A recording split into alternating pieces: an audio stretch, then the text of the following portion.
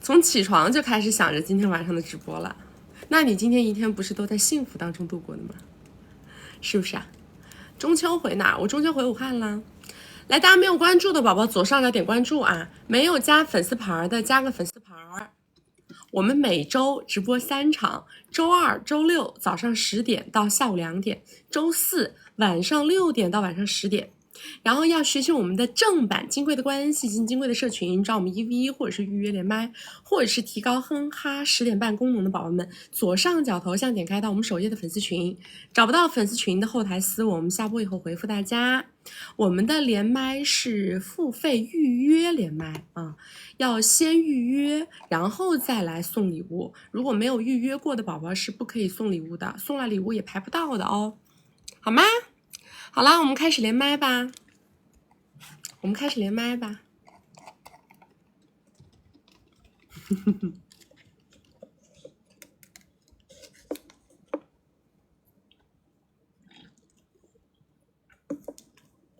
你们有的时候找不到我直播，这就是因为你们没有在我们的社群里。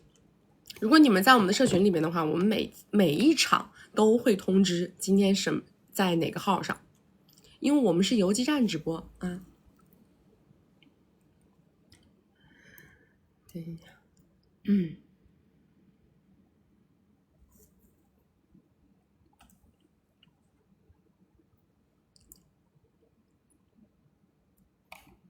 ，Hello， 你好，你好，可以听到吗？可以，你说。你好。好的，稍等一下。蛐蛐你好，我看你的直播有1年的时间了。金贵有学习过，对我的助力很大，因为我是自己创业的，像里面讲的面对失败快速离场的方法很适合我，不产生情绪的内耗，对我的感触很大。我也报名了10月的线下哼哈课，无比的期待。是我的生日会那场吗？对，但是还没有排上我的名额。是，好，继续说。以下是我今天的故事和问题。我的基本盘是本科学历，28岁，但我实际上是31岁，年收入大概在50到80W，目前在新一线城市，资产是1套房，现金流比较多，有300W，因为是做生意的。然后我身材长相大概在6、7分左右，是一直会被要地球号的那一种，长期健身保养，会花大价钱在提升自己身上。男嘉宾呢是我的男神，33岁，单身未婚，刚分手1年多，所以现在是空窗期。他是留美运动学硕士，我们是在线下课程认识的。然后当时我那个腿受伤了，他帮助了我很多。他是超1线城市，有车房，收入不太清楚，对我来说是比较有光环的那种，身材很好，是我喜欢的类型。半年前我们互相关注了抖音，他不要说平台名字啊。不好意思。他某音是属于知识类的博主，播播间人不多，也很少开直播。我每次直播都会去给他刷礼物。9月初，他从群聊加了我的某音那个地球号之后，我就加大付出，刷了4W 左右。其实我的预算是在10W 左右。10天之后呢，我就火速约他，然后地球号也是我主动开撩，然后后来我就去那个他的地方去找他，然后就直接发生了。我的体验感特别好，他也是，他说我是体验感最好的那一位，很舒服。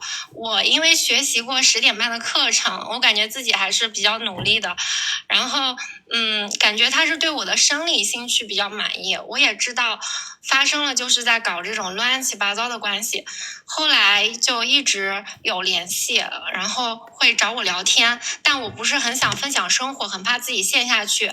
现在就是他也不经常聊，然后最近他去外地了，想让我也过去，然后我就想立一下自己的框架，就说他如果想来找我的话，就下次可以再来找我，我没有透露出想去找他的意思。那我现阶段的诉求就是我想和他长期保持10点半的关系，我应该怎么做？我对他也不求财，也不求别的东西，只是求10点半。然后这种关系能不能带入情感，还是要给他就分享一下生活，提供相应的情绪价值会更长久呢？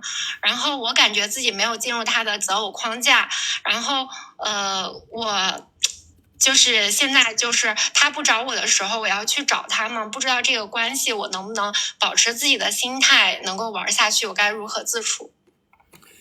你这个事儿，从负面的程度上来说呢，有点耽误时间，但是从正面的程度上来说，还好，你知道自己在干嘛，你也是朝着自己的目标在行动，你很清晰的把这个男生放在了一个其实是在一个长期 PY 的位置上，对吗？是的。你后面的想法是不想再有物质上的投入了，然后保持这样的关系是吧？我主要是觉得我不知道要不要就是分享自己的生活，加入情感进去。而且如果我想长期保持10点半的关系，我需要做什么动作？是主动一些，还是就等他来找我？唉，说实话啊，就这种事儿吧，没有你们想的那么的庄严，知道吗？因为你是想把他当做什么，他是想把你当做什么，你们两个人都是彼此心知肚明的事情。它是一个纯下面驱动的一个事儿，所以说分不分享生活这些东西压根就不重要。你想分享吗？可以分享；你不想分享吗？可以不分享。总的来讲是双方调动彼此的兴奋的这么一个事儿。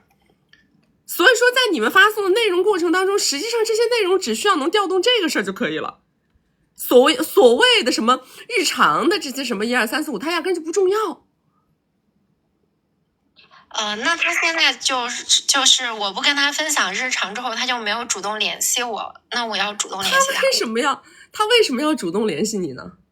本来他主动联系你，难道是为了让你跟他分享日常吗？可能想去我找他。对呀，就是他主动联系你，他的动因压根就不在于想了解你的生活，对不对？所以说你所谓的去给他分享日常，是否能推动后面的1、2、3、4、5，他根本这个因他就跟这个果他就没有关联。我就等着呗，我就等着你想撩你就撩，你想联系你就联系，你们所有的联系是以激发对方的兴奋点为前提的联系，照片、视频、聊 S 的那些话，懂吗？是这些东西，不在于日常，不在于我吃了啥做了啥，跟谁在一块儿。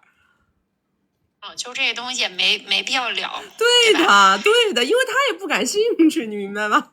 大家都是说实话聊日常，那是在干嘛？那是在包装，不想显得自己过于的那个啥。对不对？了解了，那也符合我的预期。对呀，也不想聊。想见吗？甚至于可以随时随地的就开始聊这方面的1、2、3、4、5，那就见就好了，对不对？反正你又不是不愿意在这个里面轻微付费。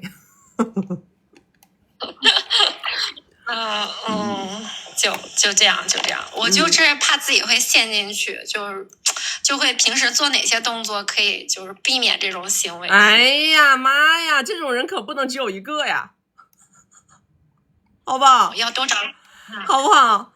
你这个玩意儿，这只有一个的话，那怎么能够不上头呢？就像你说的，哎呦，有点小光环，身材又贼拉好，然后那玩意儿又贼拉好，那你很难不上头啊，对不对？我说了的人靠自律、自觉是很难自我约束的。通常我们要达到绝对的自律，是需要绝对的他律才能做到。多找几个身体先行。哎，对了，像这样的你得多有几个在手上，对不对？1、2、3、4、5，给他安排明白，这个才是重点呢。行，我明白了。好，行，谢谢曲曲。好，10月见啊，拜拜。拜拜。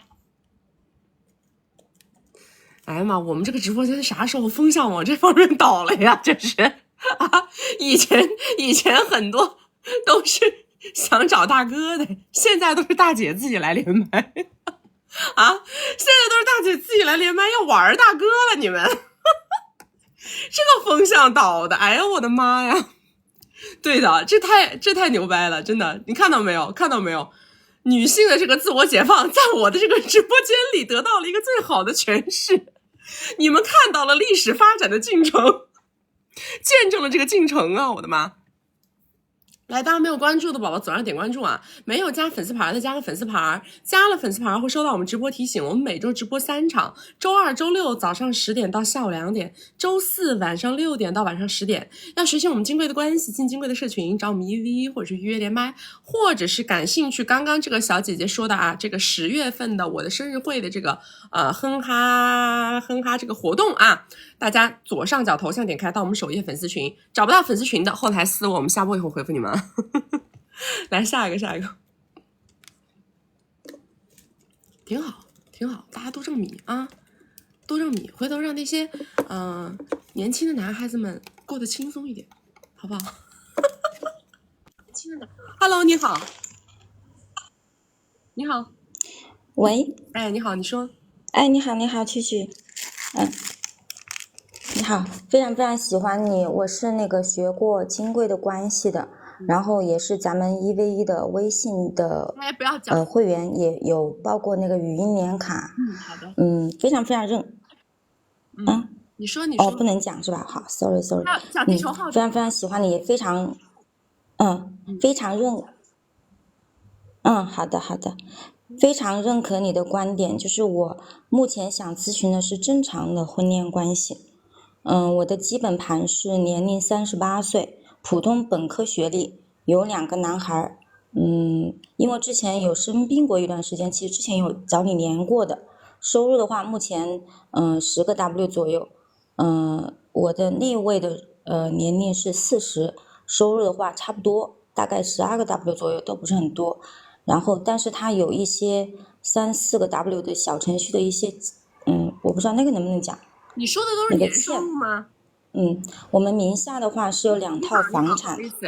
你好像有点延迟，来，你重新连一下。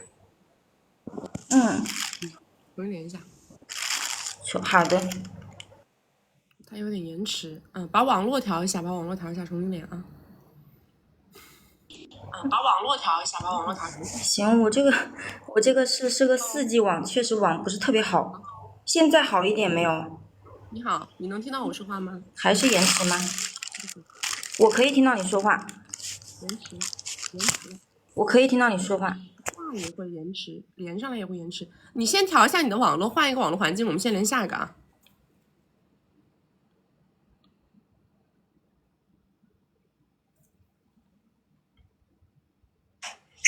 哎，曲曲你好。Hello， 你好。你好。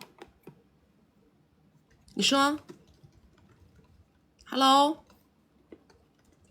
你好。能听到吗？我可以听到，你不要退出啊。哦，好。我有个问题想咨询一下您哈，就是关于这个，怎么跟这个前男友进行复合的问题。然后基本情况是这样，就是我们2个呢，我今年32岁，然后他30岁，然后我们在一起1年的时间，然后最近刚分手。分手原因呢，就是我们2个人性格不是特别合适，就是经常吵架。他呢比较大男子主义，然后我性格也比较强势，经常呢搞不到一起去。所以呢，吵着感情就吵没了。然后之前呢，就是反复过好多次，但是呢，一直就觉得还是老是吵架，所以这次就分了。分了以后呢，就是他现在就态度特别坚决，就是怎么样都不和好。但是我个人是觉得，他这个人品啊，各方面还不错。然后我因为年纪也不小了嘛，也比较大了，还是想找到一个就是人品啊各方面比较好的人赶紧结婚。所以就是这个事情，就是想请教一下你，看我这个怎么弄会比较好。你们之前每次都分合合了多少次啊？得有5、6次了吧。5、6次都是你提的吗？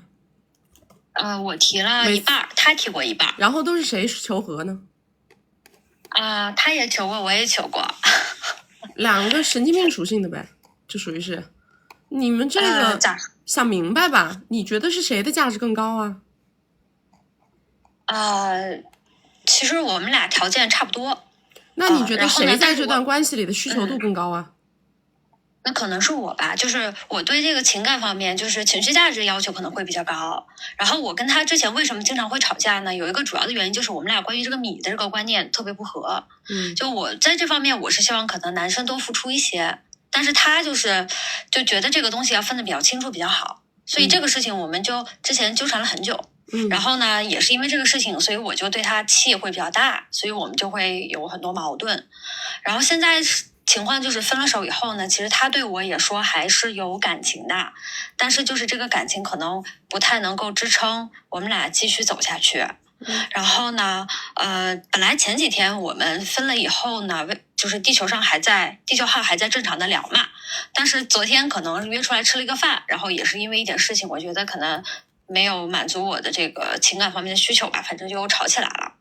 哎呀，所以现在就感觉比较难操作了，这个事情很清晰啊。你在这段关系里的诉求非常的大，其实对方在这段关系里的诉求明显是弱于你的。那么也就是说，你想跟对方推动长则婚恋的意愿明确的大于对方，也就是说在这段关系里边，你是没有什么话语权的，你是在一个没有太多话语权的情况下不停的要话语权的一个概念。包括明明就是你想求和，在昨天你们见面的过程当中你还在起跳，这是很清楚的。没控制住，真的是就是你不要讲这个东西，很简单的道理啊。你无数次的复合，如果说你无数次的不改变这个点位，那么就毫无意义。它无非就是都叫拖延时间，死缓。所以首先是这个点，你要明确自己的位置，这个事儿他才能做得明白。你如果不明确自己的位置，你老是觉得自己好像在占高位，那你就玩不明白这个事儿。我明白了，但是有的时候就觉得，哎，还是得赶紧找一个人结婚，然后他又挺适合的，然后我也对他有感情，但是有的时候一衡量价值的时候，就又觉得他其实条件也就一般般嘛，就是感觉我要低位去跟他求复合，感觉自己又挺委屈的，对的，所以就是总是在这里面没毛病啊。但是你说的这个点是绝大部分的女生都会面临的点，为什么？因为绝大部分的人他可能都只能找到一个所谓的平配对象，不是有那么多的人都能够去向上择偶，去找到一个所谓的更高价值者的。即使是在貌似价值平配的关系里，也会有谁更高位谁更低位的一说。为什么？因为这个里面会有谁对于婚恋更有诉求这件事儿，这从心理诉求降低了你的谈判权。对，是这样。那这个事儿，你每一次发生矛盾，如果说这两件事永远都在打架，那么你就永远都拿不到那个结果。你总觉得，哎，好像从感情层面上我想要，但是从价值层面上我又觉得可要可不要。那么从感情层面上，我觉得我得不到我想要的感情的时候呢，我从价值层面上我就开始嫌弃它，然后我就开始做一些情绪推动的动作，那么你就会离你要的那个目标越来越远。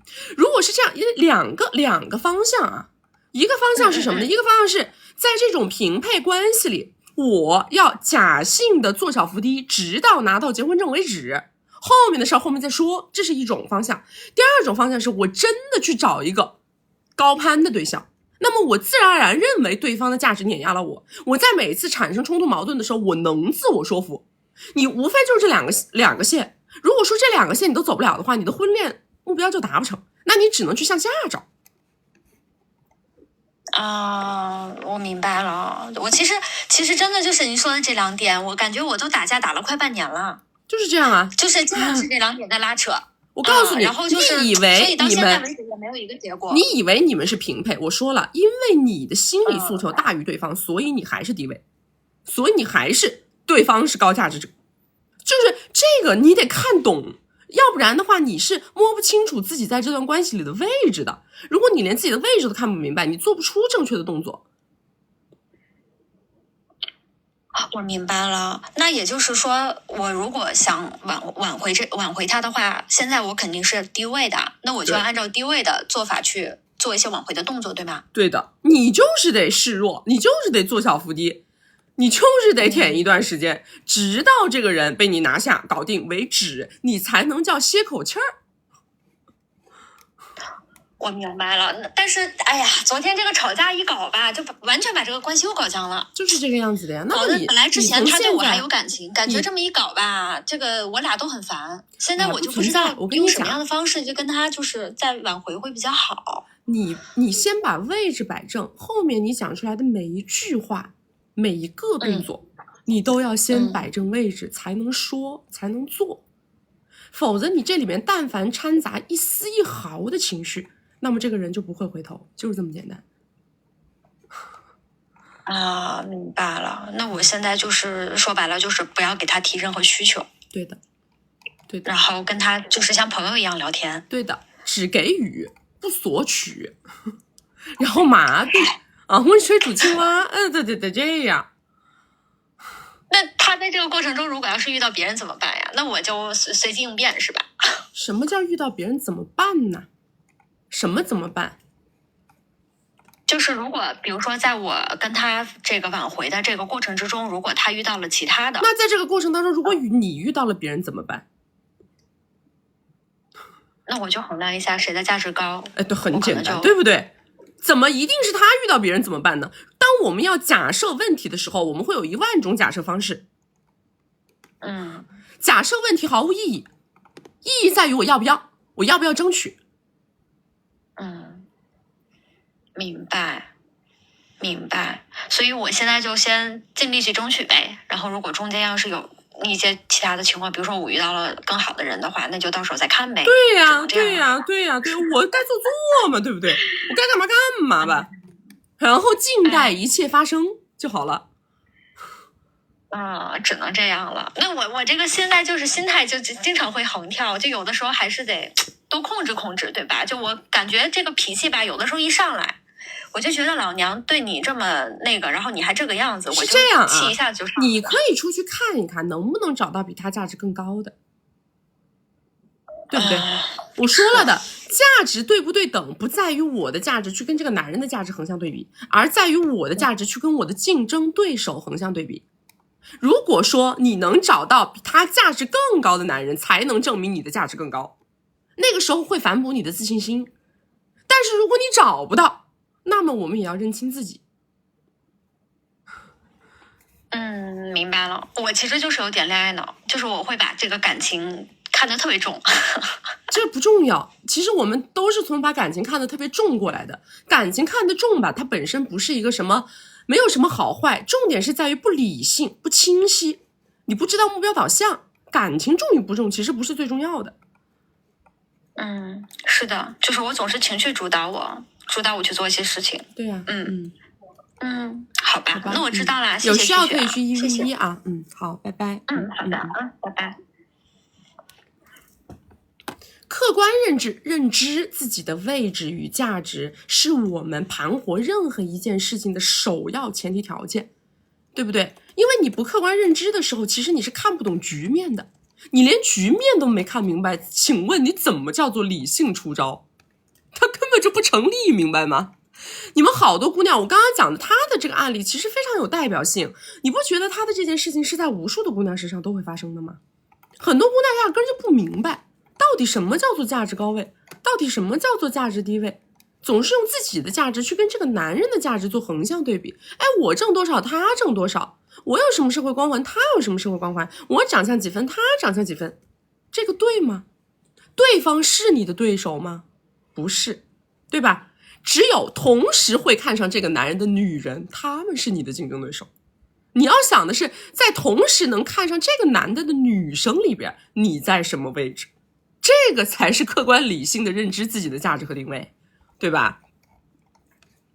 来，大家没有关注的宝宝左上点关注啊！没有加粉丝牌的加个粉丝牌，加了粉丝牌会收到我们直播提醒。我们每周直播3场，周二、周六早上10点到下午2点，周四晚上6点到晚上10点。要学习我们金贵的关系，进金贵的社群，找我们1v1或者是预约连麦，或者是提高哼哈10点半功能的宝宝们啊，左上角头像点开到我们首页粉丝群，找不到粉丝群的后台私我们下播以后回复你们。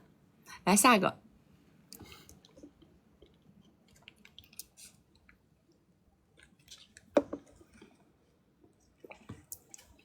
男女关系学术化，情感麦肯锡，恋爱科学家。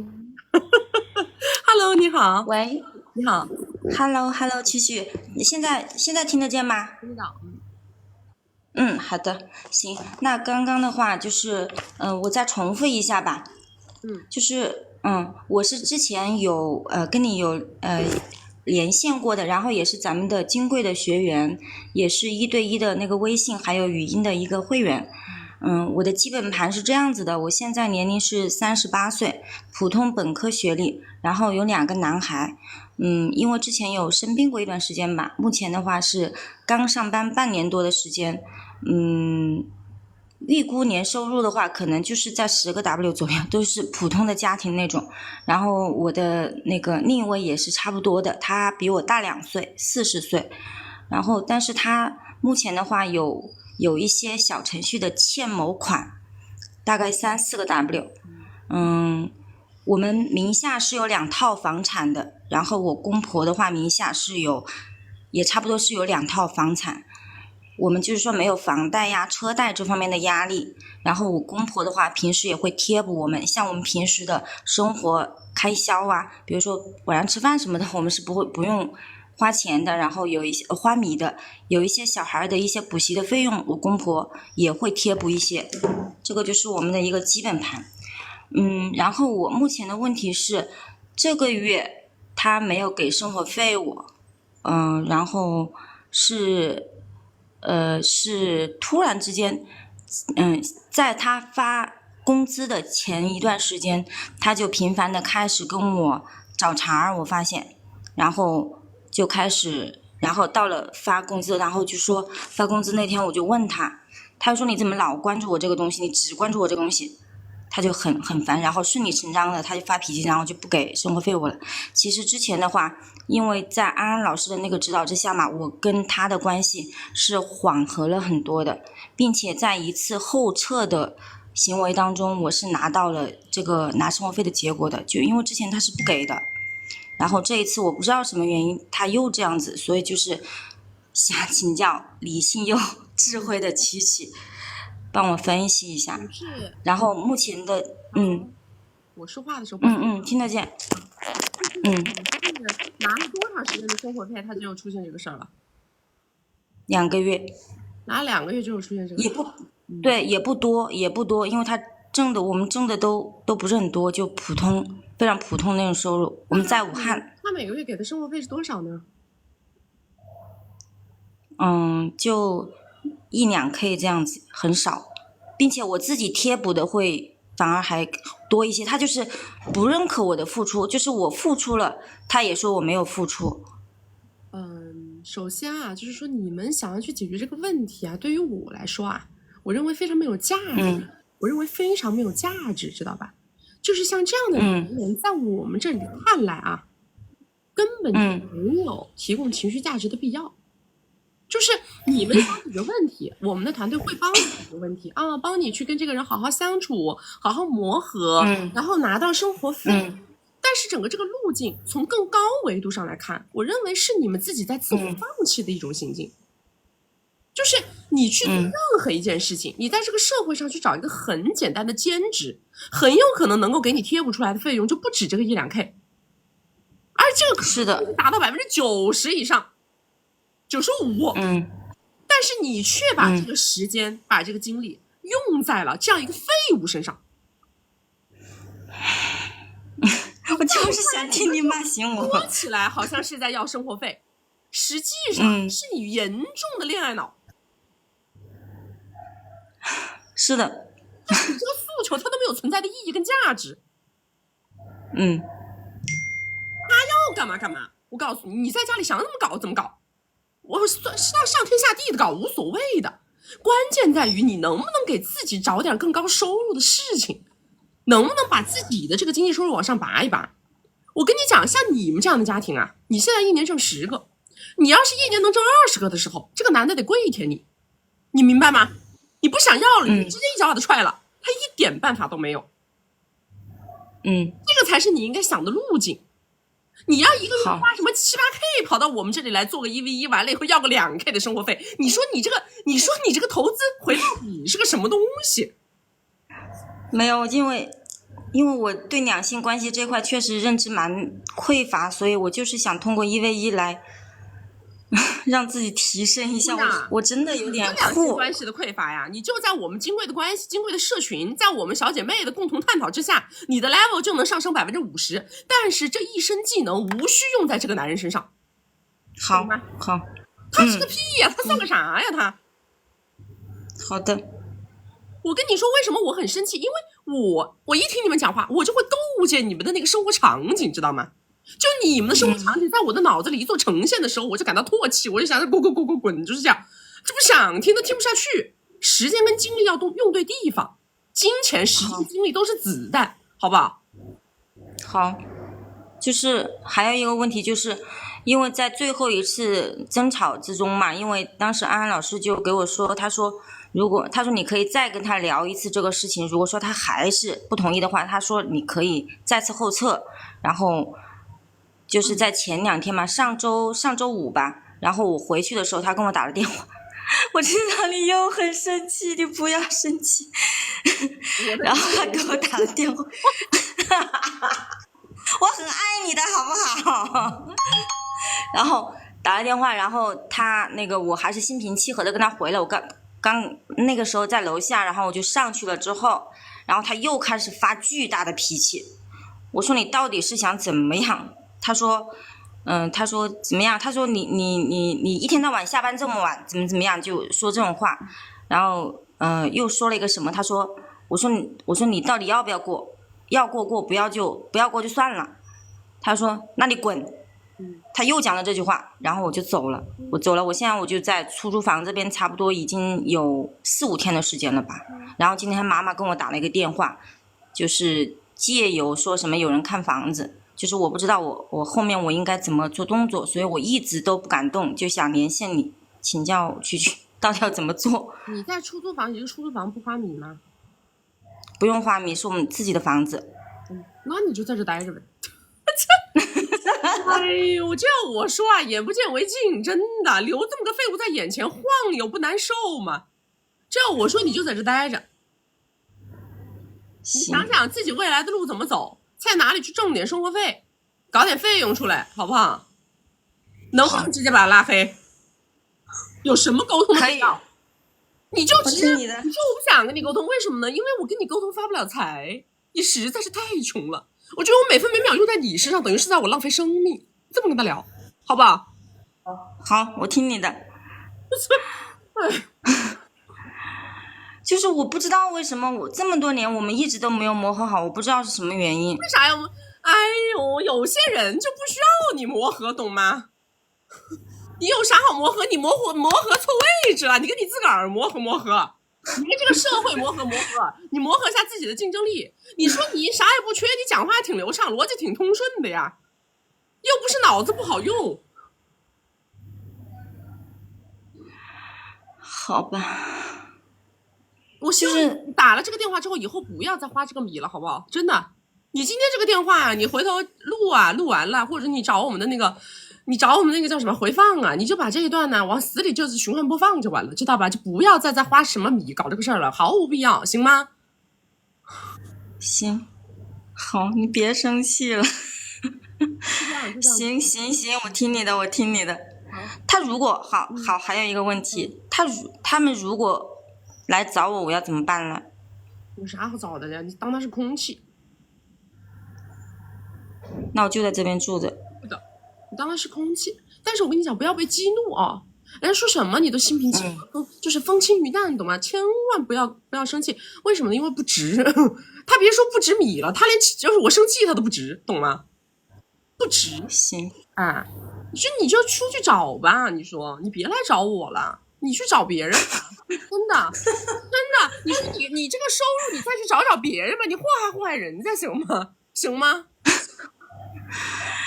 你不要耽误我的时间，我还想办法挣米，你别耽误我时间。你爱干嘛，想找谁找谁，哪个女的愿意收留你就去谁家住着，好不好？你就这么跟他聊啊。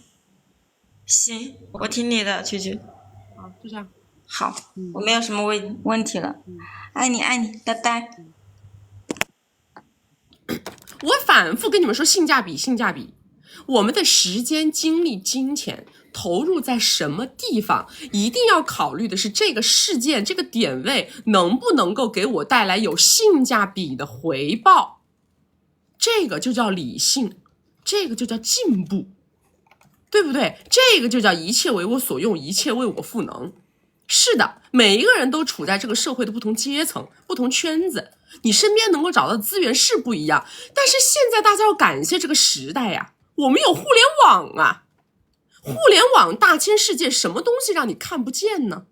对不对？有这么多的信息，有这么多的人，有这么多的行业，都可以通过互联网赤裸裸的展现在你的面前，这些不都是机会的窗口吗？为什么我们不能把时间、精力、金钱往这些地方去做动作，去做攻破，对吧？想一想自己怎么能够让自己站起来，这个很重要。你去投入到这样一个一无是处的人身上，你到底能得到什么？你能得到他的爱，他的爱屁都不值，对吧？什么？我跟你说，这种人的爱都很廉价，对不对？你要他爱你干什么呢？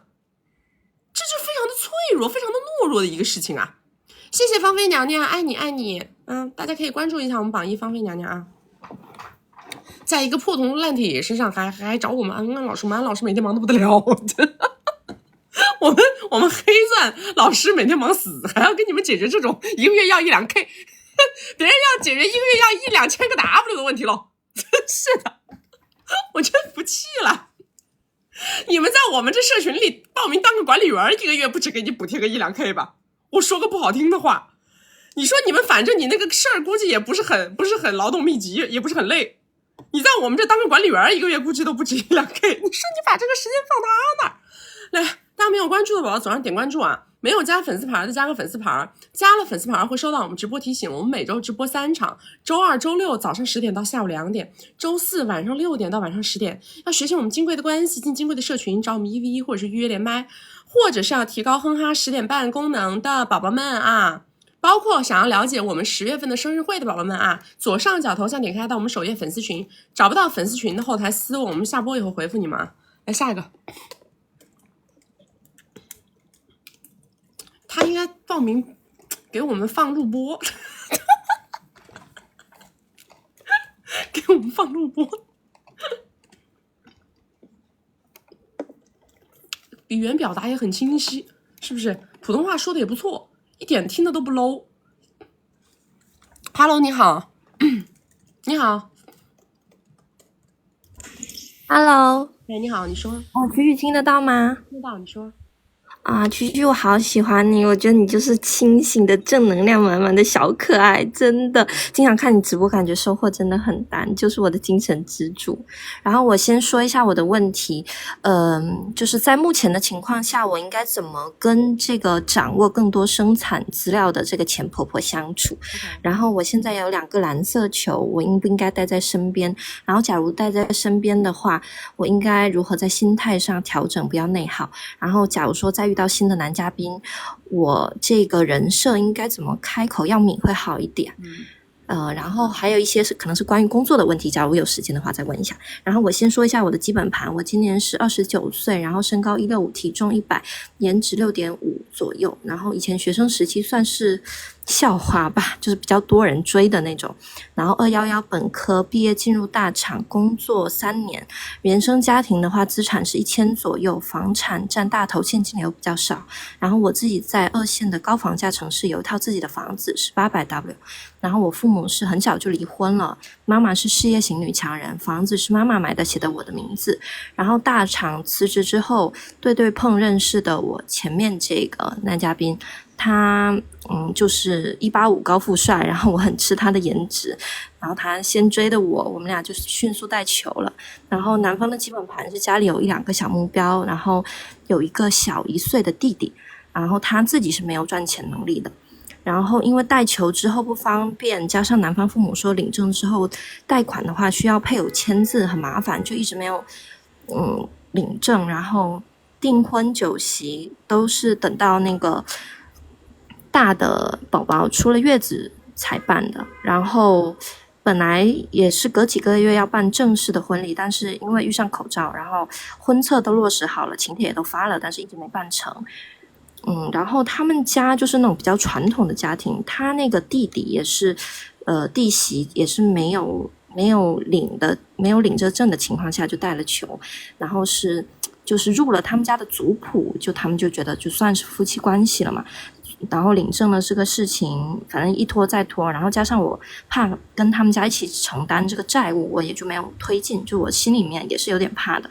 然后去年发现男嘉宾在外面劈叉，并且在外面有个粉色球，然后我三年爆俩，然后他外面那个粉色球是在我第一个球和第二个蓝色球中间有的，然后我发现之后起跳完内耗很久，找律师跟他们家谈判，目前是协议好的是350个 W 的赔偿，然后他们家的钱其实都是我这个婆婆在管，然后公公的生活费其实也是婆婆支配的，公公是那种半个苹果半个商人的性质，然后他在外面是一家之主的角色，但是实际上米都是我这个婆婆在支配，然后目前我带着这个大的蓝色球在自己的城市，小的蓝色球可能等年后上幼儿园就来到我的城市，这个也是我这个前婆婆跟我沟通的，她这样安排的。起初谈这个赔偿的时候，我也是坚持想要2个球一定在我身边，因为他们的城市没有我的好，教育资源等等，然后再加上我婆婆也考虑到小孩更需要妈妈，也不希望我再找下家吧。然后之前我算是远嫁到她的城市，然后他爸妈其实老家也是我们这个省会的，只是很早就去外地打拼，然后生意都在外地那边，然后在外地那边生活了几十年。我第一次带球，婆婆知道之后是一直持续在给我生活费的，中间就算我们就闹这个事情分开，中间也基本上没有断过，一直是稳定的在给，然后大概是1到2个 W。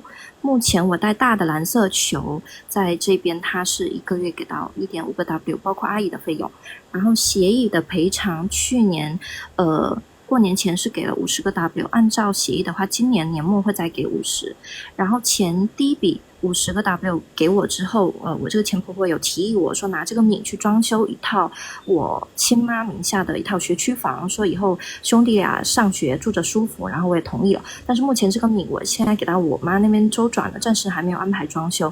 我的问题是我现在是不是应该按照她就我这个婆婆的思路和安排，就把2个兄弟养在自己身边？犹豫的原因是因为一个觉得他们经济上给的支持不够，还有一个是觉得这样的生活可能比较难让我没有牵挂的去奔这个事业，还有再继续找其他的男嘉宾这样子。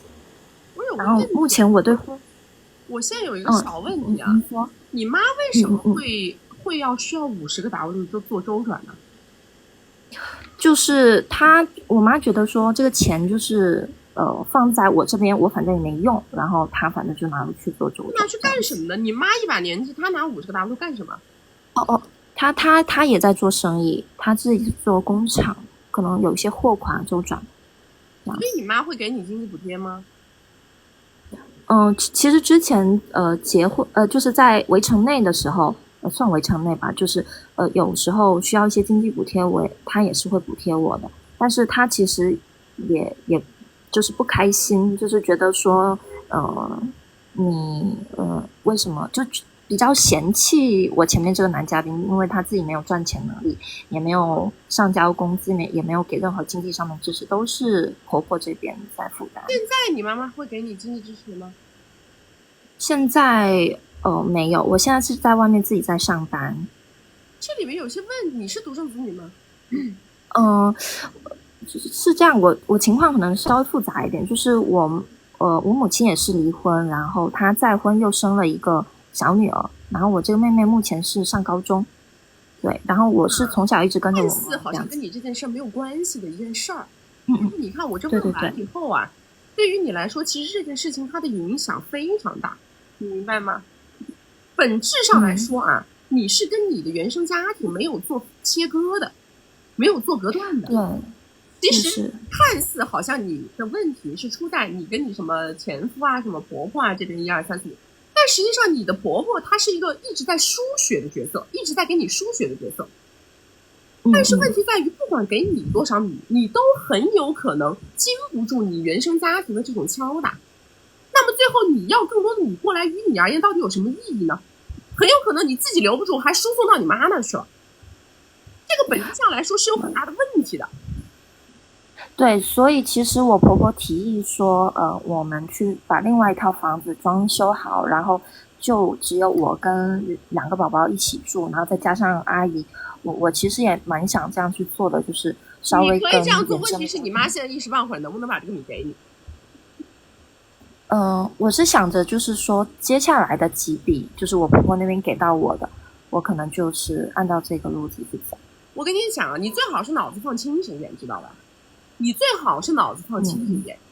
你老觉得婆家跟你是外人，你们家这边跟你是一家的，但是从我听你这个故事下来啊，你婆婆这边她是很清晰，她儿子是个烂泥扶不上墙的，但是呢，她同时也很清晰，你的米很有可能会流向你妈。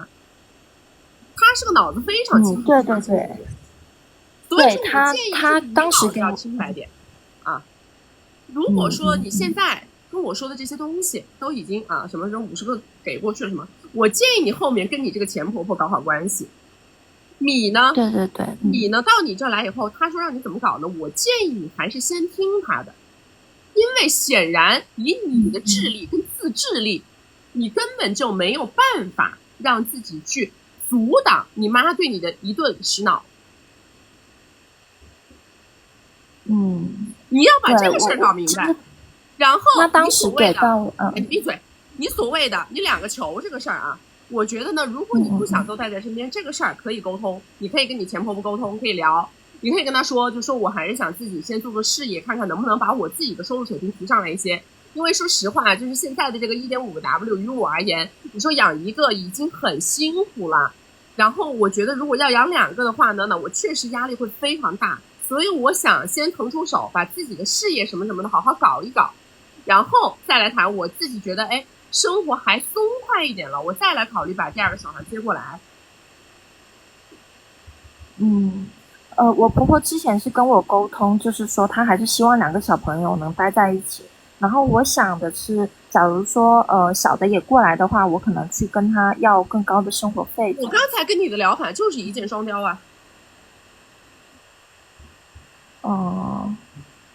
如果他想让你不找工作要2个球，他就会主动来跟你提涨生活费啊。好的，那我大概明白了。那其实我心里就是有一点点小小的担心，就是您能不能帮我判断一下，就是我婆婆她后续就是这个赔偿能够，我们当时是按照协议就是分开给，她能够去比较稳定的去给吗？他想给肯定是想给的，但是问题是你让别人不放心，好吧？那是不是我之后要去做到一些动作让他放心？比如说你的不放心是你脑子不好用，懂不懂？不是你什么动作，你把米拿过来，你是个财富搬运工，小姐。是的。有问题下去1v1吧，好吧？好，谢谢曲曲。有些女孩子从小啊，她就被自己的爸妈把脑子搞坏了的，知道吧？根本就分不清楚，隔离不了。不是说只有什么什么婆婆什么什么这个才叫外人的，有的时候你看，我要是不问这个问题的话，可能根本就想不到这个点上来，他脑子都想不到这个点上来，你知道吗？他总觉得婆婆会不会不给我，婆婆会不给我。那作为婆婆，她手上如果有，还要你带2个娃，她肯定想让你们过得好一点，对吧？她肯定是希望你能过得松快点。但是她一想到这个女的脑子又不清白的，到时候我把这个米给她，她不光没有花在我的孙子身上，她都花她妈那儿了，花她妈那个后面的那个小孩身上了，那我何必呢？我花这个米去给别人养，对不对？你们有的时候这方面脑子不清白啊，那见鬼了，那真的是见鬼了。那我就建议你娃也别要，米也别要，你就自己去奔事业，知道吧？奔到多少是多少。反正说白了，你那个婆婆家她的米总是要留给你小孩的，是不是这个道理？那是他们家的亲孙子，他能不把米留给他吗？他总是要把米留给他，是不是这个道理？但到你这儿还真不一定了，到你这儿你脑子一糊，全部都送出去了。来，大家没有关注的左上点关注啊，没有加粉丝牌的加个粉丝牌。加了粉丝牌会收到我们直播提醒，我们每周直播3场，周二、周六早上10点到下午2点，周四晚上6点到晚上10点。要学习我们金贵的关系，进金贵的社群，找我们1v1或者是预约连麦，或者是提高哼哈10点半功能的宝宝们，左上角头像点开到我们首页粉丝群，找不到粉丝群的后台私我们下播以后来回复你们啊。你说一个老太太要50个 W 干嘛？我觉得很奇怪的。我要给我妈5个 W， 她恨不得要花到后年去，真的，我妈真的会花到后年去的。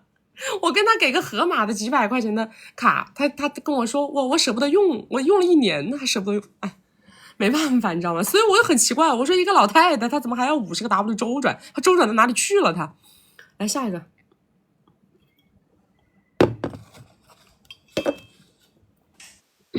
Hello，曲曲你好。你好。你直播辛苦了，祝你中秋节快乐。然后我先描述一下基本盘吧。我是22岁，长相大概7、8分，是艺术学院的本科毕业，然后是今年刚刚毕业，本职工作是在外企，然后同时我还兼职直播带货，还有一个地瓜的探店，然后月收入大概是1.5 W 左右。那男嘉宾呢，他是31岁，是一个大厂的一个组长吧，月收入大概3 W 左右。那问题呢就是稍等一下，我找一下我那个草稿。就是我跟他在一起是1年多了，在一起3个月的时候呢，发现他有问题，然后我就问他，刚开始的时候他不承认，后面应该是这个两头吵架，他瞒不住了，就跟我这边摊牌了，让我接受或者离开，然后我选择了接受。后面我是查过他的这个问题的，他是没有走进围城的，但是我们摊牌之后呢，他对我的态度就完全变了，对我特别特别的不好。然后这1年我们2个总是因为另一个女嘉宾吵闹，每次都闹得很凶。后面我的就是身体出现了一点问题，情绪也不太好。我不太能接受这个身份，然后我的目的呢，就是跟他光明正大的在一起。期间呢，我也用了各种方式，比如说威胁他呀，还有去敲过那个女嘉宾的门，还给那个女嘉宾打过电话，就是但是我没有具体的去说这个事情。然后，现在他有把柄在我手上，他跟我说的是，我的诉求就是让他跟那个人分手。他之前呢态度特别强硬，但是现在变成了同意。他给我的一个 POA 是1个月之内达成跟那个女嘉宾分手，然后搬过来跟我住到一起。他们2个呢是在一起5、6年了。那个女嘉宾30岁左右，他跟我说那个女嘉宾很有米，家庭背景呢也挺强的，不是我跟他能得罪得起的人。之前他付出过之前那个女嘉宾为他付出过20到30个 W 左右，他准备把车子卖了，跟另一个女嘉宾还那个米嘛。国庆他也不陪那个人，而是回老家跟他父母商量，跟那个人分掉这件事情。但我也要遵守约定，把我的球给处理掉。就我现在是那个状态，然后就是如果说我不处理的呢，他就不按照他的约定去做这个事情了。我认为我的自身价值还有他的这个和他的感情基础是比不过他的利益的，所以我对他的言语是持一个怀疑的态度。我想请教一下曲曲，就是他和那个人分不分的话，我这边应该怎么去做这个事情？你怎么会这么愚蠢呢？我听你聊天我听不下去了，你知道吗？你真的，你为什么会如此之愚蠢呢？你出生在一个什么样的家庭，把你脑子给教成这样的了？啊？不是你，首先啊，我跟你一条一条说啊，这个男的就算是跟这个女嘉宾待了，就会对你忠诚吗？你觉得？不会的。那很好，他不会对你忠诚，他一定还会有2、3、4、5、6，好吧？而且这还是在如你所愿的情况下，他跟这个女嘉宾待了。因为你本来就是能够接受别人多偶的这么一个情况的人，他怎么可能去对你忠诚？他对你忠诚的理由在什么地方？所以说你无非是把这个女嘉宾搞掉了，然后再去搞后面的，因为你觉得其他的女嘉宾没你时间长，你搞起来容易一点，是这意思吗？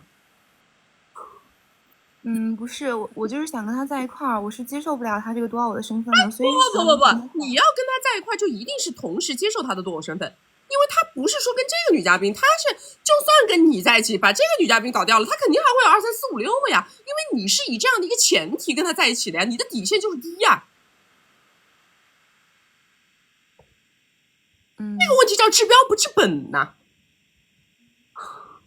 这是第一件事儿。首先，这个男的他是个纯多，我这清晰的不得了的事儿，对吧？纯多。好，第二件事儿，他是因为你现在带球了，所以来跟你1、2、3、4、5跟你说啊，我会跟他掰，我这个我那个，但是如果啊你不按我说的，我就不掰了。显然他是在假性的先让你把这个球处理掉，然后他再去跟这个女嘉宾好。显然他是这个目的啊。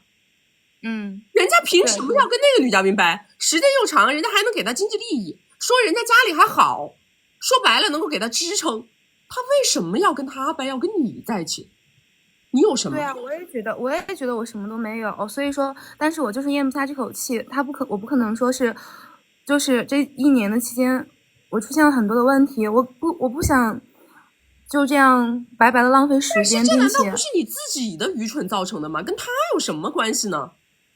不是你已知他的情况下面非要跟他2个人纠缠的吗？到底跟他难道不是因为你默认了吗？你同意了呀，人家跟你讲的很清楚，是你自己愿意待在这样的一个关系里头的呀。这一切不管给你造成了什么影响，难道不是你自己咎由自取的吗？跟他有什么关系呢？你为什么不为你自己的行为买单呢？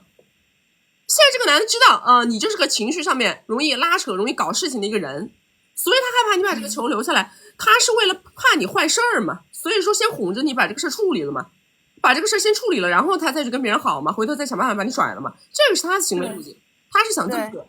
你在这里你在干什么呢？你的目标你的所求你的利益你的价值你在干什么？就我就是想这个事情我应该怎样处理才能实现自己的利益最大化？你的利益最大化就是立刻处理，及时止损，离场。好，这就是你该处理的。你处理什么？你把你自己处理掉就完事儿。好。那后面的话，如果说我想报复他，把这些事情全都告诉那个女生，这个你就这不重要，这个你不用跟我聊，好吧？你如果是为了泄愤，你如果是为了什么的吐一口气，无所谓，你想干什么都可以。好不好？但是我希望你明白一件事儿，把自己的时间跟青春搭进去，然后为了一个所谓的就是稀巴烂的男人，这绝对不是在损害对方的利益，这绝对是在损害你自己的利益，好吧？好。还有问题吗？明白，我会跟他我会把我自己的事情解决好，然后跟他分开的。还有问题吗？另一个问题就是我想辞掉我这现在比较稳定的一个工作，因为我从大学的时候开始就在直播带货了嘛，然后现在也在兼职直播带货，我就想后面自己去开个店直播带货，我是认识到了一个姐姐，她是做这方面的，在跟她学习，另一方面我也有这个经验，然后我家里能给我米提供一些帮助，我确实是天蝎女，我看评论有在说，然后家里也能给我提供一些帮助，你觉得这个事情可行吗？或者你有什么建议给到我吗？投资尽量不要往里投，好吧？任何事情先在不用投米的情况下，看能不能做出利润。好，明白了。好，那我没有什么问题了，谢谢曲曲。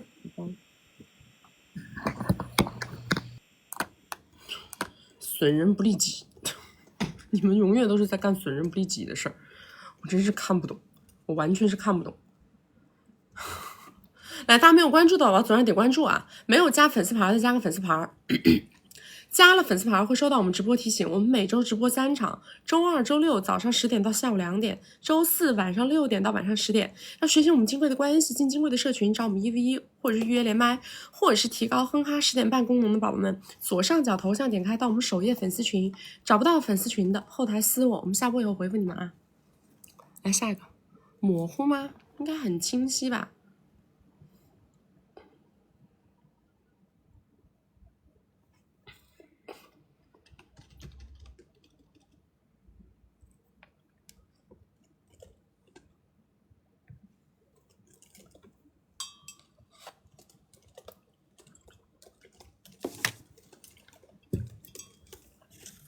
Hello， 你好。Hello，你好，你说，能听到吗？你说，我的基本盘是这样的，就是我是在1线城市，然后94年29岁，学历呢是初中，然后我现在呢是做快米的行业，就类似于 YC，但是不是 YC，然后呢就是我的收入呢，想干的时候是10多个 W，然后一般的时候是小10个吧，然后现在就是我的问题是，我做这行业做了比较久了，因为我没什么学历嘛，就想赚点钱。但是呢，如果不做这个的话，没办法赚这么多钱。但是我现在又干得心烦意乱，不愿意干。然后现在呢，我家里的情况是，父母离异，然后在我几岁的时候再婚，生了一个弟弟。然后现在找这个继父呢，没有钱，就是比较穷，啥也指望不上，一直是我在付出。然后遇到事情的时候，就会觉得没有奔头，身边就是无依无靠，老是自我内耗。然后这么多年，其实我没找过一个比较正常的男朋友，然后想问问我以后的路应该怎么走，因为马上要30岁了嘛，我想现在要不要找男朋友，然后如果说找男朋友的话是怎么包装自己。你要是30岁了，你刚刚说你20几29岁，94年的。你有多少存款？我现在存款是300多个。有房子吗？房子没有。没房没车。对，就300个存款。你在什么300多个。在什么级别的城市？我在北京。你在北京是吧？你现在有男朋友吗？我现在没有。你进空窗多长时间了？我是这样，我这么多年没找过一个比较正常的。找都是什么样的呢？就是可能情绪价值的这种比较多。就是稀巴烂的，不能提供物质支撑的呗。提供也提供不了太多。所以说你的客户里你没有找过吗？就是原来是在客户里找的。你找的客户，但是没有给你提供物质价值。提供了，就是提供的还没有我现在挣的多。就比如说我现在能挣10多个，或者是8、9个，他呢可能提供个4、5个。所以2、3个。你认为是因为你自己价值不够，还是因为你不会搞？我感觉在那个场所里，就是可能碰不到特别大的。你们那个场所比较 low 吗？就是我觉得没有直播间这种，有一些人这种。就你们那个消费到底是什么层级的？你们这个消费，我能讲吗？消费什么层级啊？一个人他进来，他大概会消费多少出去？就消费其实没有那么高，就1K 多。那你不考虑换个贵一点的地方吗？不是，他现在是这样，现在是属于我是自己。我的建议就是，你认为你自己的长相、身高、身材能够打几分？我身高不高，1.6米左右，然后长相的话7分8分，然后身材的话就是身材比较好一些。就是说，你能不能去一个消费水平更高的场所？我现在做这个行业，消费水平更高的就是我现在是自己干。我如果去的话，你可以不自己干，你要的不是米吗？你不是要找大方的有的人吗？但是我不太会，就是跟他们聊。你这个可以靠1v1解决呀。但是我现在没有目标客户，你懂我意思吗？对对对，我就是没有。所以说呀，你的目标要放在找有目标客户的地方啊。你没有目标客户，你怎么搞呢？你这都是些 low DS 的东西，怎么搞呢？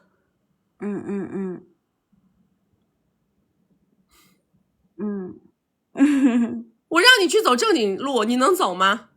我让你去干活，让你去好好上班，让你去提升学历，你能搞吗？我其实很想搞，但是我现在这个学历不高嘛。是你太差了，不是学历不高。你在北京这种地方，你这种学历，你拿出去混什么呢？对不对？你在外面混，我不知道。我跟你提这种建议，我感觉就是废话，你懂我意思吧？如果你想找有米的，能够起码帮你把房子或者什么东西搞定，你起码得有这样的平台，你懂我意思吗？你没有平台，你就那小敲小打搞的那点，然后是恒定收入。对，我听得明白呀，你自己搞，在家里搞，我听得明白呀。我不是做那个什么什么，不重要，你有没有目标客群？我懂了，就是我现在说实话，那你的建议还是我去搞，我其实不太愿意，我不知道是还继续搞还是想结婚，你起码你下3线城市，懂吗？回老家下便宜的地方，找一个所谓的一个月挣什么，看能不能找个挣万把的这种，这就叫结婚呢。结婚的路径就是这么走的呀。这是很清晰的。你要么就是搞米的路径，对吧？你要么就是结婚的路径。你说让你去搞学历干嘛的？我这听下来，你这男的很。是的。那我怎么包装一下自己呢？比如说，你包装的目的是什么？你包装的目的是什么？比如说我接下来认识正常的人，那就是走婚姻。对呀，走婚姻你能找到的级别很低，听懂了吗？这跟你包装自己没关系。你现在这个学历水平，你能跟别人聊出来的天就很有限。其实我跟你聊天比较紧张，我跟别人聊天的话就是不要那么幼稚，知道吧？我知道。聊天不是说我跟你聊天就不结巴，那就叫聊天。你想匹配婚恋对象，你要匹配一个什么年入10万的，年入100个的婚恋对象，他是绝对匹配不着的，懂吗？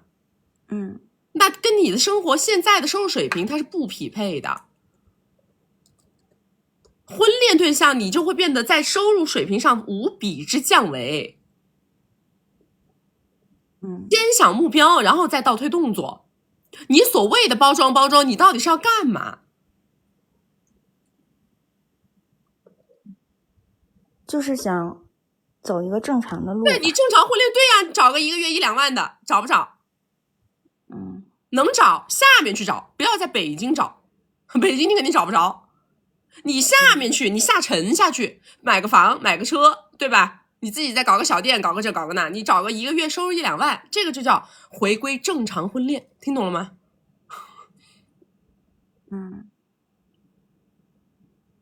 听懂了。然后我现在是这样，还有一个，其实我认识一个人，他呢，应该是，存款的话应该，我不知道他有多少，但是他是地方商会的管理者。然后他不在我这个城市，但是他会来出差，比如说1年来1次，或者是，疫情的时候没怎么来过，然后前2年每次来会见一面，然后没那个。今年的时候来了之后呢，也没那个成功，但是在一起待了。后来第2天他转了1W 没收，因为这几年我也没跟他怎么样吧。哎呀，让我怎么说你呢？在不道德的事情里面当道德标兵，我们天天在不是，这就是你搞不到他们的大原因，懂吗？那我的意思是，如果是这样，应该怎么做呢？这个人也很小咖呀，小姐。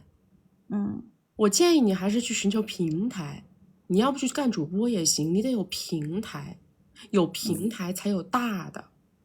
然后才来讲所谓的方式方法，因为选择大于努力。如果你都选不到一个明白人，你弄不到什么东西。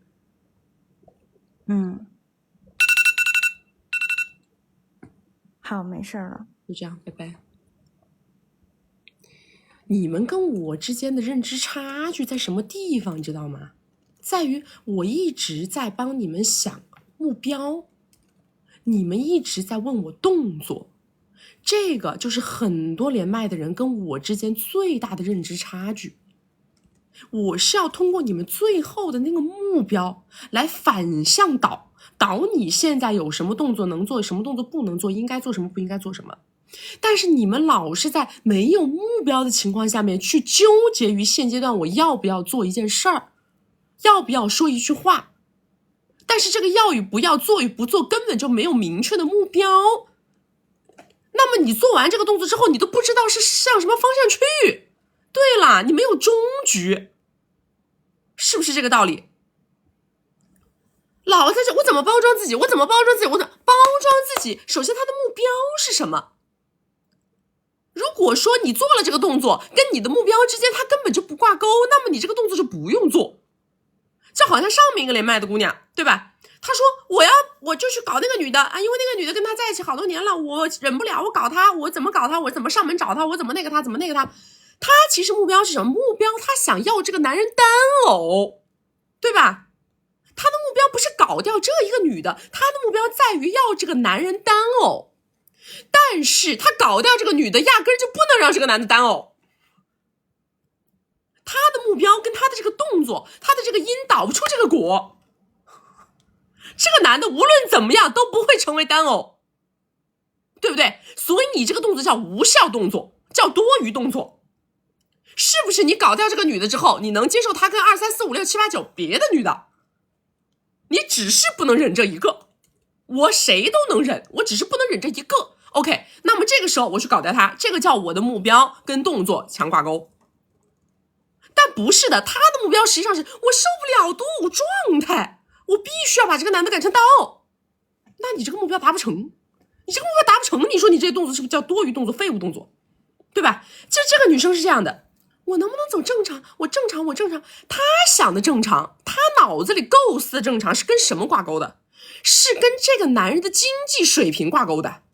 他要的正常不是一个我们普通人理解的1个月啊，这找个男的，还可以过日子，过小日子的那种正常，对吧？他要的这种正常一定是跟这个男人的收入层级、经济层级强挂钩的。他现在1个月能收入10几个，他要找一个也能有相应的收入的男的，这个叫他脑子里所谓的我想找正常的，所以他在觉得说我是不是包装一下自己？但事实是他怎么着都找不着那样的男的做婚恋，明白了吗？就是在他现有的这个基本盘之上，这不可能找到一个所谓的年入100万的男人做婚恋对象。这就是为什么我跟他不聊这个话题，我就聊不了，因为你想要的那个所谓的那个目标，它根本就是一个达不成的目标。你所谓的那个包装，它永远包装不成那个状态。懂了吗？他是这个意思。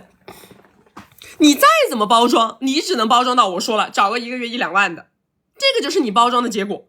你说我走婚恋，我这么去包装能不能行？我告诉你怎么包装了，到下沉市场买个房买个车开个小店结束，上岸，这是别人所说的嘛，对不对？这个动作你是只能这样做，问题是这样做它是你以为的那个目标吗？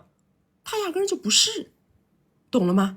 这个就是我跟你们之间的差距，所以你们要搞明白这个逻辑。我所谓的这个动作是不是能达成我的那个目标？不要靠想象。来，大家没有关注的宝宝左上点关注，没有加粉丝牌的加个粉丝牌，加了粉丝牌会收到我们直播提醒。我们每周直播3场，周2、周6早上10点到下午2点，周4晚上6点到晚上10点。要学习我们金贵的关系，进金贵的社群，找我们1v1或者是预约连麦，或者是提高哼哈10点半功能的宝宝们，左上角头像点开到我们首页粉丝群，找不到粉丝群的后台私我们下播以后回复你们啊。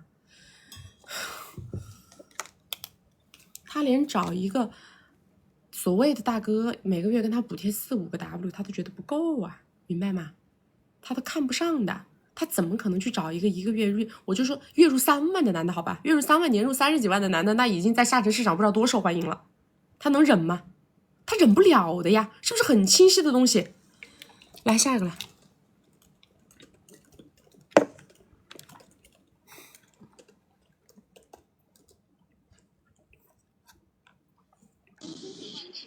Hello， 你好。哎，喂，曲曲你好，能听到吗？你说。你好，我有点紧张。你好，我是金贵的学员，然后在您这儿学到了很多。我今天也不说废话了，因为我就你的这个直接说了。环境音特别吵。我现在在外面，我戴的耳机，这样好一点了吗？你先说。就是我今天的问题是想问一下，这个人靠不靠谱，是不是可以长久的对象？如果可以继续的话，我应该以什么样的心态和方式去对待？然后我的分析可能有点主观，就请您帮我判断一下。然后我的基本盘是我31岁，然后是海归 QS 一般硕，超一线目前收入是40到50不等，口罩前的话收入会更高一些，但是打折了。然后现在是一线有一套300W 的房。1半多有贷款，我是我自己还，没有车。长相是6分多，身材大概7分吧，算是有气质的类型。我原生家庭很一般，父母是高校的老师，成长环境比较苛刻，之前都一直是走的雄竞，所以恋爱经验比较少，也不怎么会提供情绪价值。男方是一个小我4岁多的2代吧，算是。他们家原生家庭比较穷，但他爸爸是一个比较喜欢搞关系的那种人，就口罩期间就搭上一个大苹果，就累积了很多资产，再加上最近拆迁什么的，就应该是有一个小目标多。但是他自己的话，虽然说就是现金流家里面资产多，但是他的现金流就很差。据他讲，他一个月就1个多 W 的零花钱，可能有几张卡可以刷这种。我们在一起大概3个月，他给我付出了大概4个，有2个是他追求期间送我的礼物，剩下的都是他平时按照他自己喜好给我买的，就不是我自己想要的。然后现在几个问题就是，第一个，我觉得这个男嘉宾比较容易口嗨，就是他付出的东西经常和他承诺的东西可能要打个对折。对，就比如说刚追求我的时候，他看我戴了一个表，可能有个4、5个，他说那送我一个更好的表，我说可以啊。但他后来又说什么各种没米各种原因，然后就送我一个2W 的，我说那也行，因为我之前经验也不是特别多嘛。然后呢，但是送了之后他就给我哭穷，哭了1个月，说他没有米啊，怎么样。我还给他转了一些米去周转，然后对，就是这样。然后第二个是他很耗费我精力，因为他非常的粘人，基本上现在1周有5天时间都在我这里。我下班有的时候回去很累嘛，都还要陪他说话，因为现在收入也不怎么好，所以我自己可能平时还会做一些兼职，就会一直很累。就是我最近觉得他付出的比较少，所以我对他感情比较淡。10点半其实我也就做的样子就很累嘛，而且就搞得我自己没有时间出去社交或者聊事情。然后第3个就是我们的终局，我觉得很难成嘛，一个是年纪，另外一个是他也是很现实的人，他是没有很明确，但是也比较很直接的暗示的意思，就是说他希望我能早日年薪100万。他说他妈妈很挑剔，我要年薪100万了，才能进他们家门。虽然他说我觉得我，学历什么就是聪明都还挺好的，但是就是这个其他条件不行。然后呢，而且他爸最近是因为他们家最近收入就锐减嘛。他们爸的意思就是说，我们家现在你也够了，你也赚不了什么米，就是想让他出去镀个金，回来进个什么政府，就是那种苹果单位，就是好一点的。可能如果他出去的话，要3、4年才能回来。然后，当然他最近也有给我画饼，就说他出去之前就是领个证或订个婚什么的。但我觉得可实现性也不大吧，所以想听听您的意见。对，这男的就是个小孩嘛。是，他是挺小。他多大？他应该很小吧？没有，他96的，就是个小孩啊！他听下来，情绪也不稳定，索取性又高，然后又是被溺爱长大的，然后他又是很功利的那种性格，他就是小孩性格呀。你多大了？我31。你找他干啥呀？耽误时间啊？因为我之前正儿八经恋爱也就1段，所以说我说能不能多谈一点也是一点。他的这个付出在我之前的这个维度还算可以了。不是付不付出的问题，是他的整个行为路径都非常的吻合一些就是从小到大没什么货的小2代的这种路径，知道吧？没什么货的小2代，很多都是他这样的，然后他们心也不定，而且他们找对象的话非常的功利，对，他跟我说了，他说他们家就找2个，一个是苹果的2代，另外一个就是有能力帮衬他的。他说他不喜欢被别人我管着。是觉得这个男的不行，这个男的只能玩儿，好玩儿可以。你要说走婚恋的话呢，首先第一啊，人家可能还看不上你，我告诉你。所以说我们觉得他不行，但实际上呢，从他的维度上来说呢，他们要找的要不就是那种真的非常牛掰的姐姐，要不然的话就像你说的，他要找所谓的门当户对吧。尤其是在他们自己家里的经济在下行的状态中，他们的那种急功近利会展现的更为明显，因为他并没有什么实力去支撑自己。对，差不多吧。所以说可能你就算你是走所谓的有能力姐姐这条路线的，还达不到他要的能力水准。其实我明白，他就一直在说嘛，因为我自己也在搞一些事情，但是可能需要一些时间和机会才能收入才能回到以前。可能我建议你还是找一个相对来说比较成熟的男生，不是不能比你小，但这个男的非常的幼稚。说白了就是在一段关系里头啊，我们要不就是图物质价值，要不就是图情绪价值，对吧？或者是他对于孩子的陪伴与养育价值，这样的男孩子他是3条价值1条都不会有。OK， 因为他没有责任心，他的所有的动作都是没有什么责任心，就可以随时反悔，然后还活在自己的世界里的。那么物质他供给不了，因为他自己没有什么能力。然后情绪价值他还要你哄着他还要你多黏着他，然后给他提供情绪价值，让他情绪稳定。然后如果说真的有小孩，他根本不可能，他可能是每天打游戏的那种人，他不会怎么管小孩的，就是他3条1条都到不了位，就这种关系就是没有意义的存在。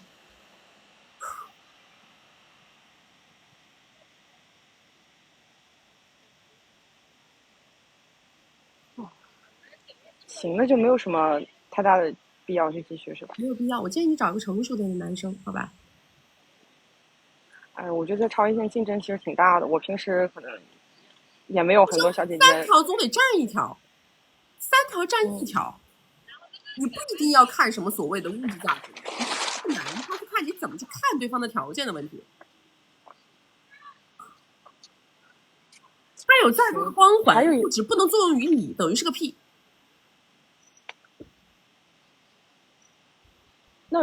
那如果说，因为之前也听过您说，就是说万一走婚恋的话，就是也不能让对方特别就是负你嘛，或者怎么样，我不知道这个度怎么去衡量。是这样子的，我说了，就是说他得有一个综合的一个价值，懂吗？就是你要找的这个人呐，起码他让你觉得，哎，我心里是舒心的。这样的男生，他只会跟你搞情绪，他会一直搞到你的情绪的。因为你要一直拿，哎呀，不管是从物质还是在情绪还是在时间，你要一直去贴这个关系，这样就会搞得人很累。你要找这样的男生，你也得找一个乖的，还不要在那就想让在你就不停的索取的，他还会就是降低你能够在事业上投入的精力。对，这个是我想要就觉得这点不太行的地方。啥都不行，啥也不是。行，那我还有一个问题就想问一下，就是因为我那个房子还有100多的一个贷款嘛，然后我妈妈我父母他们名下有一套房，就是买了可能10多年在2线的，就基本上没有升值，但是现在就是因为其实他们还有一套自己在住着的，然后他们就想把那套留着，说等到以后涨价了再怎么样。那我其实现在就是想让父母把那套房的那个钱米弄出来，帮我这边来支付一下我每个月的那个贷款，因为工资还是挺高的。您有没有什么建议？我妈就不允许，她说这个是他们养老的房子，但其实他们名下还有2套。你爸妈都不允许，你自诩女强人，自己好好挣呗，还薅他们的干啥呀？你找个男的，找一个能帮衬你的呗。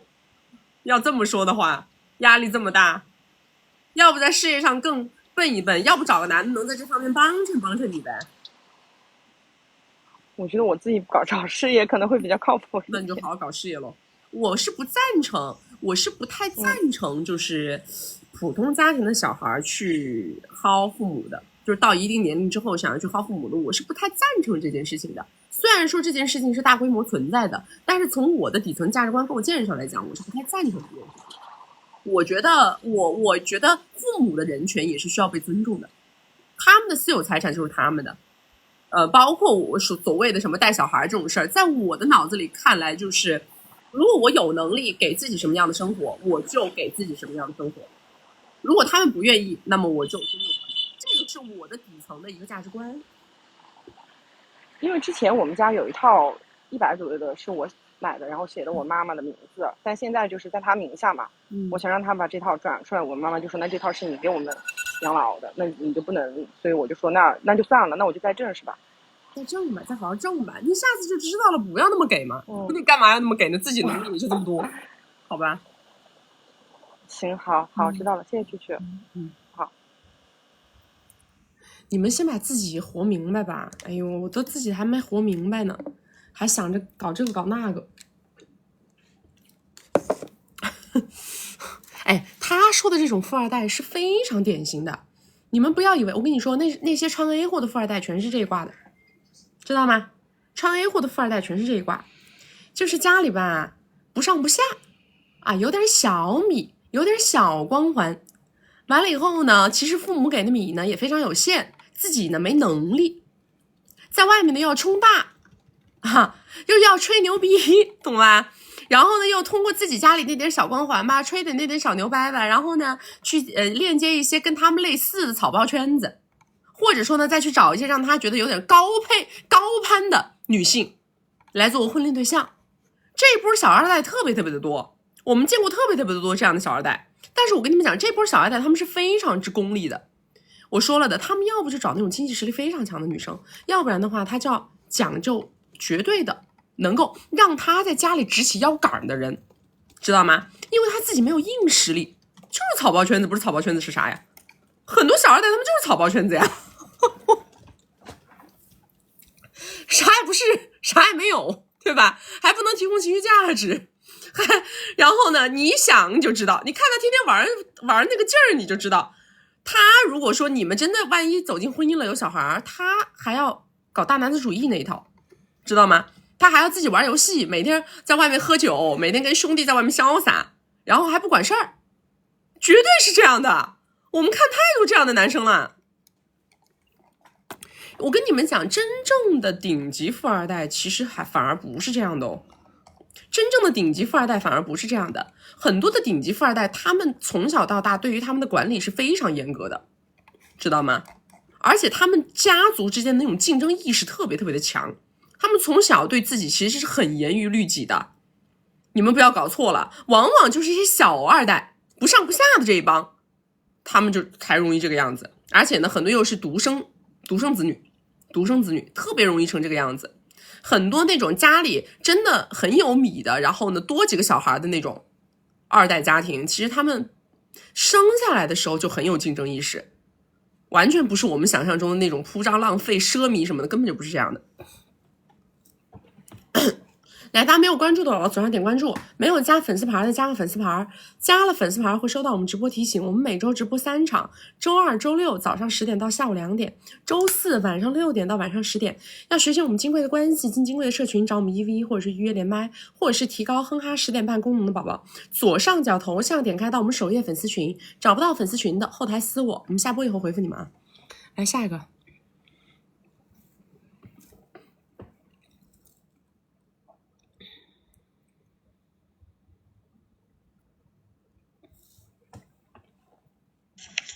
你好，蛐蛐，你好，你说。你好，我这个事儿就发生在这2天，所以我有点就连的也挺及时的。我自己的基本盘是身高175，高瘦类型，然后娃娃脸，颜值大概打扮有9分吧，属于男生比较喜欢的那种纯欲风。小时候拍过一些小广告，但是后来父母太保守了，这条路就断掉了。大学毕业以后就在做空乘，然后买世界飞，就有点内耗，然后和前任就是因为又卑又亢就分手了，然后辞职换了城市，现在是在1线城市。然后因为刚来这边超一线没有米，然后就被一个姐姐拉去在 YC 上班，然后上班的第3天就遇到了我现在的先生，当时他的年薪是在300个左右，然后但是这2年就是进入围城2年，他现在已经是上市公司的副总了，然后年薪也是翻了3番儿吧，但是因为口罩原因，实际到手不会有那么多。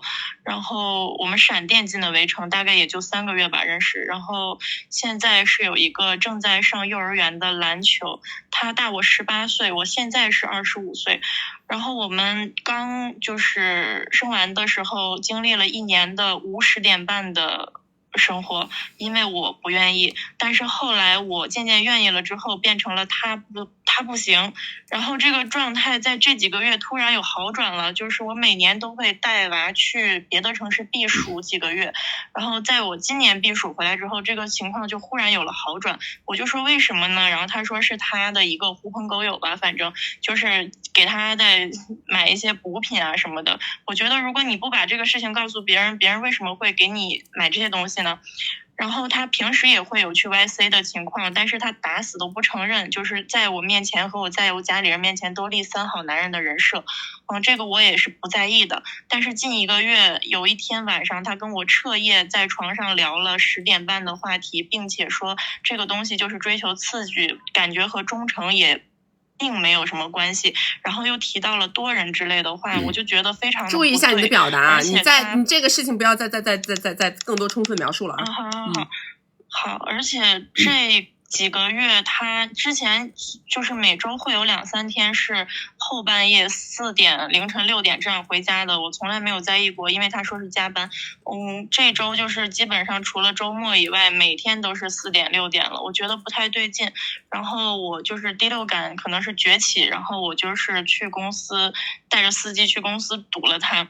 我从来没有去过他公司，然后我去了之后，保安并不认识我。后来保安就是他公司里根本就没有他，保安带我找遍了整个大厦，都没有一个人在加班。所以然后我就问保安是不是就是平时会加班很晚，保安说8、9点钟基本都没有人了。然后后来保安就是反应过来认出了我，肯定是把这个事情告诉他了，然后他就折回了公司，然后在我到家的时候给我打了视频电话，他说他一直都在公司，但是这肯定是骗人的。然后第2天就是昨天的时候，我带着司机和闺蜜又在公司对面在车里蹲守他，发现他8点给我视频完之后，就一溜烟冲下楼，坐了一个车就跑了，然后跑到了一个小区里面。这个小区非常的破，我觉得是不是他会去的那种地方，而且我发现里面住的大概是 YC 的小姐姐们。我后来昨天我通过他的手机外卖的地址发现了这个门牌号，昨天我是没有去的，因为我没有勇气听里面到底发生了什么，我不知道会不会发生什么很惊讶的一幕。他平时非常非常的宠我，就是把我当女儿一样宠。就是天蝎男的那种吵起架来非常喜欢拿捏你，非常喜欢用情绪和态度就是蹂躏你的那种，所以我嘴也比较笨，我不喜欢跟别人吵架。然后他就是想把他这个那天不在公司的这个谎话圆成他去了另一个公司搞装修方案，他一直想往这儿圆，但是我一直都没接他的话茬。他看起来我不高兴，哄了我2天，然后我还是不理他，所以他就觉得因为他不知道我知道居民楼的事情，所以他就理直气壮了起来。今天又告诉我说晚上会有团建，会很晚回来。我说以后这种事情你不用告诉我了，8点半之后就不要告诉我了，8点半之前回来你告诉我，我可以让孩子跟你玩一会儿，不然我就让孩子睡觉。这件事情对我伤害非常非常的大，因为我觉得我整个世界观都崩塌了。我这2天瘦了5斤，我就觉得我觉得以前他说的话可能也没有什么真话了，我一直活在欺骗中。快速提问，我就没有办法理解。我的问题就是我该怎么做？我也是觉得我没有办法就是分开，因为我现在经济还是依附在他的身上。他1年给你多少？他每个月会从公司账里面给我打5到6个 W， 这个是那个就是公司每个月会打的，再一个年底的话也会给我，过节的话也会给我转10几20的这个样子。他一年的收入大概有多少？他一年的收入大概有多少？他一年的收入，本来是有800个，但是现在我估计他拿到的也就是300-500吧。OK， 这个事情很清晰啊。首先呢，不要假装自己对这个人有爱情，明白吗？假装自己对这个人有爱情，就会让自己变得非常之混乱。说白了，从你跟他在一起的第一天开始，你就很清晰你图的是这个男人的什么，对不对？我们首先啊，自己要清晰的面对自己，懂吗？你们很多时候是因为一个关系的名称，然后赋予了自己对这段关系的热情，其实两者之间它本质上来讲是没有关联的。你们之间是叫夫妻，但实际上你们并不是因为爱情走到一起的夫妻。你本身对于他对于你来说，说白了他是老板嘛，对吧？他是给你一直有经济支撑，而且这个男的他不光是老板，他还是你孩子他爹，对不对？他还给你们很多很多的情绪价值。对。所以呢，你在这段关系里其实完完全全是一个利好，是一个既得利益者。那么只要我们明确我对这个人没有爱情，我就不会去上高度上价值。所谓的什么我的世界观崩塌，你崩啥了？你崩啥？你俩是哪认识的？ YC 认识的，认识几天？认识3个月，结了婚，对不对？中间多少年没什么10点半，这些东西都叫既定事实。你哪个环节崩塌了，对吗？他从认识你的时候开始到现在为止，他没有变化过，只不过什么东西是你一直在挖出来了，发现原来跟我想的不一样啊，不一样就不一样吧，这些事儿没什么好想的，想它干啥呢？这个才是你应该跟自己对话的内容，它其实是非常一致的。那么我对你的建议呢，既然我是一个既得利益者，那么我要保持住我的既得利益，对不对？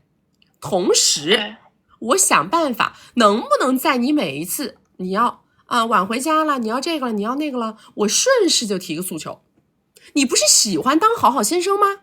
你不是喜欢当3好男人吗？那么我在这个点位上，我给你机会。男人是这样的呀，他知道自己做的这些事情是不对的，所以他才会做出所谓的情绪补偿嘛，对不对？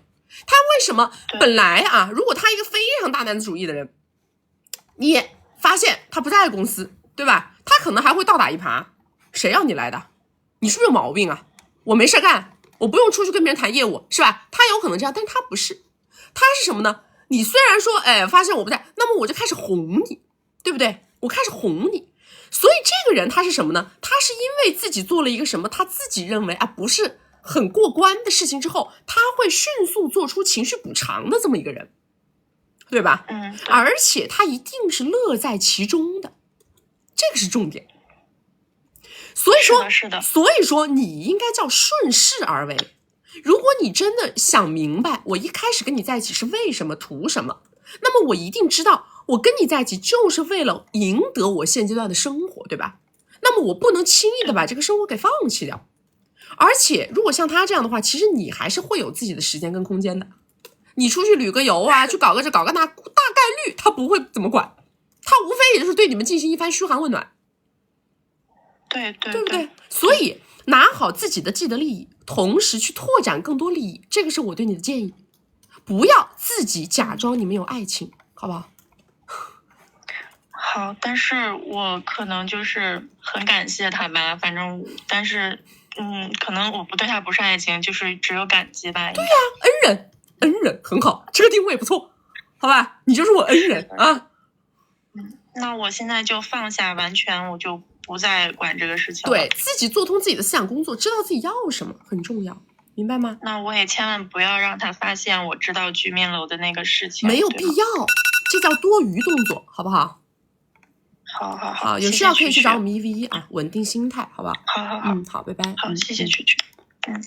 很多关系它是反认知的、反常识的，很多高维的关系它就是非常的跟我们内心当中追求的那片净土完全是背道而驰的，但是它是存在的，对吧？你不能否认这个世界上很多的高维度的人的关系就是这个样子的，你不能否认这件事情。所以说我们看到了，那么我们试图去尊重它就可以了，不用去跟自己内心世界的那片净土打架，明白吗？追求净土的人有追求净土的对象，但是追求物质，追求这些东西本来它也没有错。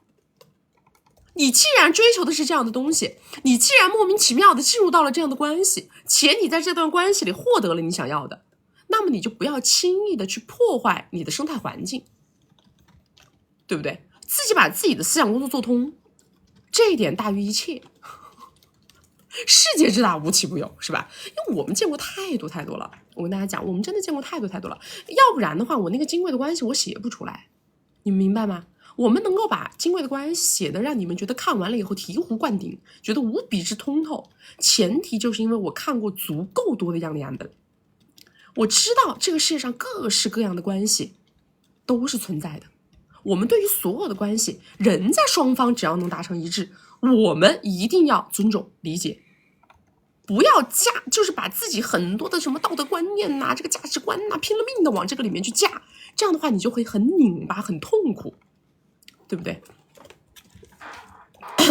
来，大家没有关注的宝左上点关注啊！没有加粉丝牌的加个粉丝牌，加了粉丝牌会收到我们直播提醒。我们每周直播3场，周二、周六早上10点到下午2点，周四晚上6点到晚上10点。要学习我们金贵的关系，进金贵的社群，找我们1v1或者是预约连麦，或者是提高哼哈10点半功能的宝宝们，左上角头像点开到我们首页的粉丝群，找不到粉丝群的后台私我，我们下播以后来回复你们啊。来下一个。Hello， 你好，你好，你好，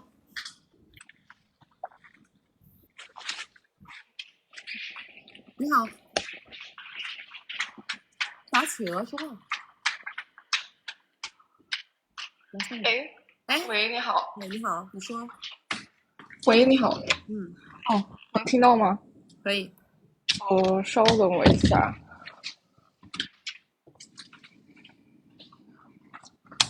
稍等我一下。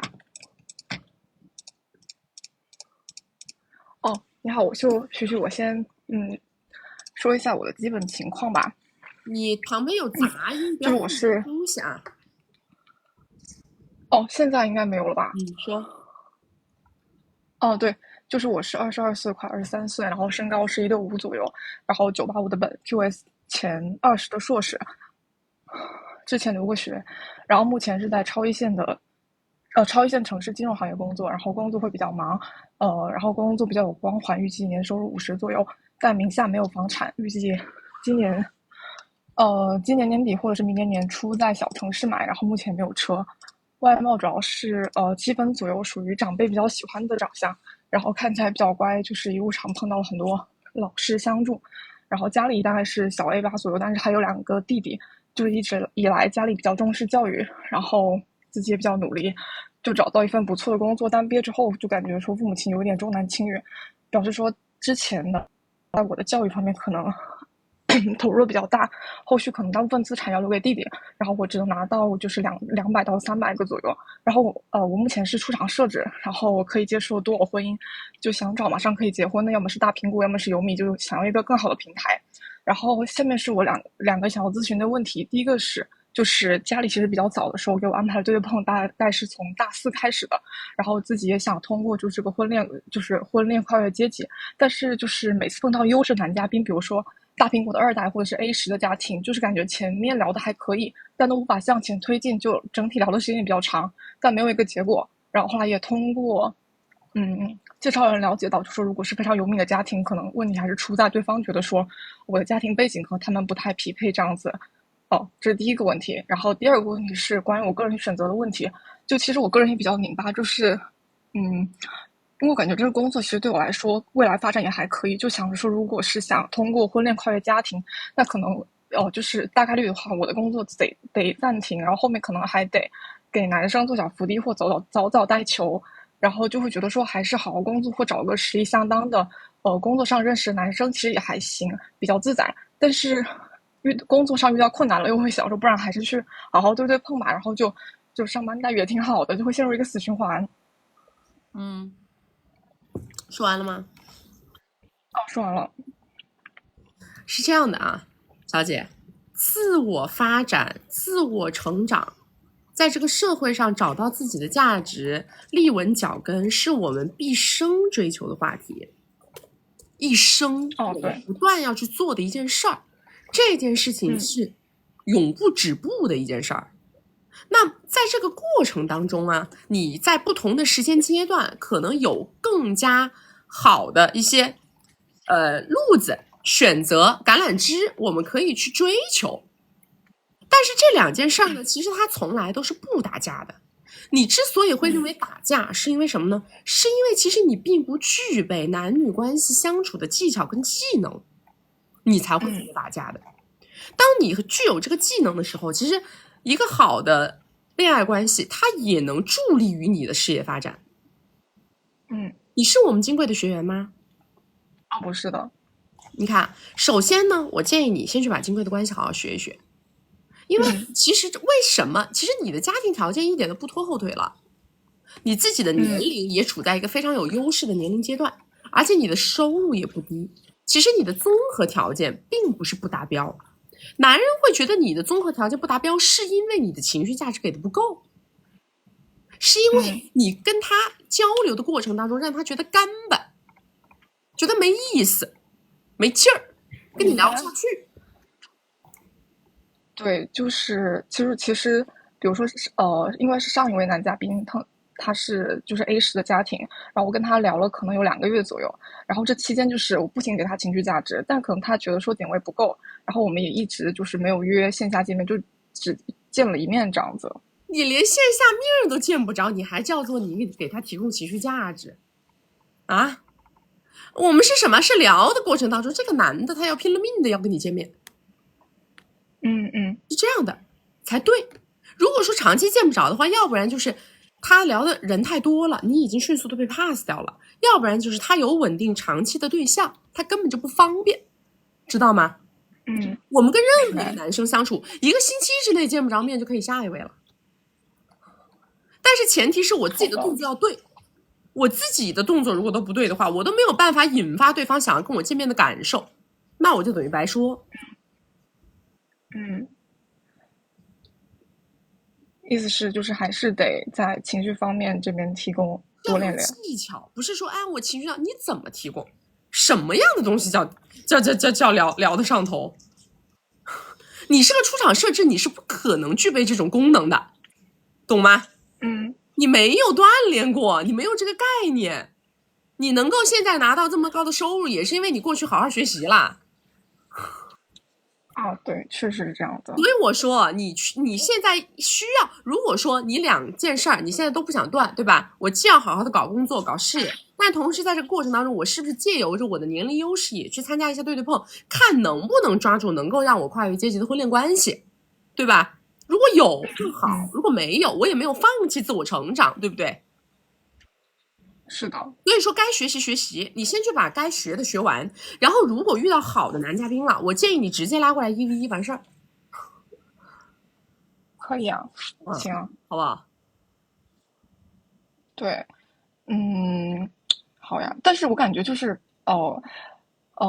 之前的我的想法的路子是想说25岁之前我保持就这个就先不谈那种随便的恋爱，然后就想直接通过走婚恋，然后25岁之后再通过就是跟身边的就是一些男嘉宾谈这样子。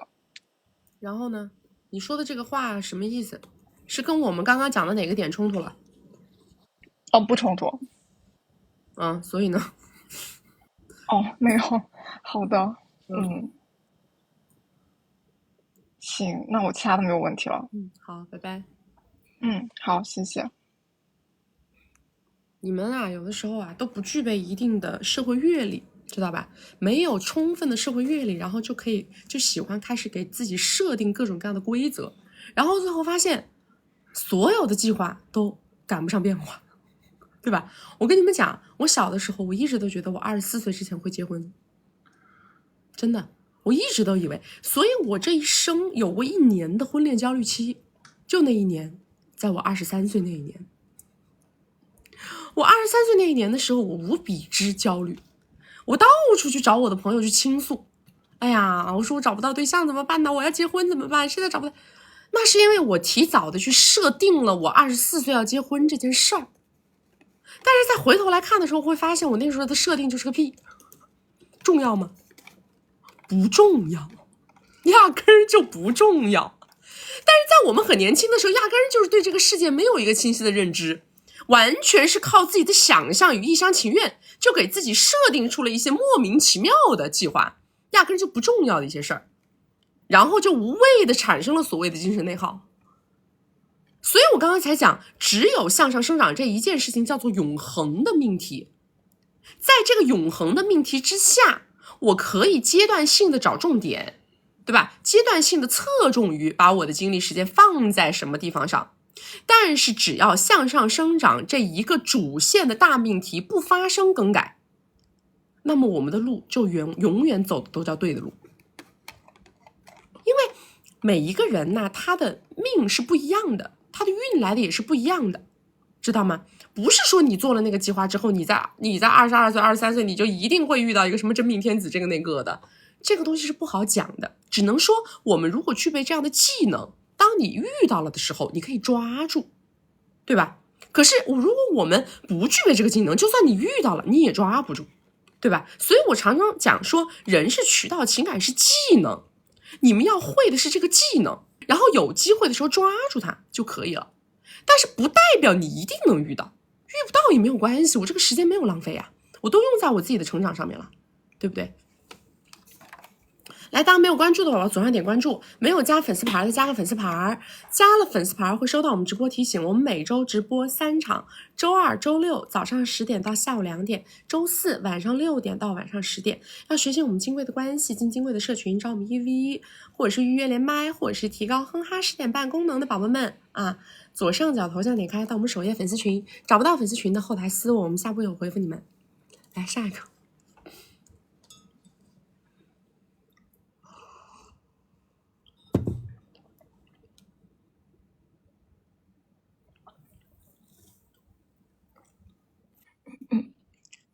Hello， 你好。你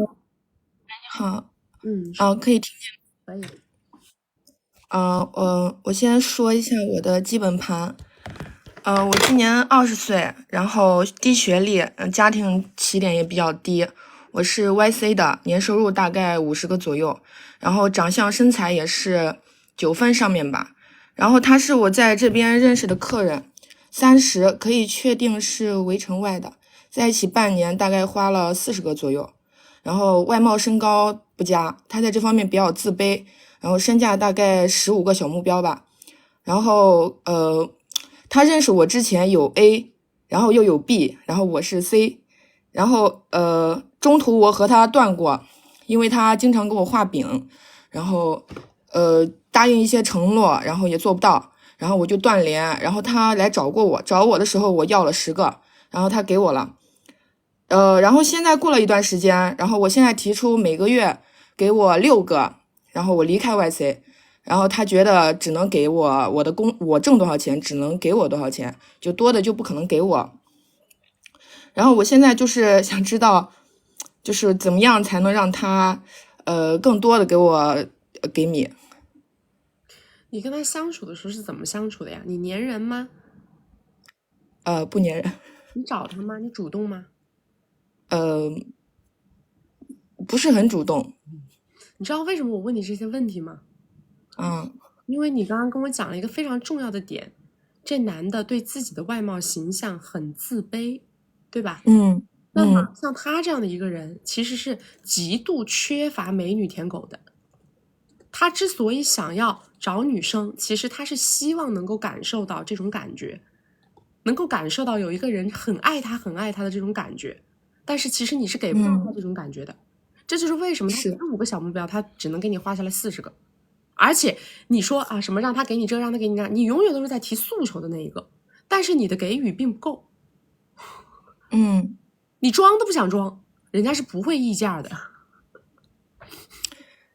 很难下口啊，咱就那我要怎么做呢？这就是这个问题啊！我已经点出来你这个事情里面的症结所在了，明白吗？其实我有一期的时候我讲过了的，我说其实这个世界上很多的大佬他们是很难看的，但难看的大佬他之所以愿意去花米，是因为他希望有人能够装出一副很爱他的样子，让他也能享受那种只有长得不难看的大佬才能感受到的那种感觉。我讲过这个知识点，知道吧？没办法，那就是没办法，那就是咽不下去，那你就换一个长得还行啊，好吧？那我现在就是要就像你说的那样，就是在那个方面就是极度的去舔他，不是极度的舔，你们呐一上来啊就是一副势利眼，知道吗？底层的道它就不对。你金贵学过吗？没有。哎呦，越是低端选手越是没有学过。首先啊，我在金贵的关系里面其实给大家讲过很多这方面的一些知识点，各种各样的大佬他的应对方式他是不一样的，往往啊越是那种外形啊方方面面看起来比较有优势的这种大佬呢，其实他并不是在花米这个事情上面的潜力股，知道吧？但是像你选的这个人，其实他往往还是很有可能花出很多的，他是很有这种可能性的。所以你呢需要有一个正确的发心，在正确的发心之下再去建立正确的方式方法。什么叫正确的发心？就是只要这个人给了我想要的，那么他就是我的贵人，他就是我的恩人，我给他提供情绪价值，我去捧着他，我对他去表达思念也好，表达感恩也好，这个都是我分内该做的事儿。我今天就是去上一个班儿，我去维护一个客户，我去维护一个甲方，我去哄一个领导，我去哄我爹，它都是同样的一个逻辑。首先我的发心要摆在这儿，如果我的发心想的就是我怎么搞啊，我怎么薅啊，我怎么撸啊，哎，我怎么让他跟我那个，其实你永远都是一个索取的这么一个发心。当你站在一个索取的发心之上的时候，你的那个势利眼的那个嘴脸，别人就看得一清二楚。在那样的一个一清二楚的那个视角之下，他为你多花1分米，他都会犯恶心，明白吗？OK， 明白了。那我是不知道，我现在就是如果像你说的那样做，我害怕就是我得不到我要的那个每个月的那个生活费，还是同样的一个心态。如果你咽不下来，你就换人，懂吗？我们对任何一个男人都是一样的，如果人家付出了，人家按照你的条件，你们刚开始是怎么说的，现在怎么说的他都做了，那么我就一定要更进一步去达成他想要的那些1、2、3、4、5。我不能说我永远都想着，哎，万一我这个付出没有回报怎么办？我这个付出没有回报怎么办？你付出啥了呀？你不就付出了一点时间？你不就发了几条信息，打了几个电话，舔了几句？你付出什么了？你到底是让你在他卧病在床让你照顾3个月了吗？做得到吗？说实话，你的那种付出值个什么？也就是别人这种大佬，他愿意花这个米，你的那个付出才算个事儿。如果他不愿意花这个米的人，对于你给那些真的是抠搜的那些什么鸡肋男这个那个的，你给别人舔个看看，别人理都不带搭理你的，你那个付出真的算个事儿吗？真的叫付出吗？明白了，谢谢曲曲。还有问题吗？没有了，谢谢。我真心建议你们好好学习，知道吧？其实有的时候学来学去，你们如果看过我们金贵的人就知道，我们整个金贵，如果你真的从头看到尾，我敢这样说，但凡把我们的金贵从头到尾吃透的人，没有任何一个人会认为曲曲是一个三观不正的人。我敢把这个话放在这儿，所有的认为我们的三观有问题的，其实都是断章取义，都是没有真的看过我们的很多东西，没有吃透我们的很多理论的。其实我们在金贵的关系里给大家讲的所有的东西的理论基础的依托，都是一个非常正的发心，对吧？我们从第1节开始讲，就是这个关系的本质是交换。为什么我们要说是交换？为什么我不说是交易呢？对不对？在交换的底层逻辑里，我们一定要想着是我付出什么，对吧？我要付出什么？其实让你们付出的无非就是那点情绪价值，你们也不费什么体力，也不费什么脑子，对吧？也不要你去花真金白银，也不用你真的那个什么久病床前让你当孝子，没有，对吧？就是让你稍微的说几句好听的话，关心别人，对不对？时时刻刻的想着别人对你的好，对吧？这个无非就是我们就是讲的这个东西。但是这个东西如果你不建立在一个正的发心之下呀，你要知道啊，这些社会上面能够拿到大结果的人，那看人比你准10000倍。为什么让你们建立发心？为什么让你们去学习发心？是因为我不希望让别人抿出你们身上那种功利的气息，知道吗？因为这些能够在社会上面拿到大结果的人，他们的识人能力是非常强的。他们每天，他们有的时候要去给大领导做小伏低呀，他们要去当奴才呀，对不对？他们对待下属的时候，他们要极致的管理呀。他无论是对上还是对下，对内还是对外，他面对那样形形色色的人，如果他没有一个慧眼，他是不是要天天被别人骗呢？是不是这个道理？那为什么你当不了大佬？为什么当大佬的是他呢？何况还是这些长得不好看的。你说任何时候外貌是不是我们打到这个社会上的一张牌呀？任何时候好看的人，他都更容易获得别人的关注，获得别人的倾斜。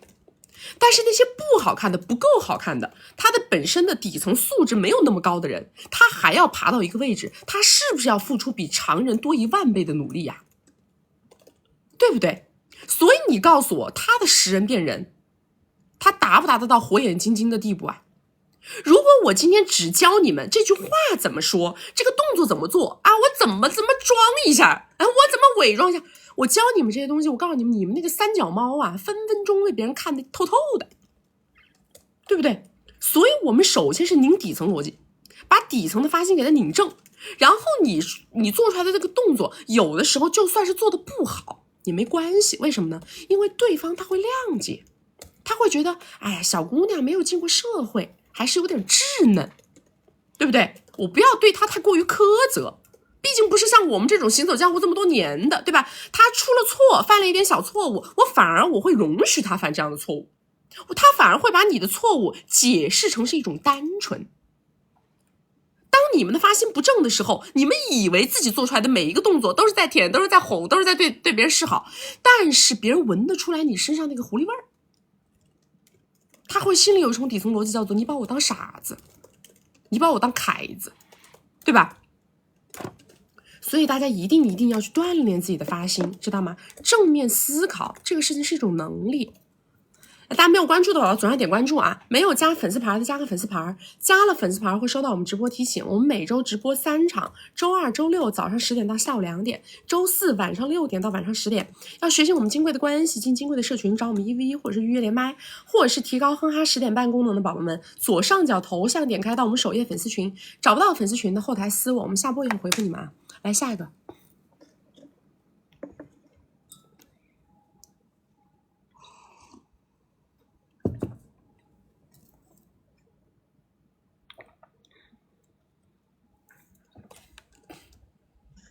您好，姐姐您好，能听见吗？哎，可以，你说。我听不见你说话。Hello， 我在说话，你听得到吗？可以了。你说。那个，就是我的问题是，我想跟这个人就是恢复我们2个之前的关系，然后呢，要让他就是能最大的帮助我。然后我介绍一下我的基本情况，我是97年26岁，然后老家是3线城市的。21年年底的时候见到了一个超1线城市的事业单位进行实习，然后遇到了这个人比我大13岁，然后是委内，然后其他部门的小领导，但是他不领导我。偶然的机会认识了之后，他帮了我很多很多，然后是半年的时间内，因为我当时是实习，我没有任何工资，但是他在那半年的时间内就给我转了现金是现米3W， 然后帮我找房子啊，带我吃饭啊，去医院转街买衣服啊，什么送我上下班啊什么的都就是我俩相处的非常好，每天基本上都能见到面。期间就是自然而然的发生过一次，但也不是他要求的，因为他是委内，所以我们俩都特别内疚。之后每一次，但是也会拉手啊抱一下，但是都没有了。后来就是这个大半年之后，我由于工作的原因，我出差调走了，长期调走了，然后在外面经历了大概是半年。那个时候由于口罩原因，我也回不去，因为我没有那个户口，所以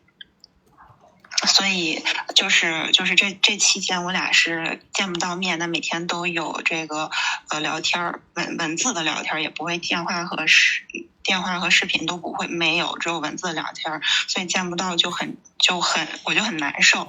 然后直到元旦的时候，我回去找他聊过一次我的这种思想问题，然后他就是说，他的意思就是说这样的对我们两个都不好，但是他也对我有一样的情感，但是这种情感的话对他和对我都不是什么好事儿，然后以后有事情他也会都全力的帮助我，他觉得他在把我当闺女养这种感觉。然后呢元旦我就又回去工作了之后，我还是会问他，在这个通过文字跟他说，因为我觉得他当时说那个话在我心里感受我不是非常满意，因为他没有解决任何的实际的问题。然后后来我就比较难过，然后发消息给他，当时态度也非常好，说怎么办呀，什么我很难过，能不能多陪陪我。然后呢他的意思就是我得当面跟你说这个事情，你什么时候回到这个一线城市来。然后因为元旦也要过年了，我就没回去。再后来就是过完年到大概元宵节的时候2个月吧，然后我打算在上班之前先过去找他。结果我找他之前我就提前跟他说，我说你能不能元宵节的时候出来陪我。然后结果他就说到时候再看吧。然后我当时就情绪很不好，因为我就说了很多怪他不能陪我之类的话。然后呢他就跟我说，你不能这么下去，你先睡觉。结果当时我就更生气了，因为其实我当时开口让他出来的时候，我知道对他来说不是一件容易的事情，因为他需要跟他的家人解释他去哪儿了，而且是过节的时候。但是也正因为如此，我其实想以这种情况来证明我自己在他心目中还是比较重要的，所以我心理压力也是很大。我提出这个要求的时候心理压力就很大，然后并且我那个时候找他的机会就很少，因为口罩的原因还有什么的。但是我就是跟他说了之后，得到他的这句话说到时候再看，我就感觉心里非常失落，并且那么久都没有见，结果他还就是以这种方式回答我。然后再过了一段时间，好几天没有联系，直到就是过元宵节的时候，他又来找我说话，然后就说的是一些不痛不痒的，就问我什么生病好点没，上班怎么样这种的。然后对那天晚上我们俩就是发生的这种就语言上的冲突，他一点都不提。然后我当时就觉得我太受这种情感折磨了，所以我的回复基本都是哈，就是什么要不就很冷怼他一句，然后损他一句之类的。之后就这样一直他每次来找我说话我都很冷。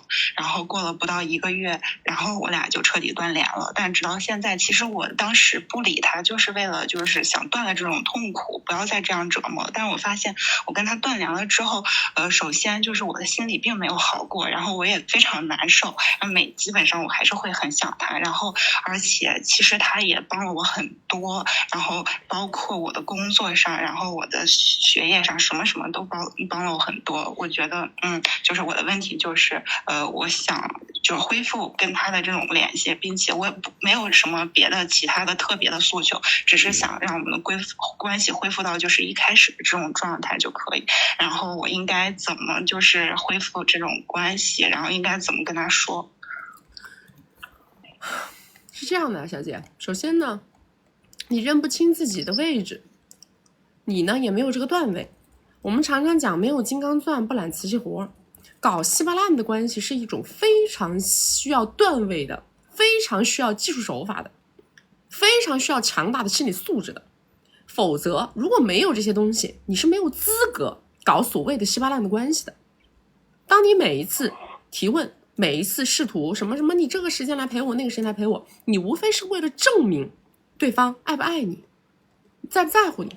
但是对方没有来，已经被证明了他不爱不在乎，你被证明了，你又不肯认清这个事实，那你说你去证明他干什么呢？本质上来讲，对方就是不在乎呀，对方就是不想跟你两个人扯得很深呐，对方就是很在意他的基本盘它的大后方啊，这个不就是事实吗？对不对？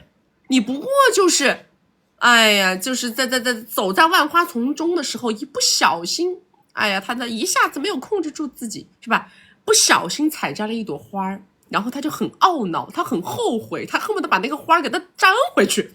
但是后来就发现你就是那朵粘不回去的花，知道吧？认清楚自己，你想要走出这段关系，你想要走出这段关系很简单，先去找别人，身体先行。你必须要靠身体先行，才能够找到新的宿主。因为你们这样的姑娘没有段位，你们是不可能通过自己躺在床上想，然后就把自己从这个关系里摘出来的，你是做不到的。你越想越纠结越痛苦，你只会越把自己往这个关系里拽。你所谓的什么恢复关系这个那个，它压根就是不存在的事儿，因为在那个男人心里他没有内耗，知道吗？但是就是我就是不管他有我的想法，就是比如说想让他跟以前一样，然后我们两个保持那样，我没有别的想法。听我说，就是那样的关系。你没有听懂我说话，懂吗？我说了，你没有金刚钻，没有能力。只要你跟他保持联系，你就又会还原到这个情绪里头去。你所谓的要跟他保持原来的关系，不是他做不到，是你做不到，因为他一直就是保持的原来的关系，是你自己在搞情绪。如果你不要特殊看待他，不要因为他发个消息就上蹿下跳，也不要在夜里的梦回牵引的，然后在这哎呀思索这个思索那个，你们的关系就在原来的关系上，从来没有变化过。他根本就不需要我说，怎么才能变成原来的关系？明白了吗？我俩现在已经完全不联系了。因为你可以跟他联系，他也可以跟你联系，前提是你不能因为这种联系就发生波动。我现在可以不发生波动，但是你可以跟他联系啊，懂吗？你可以跟他联系啊，你为什么忍着不敢联系呢？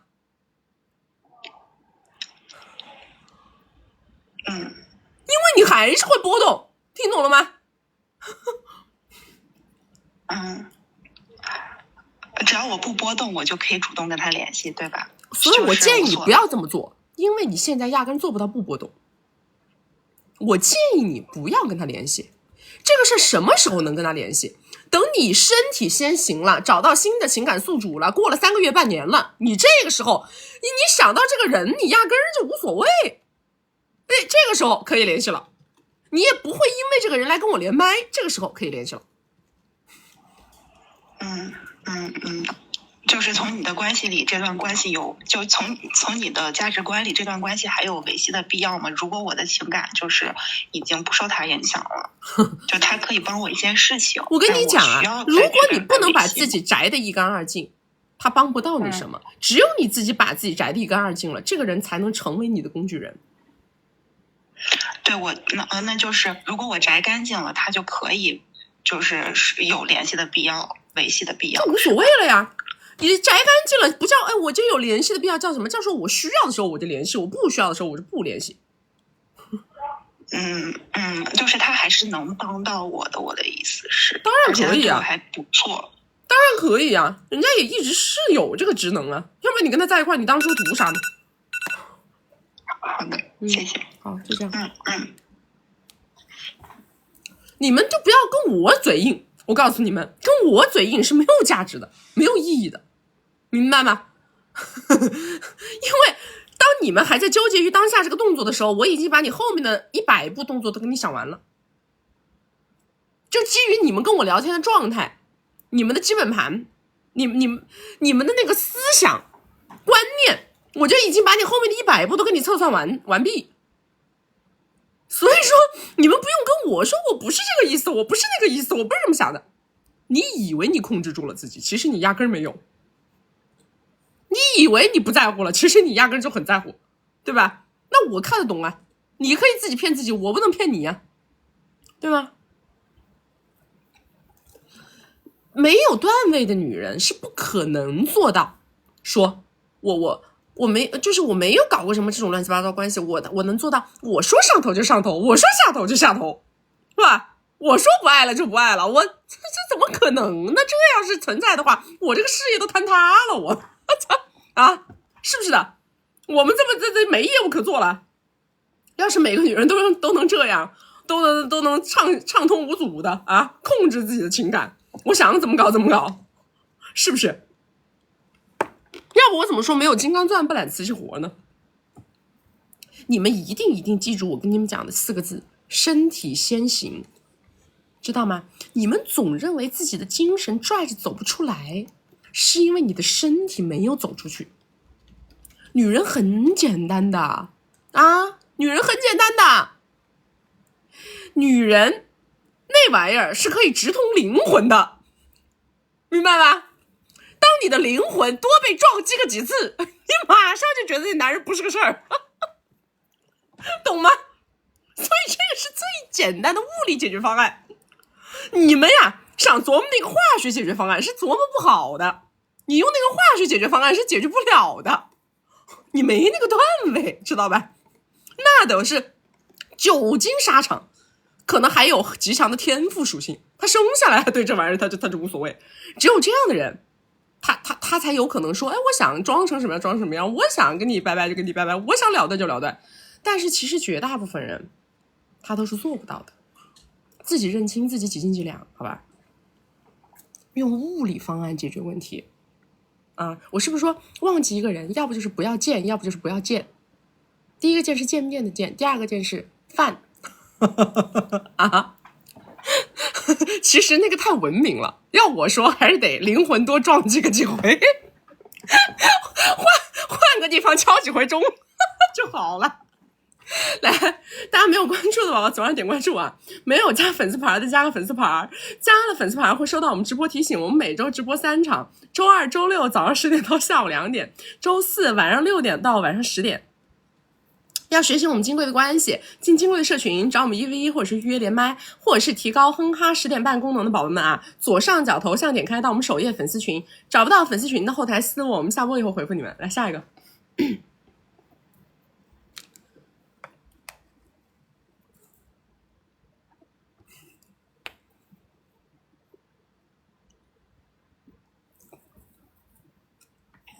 Hello， 你好。秋秋老师可以听到吗？可以，你说。那个我是金贵的学员，然后我现在的问题就是说，我和那个男嘉宾在一起快1年了，然后发现现在2个人就是有很多的矛盾点，比如说他就是为人很抠嘛，因为他对他自己也比较抠，所以说一直是我付出比较多一点，但是我原来我觉得没有关系啊，我觉得人应该可以改变嘛，然后他有点逃避型人格，就是有一次就是我父母来，然后是外省嘛，然后来了以后他也没有说一起吃个饭啥的，然后就是我经常去他家嘛，然后就比如说去他家我也会带点东西啥的，因为我会觉得去别人家不带东西不礼貌嘛，就是但是我就觉得他人品很好，相处下来就是可以唯一的优点就是人品为人比较正直，然后我们最大的冲突就是我父母觉得我年龄也不小嘛，我96年，然后他90年，但是他也没有一直说有那个结婚的想法，交往的时候他说是奔着结婚去的，然后他现在住的我家，因为我家上班离他比较近嘛，然后我们就属于同居这种的，然后我爸我妈就觉得没有担当嘛，因为都已经在一起住了，然后一直不推进关系，然后压力就在我这里，然后我爸妈就在怪我，就觉得我看人看的有问题，然后就是我现在的话就是也有点心理有点严重的失衡了，就觉得，然后我今天问我朋友说你觉得他对你好，他对你好在哪儿呀？我说他人品好，他说他人品好，他是他本身的呀，他又给你花了啥都没有，就可能我们在一起1年，他就给我买过一个手链吧，2、3千，然后我就给他，我喜欢给男朋友，因为我觉得我喜欢他的话，我就愿意给他就是买衣服啊、买鞋之类的嘛，所以他的衣服鞋基本上是我买的，然后而且听到他经常说压力大嘛，然后我就觉得我应该理解一下别人或者怎么样的，然后接触这么久，因为我知道他对自己也是个很抠的人，所以说就是我就也不舒服嘛，就闹过一次。现在节假日的话，就是会送个鲜花，然后或者吃个饭啥的。就是我现在跟他在一起，我现在就觉得就是说没有被爱的感觉，就是我也不是那种非要不是小姐，我打断你一下啊，你是怎么判断他人品好的呀？就是我觉得，就是他跟我的说话呀，然后我觉得他去他家，我觉得他们家庭氛围很好，就他对他爷爷奶奶呀那些的都很那个礼貌啊，就很尊重老人这样的。我就觉得他这个人应该是不错的。就是我爸也见过他2次嘛，后面我们吃饭啥的，我爸就说他这个人虽然不说话，他是那种闷葫芦型的，就是不说话，但是他工作也比较上进，就是靠自己的那种，就家里他年收入多少？然后他不知道，好像说是20-30万，我没有问过他。他多大？他90年，我96年的。你96，你比他小6岁。对对。90年20-30万，在什么城市啊？我们在成都。成都这个收入水平应该比较正常吧？他主要是我觉得就是我原来就谈恋爱之前，我问你什么，你回答我什么行吗？哎，好嘞。我问你，在成都年入20-30万90年的男人算就是一个正常水平，还是一个居高的水平？中上吧，应该算中上水平。那你又是怎么判断出他很有上进心的呢？因为他在他们单位就是比较那个工作比较那个，他在国企嘛，然后他现在也就是在上升了一点，就职位上升了一点，所以我觉得他是那种就是个正常人呗，那种，就是个正常人啊。我们听下来的话，这个人是个正常人。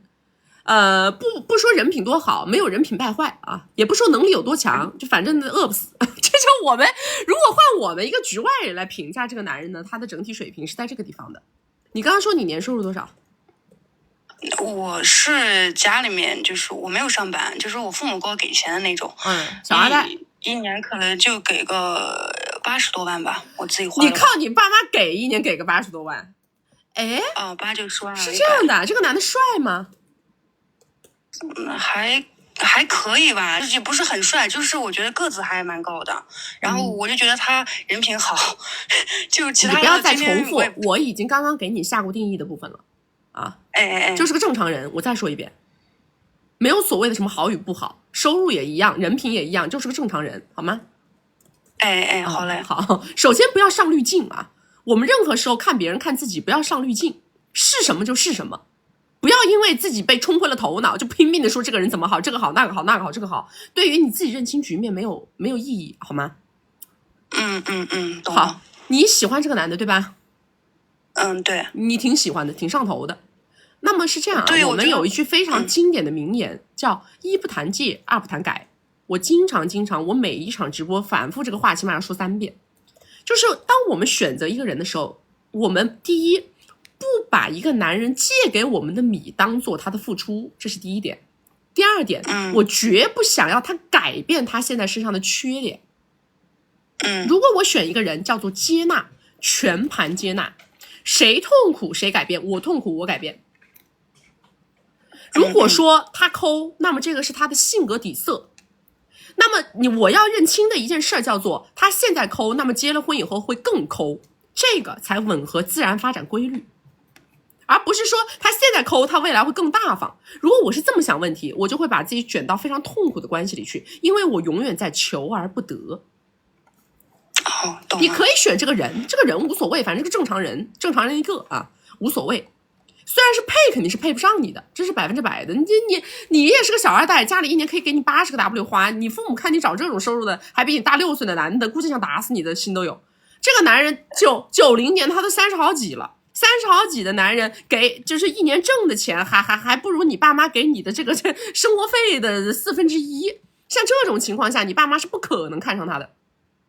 只会觉得如果这男的上赶着点，我们还觉得能行，反正个子高嘛，反正看着不难看，找个上门女婿也行。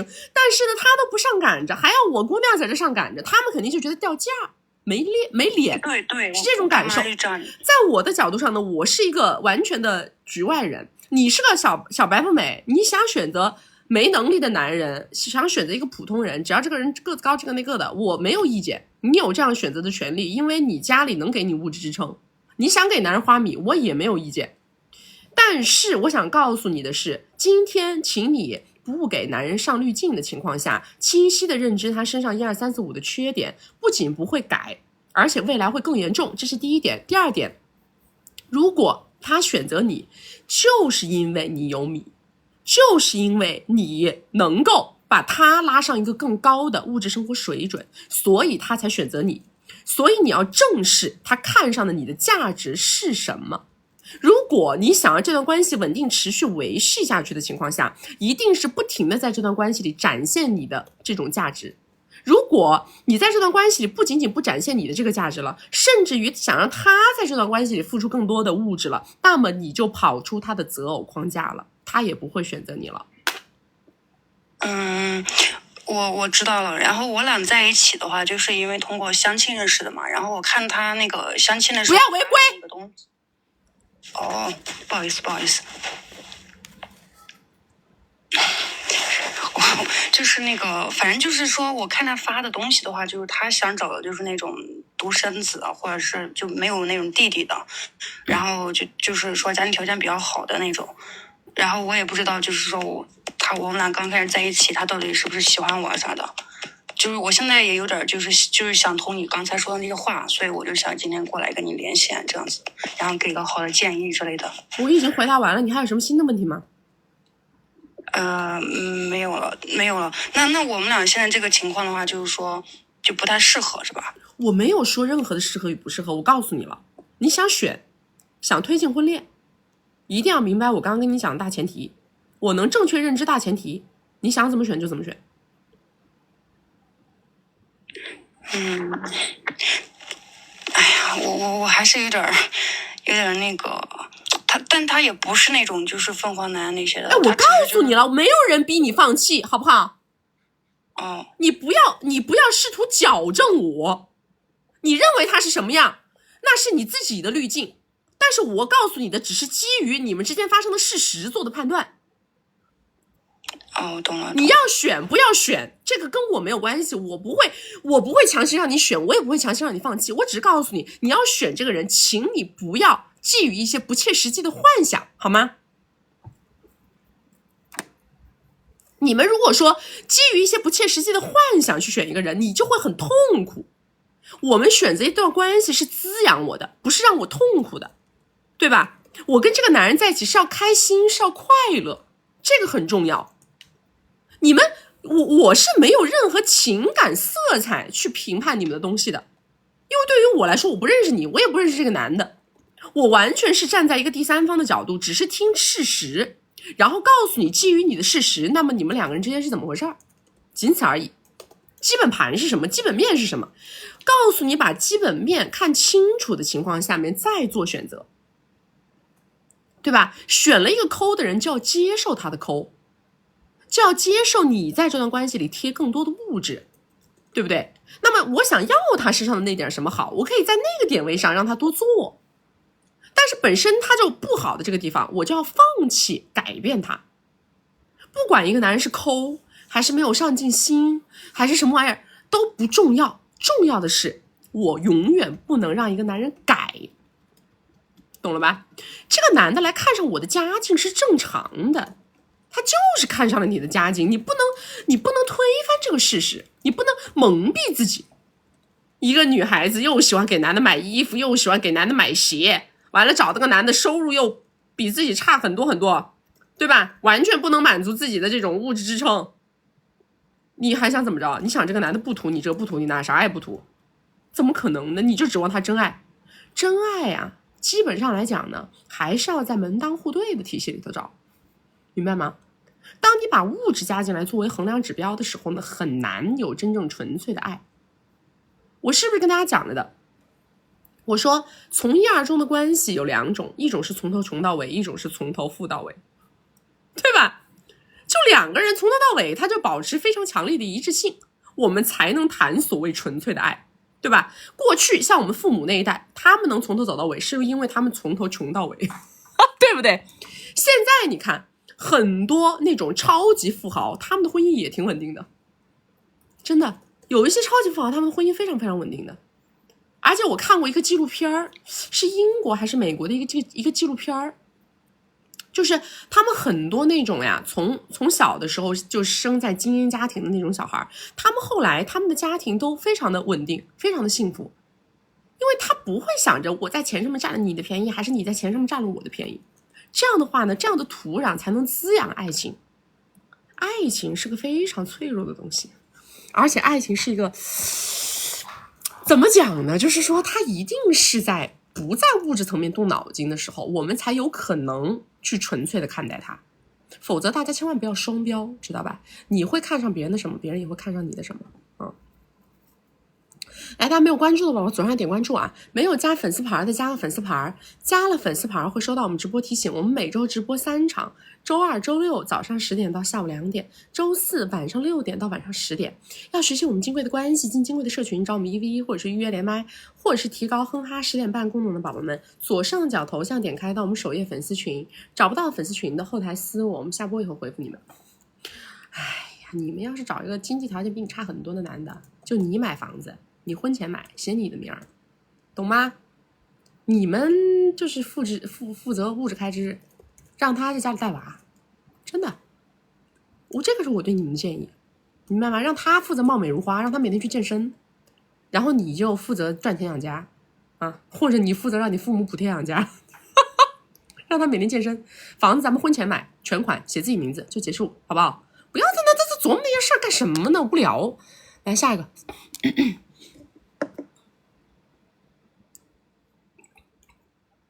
知道吗 ？Hello， 你好。这个介绍一下这个基本盘。我今年98年的25，然后年收入在100个以上吧，因为不固定，我做主播的。然后资产就是有个60多的车，然后存款不太多，因为我属于及时行乐型的。然后大佬是大我12岁，37，然后之前是个2代。然后现在自己做的挺好的，就在这个苹果刚复转正。然后就是我俩是怎么认识？他是我一个粉丝，然后加了微信很多年，就是都不怎么聊天，然后他每年都会问我结婚了没有，然后就是今年约我出来见面，然后我正好就有空，然后就见面吃了个饭。见面之后聊嘛，他就问我什么之前的男朋友啥的，因为我之前谈恋爱啥的，我发朋友圈秀恩爱来着，然后他就说就聊了聊，然后我前男友送了我一辆帕拉梅拉，然后分手了我也没要，然后他就说他也能送我帕拉梅拉，然后那当时就跟我谈说每个月给我10个嘛，然后也给我买车，然后谈了在一起了3个月，然后每个月的这个10个都是有给的，然后给的是现米。但是车就一直没有落实，所以我们也就一直没有10点半。因为我觉得就是感觉他可能，尤其我觉得就是他一直是把我当女神，然后一直在舔那种状态，我怕他得到了，然后就怕就给我甩了，你明白吗？所以就是在车没有落实的时候，我就一直没有跟他10点半。然后他平时可能应酬比较多，他就总去那个商务会所。然后呢，他就挺喜欢我唱歌的，他就总约我去商务会所，然后我就觉得就感觉很不尊重我，可能然后我就挺烦，然后我就在这种场合里，因为别的都是那些小宝贝儿啥的，然后就是挺不爽的吧。我就可能因为这跟他发脾气了，然后他也觉得就平时他在这些地方，这些女的都围着他转，哄着他，就他也挺不爽的，所以因为这个我俩就分手了。然后分了3个月，然后前2天又联系上了，就刚和好。然后我的问题就是在这次和好之后怎么谈这个生活费和这个车落实。你们是怎么和好的？谁找的谁？就是他又突然约我吃饭吧，就可能在微信上聊天了，然后就出来吃饭，然后聊一聊，感觉大家都没有之前戾气那么重了。然后是怎么就确定和好了呢？就是确定和好了，就是又在一起那个就是吃饭来着，然后就是聊一聊，然后就说和好了嘛，然后就和好了。我建议你1v1，你有点站着要。我是可以跟他10点半的，我只是觉得就是跟这个没关系，这跟这个没关系。你太把自己放在高位上了。就是我其实也可以，就是这次和好，我的态度也有这个改变了，但是我就不知道我该怎么做。什么东西，我们要自己在聊天的过程当中，把我的目标放在心里，然后把这个聊天的内容往我要的一个东西上面导。就是我就觉得他这次和好他没提，然后我就不知道怎么提了。我已经跟你讲过了，我说建议你1v1，因为你站着要。什么叫站着要？站着要包含很多内容，包括我想要的东西，我死都不提，我想让对方先提，这也是占着要的表现。这个主要是他也是围内嘛，然后就是我也是这有明白了什么关系？啊。想要什么，我就要往我要的方向倒。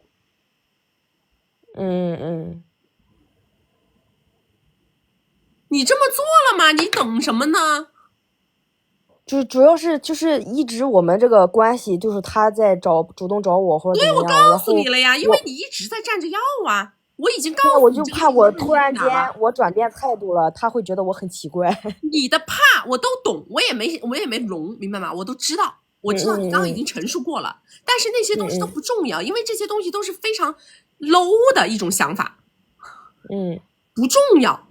你没有客户思维，如果你想要什么，就要在你的表达当中往那个方向导，这个就是重点，不在于你们之前是什么相处模式。你怕这个怕那个没有意义，你怕来怕去，最后也没有要到你的结果，这个就是我们看到的。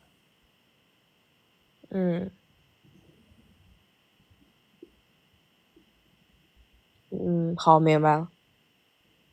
还有问题吗？也没什么问题了，好像。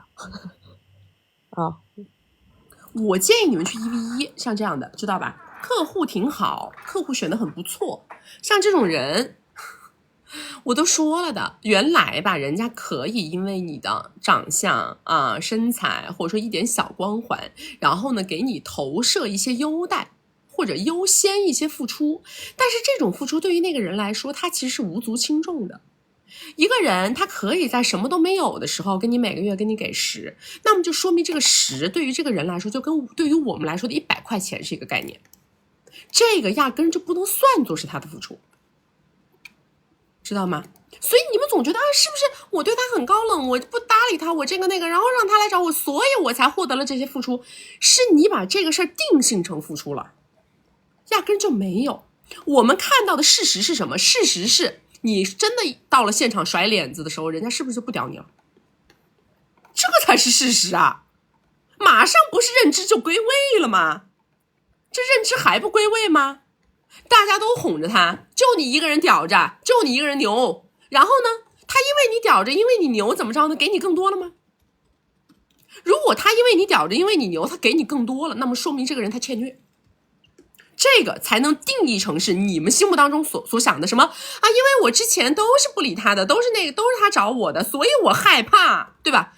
只有当你的那个跳上跳下的这个动作做完，他给你更多了，才能证明他是你想的那种人，对不对？但事实是不是这个样子的？事实是，当你真的到现场跟他作的时候，跟他搞的时候，当你不给他面子的时候，当你不捧着他的时候，迅速你就出局了，对不对？这个才是本质啊！为什么？因为别人都哄着他，你凭什么不哄着我呀？你想挣这个米，你凭什么不站着挣啊？还想让我给你兑现这个，给你兑现那个，我凭啥呀？我有病啊，对吧？所以说这种时候你还在纠结于你自己的那点三脚猫，那1、2、3，有什么好纠结的呢？你觉得你拿到正反馈了吗？一个男的他什么都可以不给你搞，他就给你给10，说明这个10对他来说就不重要，他压根就没有把这个当做他的付出，懂吗？他就当做他今天出去花商 K 了，他就是商 K 消费了，他是这么个概念。你把它当成付出了，你以为你拿到正反馈了。来，大家没有关注的宝宝左上点关注啊！没有加粉丝牌的加个粉丝牌，加了粉丝牌会收到我们直播提醒。我们每周直播3场，周2、周6早上10点到下午2点，周4晚上6点到晚上10点。要学习我们金贵的关系，进金贵的社群，找我们1v1或者是预约连麦，或者是提高哼哈10点半功能的宝宝们，左上角头像点开到我们首页粉丝群，找不到粉丝群的后台私我，我们下播以后回复你们啊。来下一个。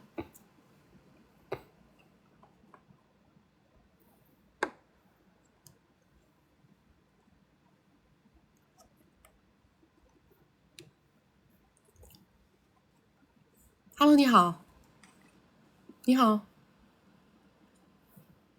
你好 ，Hello， 说话。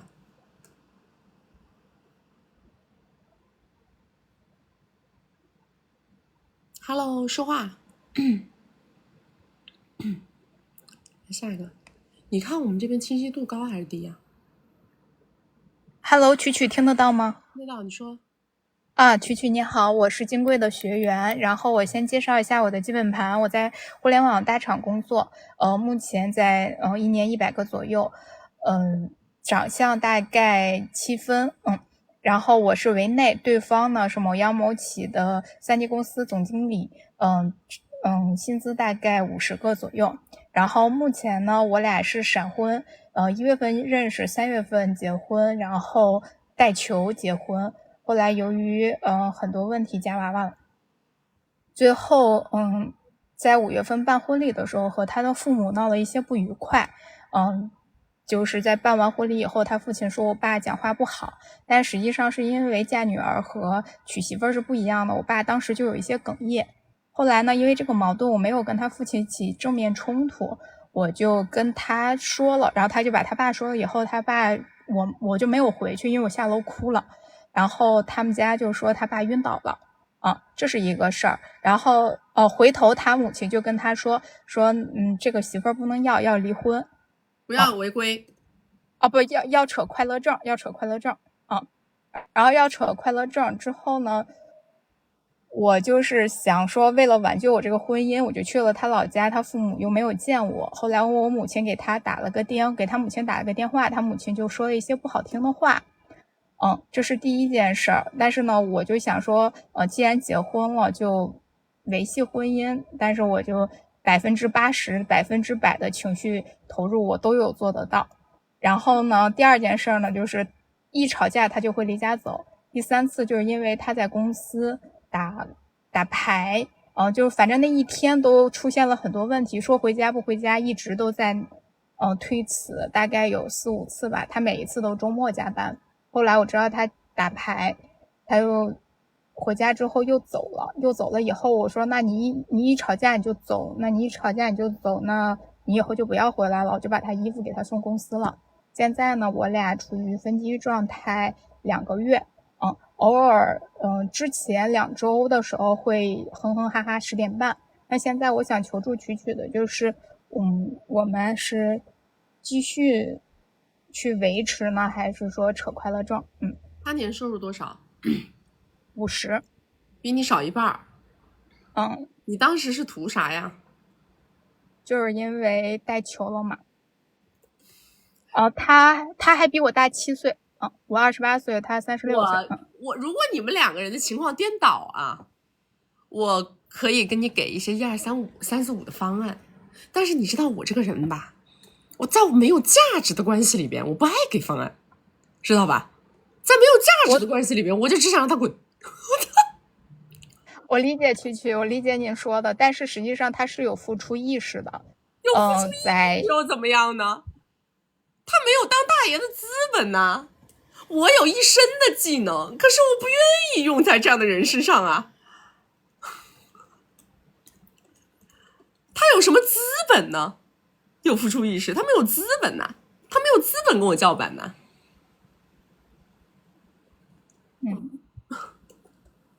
你还是挺喜欢他的吗？其实是在结婚之前，他对我百般的好，我可能放弃不掉他对我的好。可是他结婚之后还是对你好吗？还是对我好，只不过就是他只要不冷暴力的时候，他会对我特别特别的好。他每次是为什么冷暴力？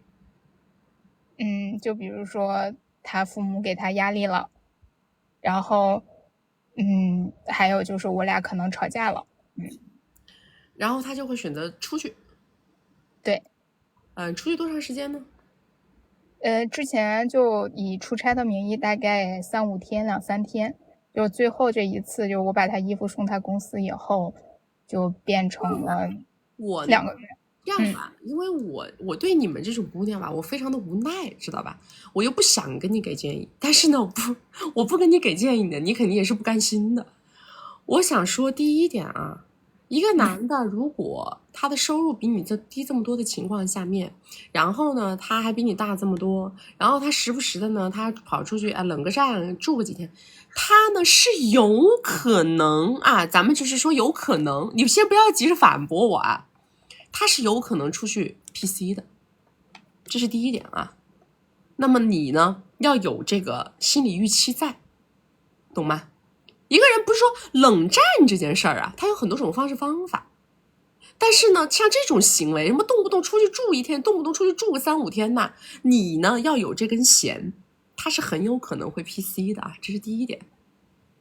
第二件事儿，如果你真的觉得啊，即使是他低价值，我也愿意为这段关系做出更多努力，你可以尝试。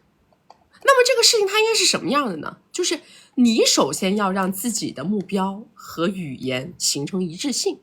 比如说你想让他回来，你不想让他走，那么你就不能做出这种你要走你就滚，你就不要回来，就不要说是这种话，也更加不要做这种把他的东西送到他的公司去的这种举动，因为你的这些举动实质上是跟你想要他在你身边的这个目标相违背的，那么你是做不到，达不成你的目标的。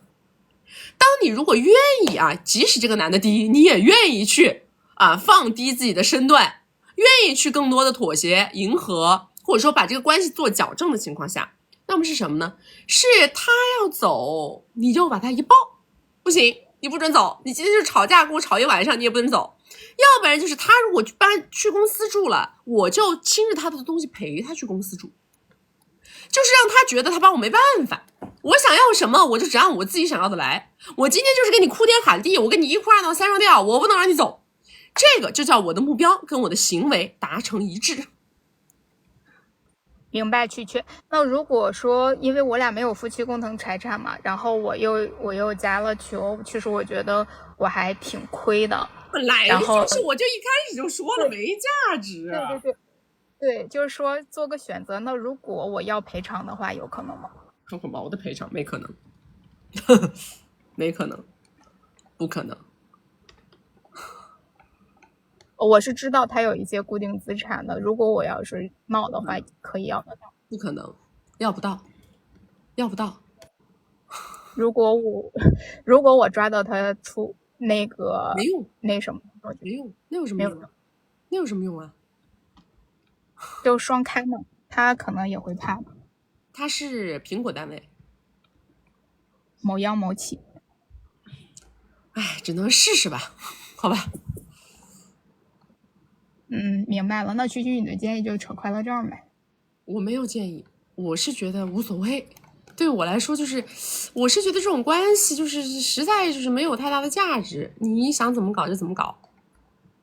我其实现在连麦之前，我内心一直想法就是我可以扯快乐证，但是我想要赔偿。有没有？又没什么米赔偿，你能赔个多少呢？他某央某企那个是固定收入嘛，他肯定还会有灰色收入。你想要多少赔偿？我觉得他名下有，不在他名下，但我知道他有4套房，我想要一套小房子，大概200个左右。没有实现的可能性。明白。那我现在就只能认栽，就我如果扯快乐证只能认栽。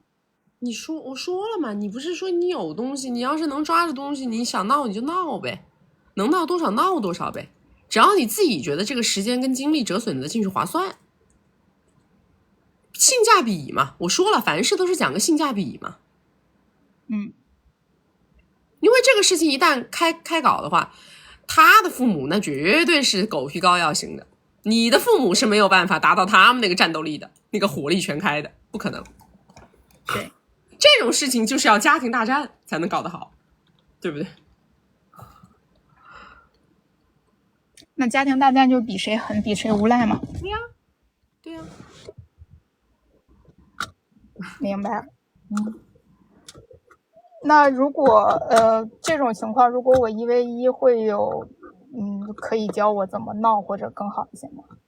还是我们只能给建议，但是你真正到了这些层面上的时候，你说我们只能说跟你讲很多东西，但是很多东西它到后面它在实际操作层面的时候变量太多了呀。明白。嗯，明白。好吧，就这样啊。好，感谢曲曲。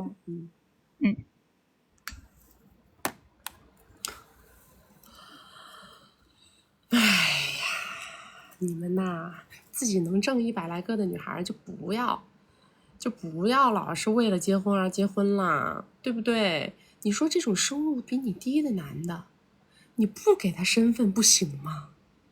啊，能不能格局打开啊？咱们能不能就是格局打开？他收入比你低，你非要给他这个身份吗？你累不累呀？对不对？你想跟他过你就过呗，没人拦着你跟他过，怎么着呢？男人还要名分呐？是怎么就想不开呢？带了就带了呗，带了怎么了？孩子不能上户口啊？啊，有什么想不开的？反正啥也没有，啥也没落着，人家是当时给你过房子了吗？你要跟他结这个婚啊？写你名字了，你要跟他结这个婚？给你200个 W 的彩礼，你要跟他结这个婚呢？没有吗？对不对？他对你好，你就享受这个好呗，是不是这个道理？是怎么就非要这样的想不开呀，姐妹们？我们要有点骨气，对不对？是格局打开，不要老是自己给自己裹小脚了，裹小脑啊！来，大家没有关注的，我要左上点关注；没有加粉丝牌的，加个粉丝牌。加了粉丝牌会收到我们直播提醒。我们每周直播3场，周2、周6早上10点到下午2点，周4晚上6点到晚上10点。那学习我们金贵的关系，进金贵的社群，找我们1v1或者是预约连麦，或者是提高哼哈10点半功能的宝宝们，左上角头像点开到我们首页粉丝群。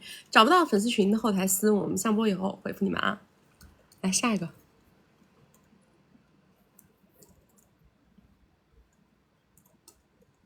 不是宁静说的吗？男人还要名分啊，咱们宁静姐说的。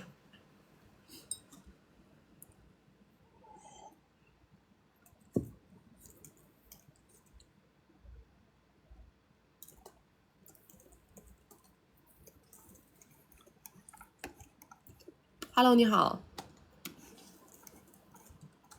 你好。Hello， 你好。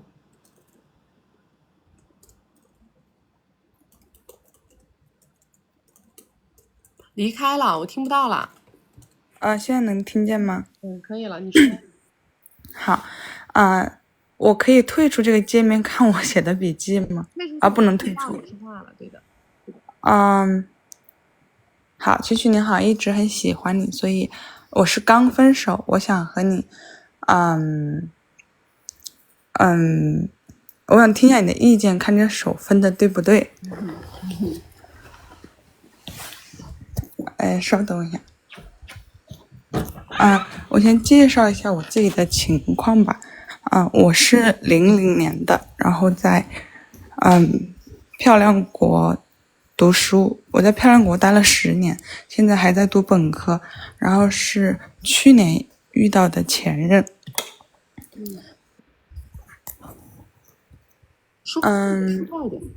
好，马上我看一下我这个笔记。然后我前任比我大，我介绍一下他的情况吧。他比我大13岁，然后是我同学的哥哥。然后他在国内以前是上市公司的原始股东。然后，你等一下。你要不要去洗稿子？另外一个机器上再来连麦。好，马上我把我这笔记拍个照就好了。你等会儿，等会儿，下一个。这个表达我要睡了。我这2天消化系统不舒服，我也不知道是哪儿不舒服，反正就是哪儿都不舒服。我也不能喝快乐水了，我不喝快乐水的时候，我实在是对抗不了，我对抗不了我的那个情绪。我听到大家就磨磨唧唧的，我难受。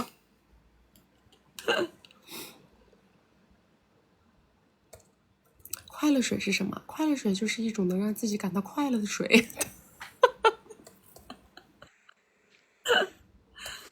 喂 ，Hello，你说，曲曲，我是这样子的，就是我是今年是22岁，然后的话我是要出国去上学，然后呢，我现在的问题就是感觉很焦虑，因为感觉就是要出国，身边的社交圈好像基本就没有了。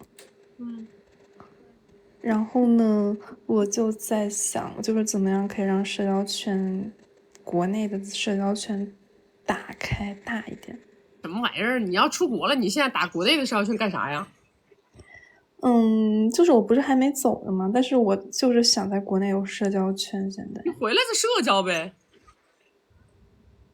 那我要走的就完全的不需要社交了，是吗？不需要啊，你国内有啥社交圈那么牛掰呀？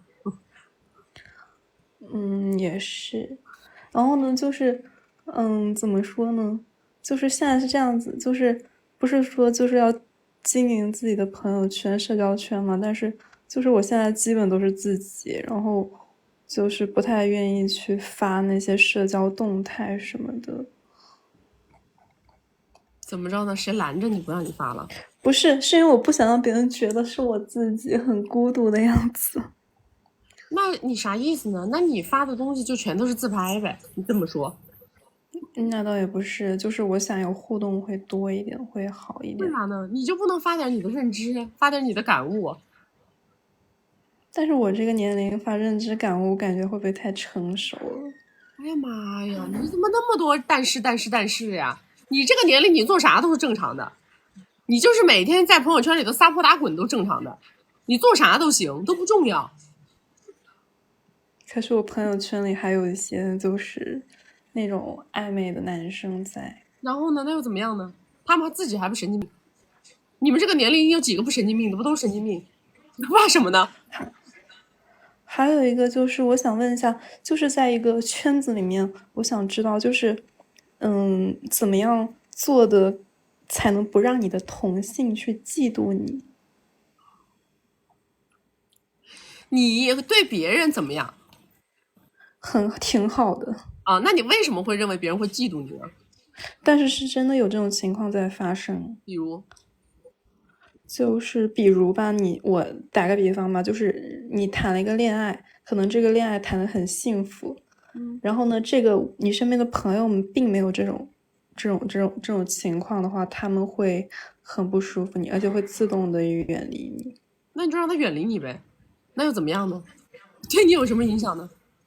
也没有影响，只是我觉得玩得好，我觉得就没有必要去这个样子。等他们自己也谈了好的恋爱的，他不就好了吗？你给他点时间不行吗？咱们给他点时间，让他出去找找不行吗？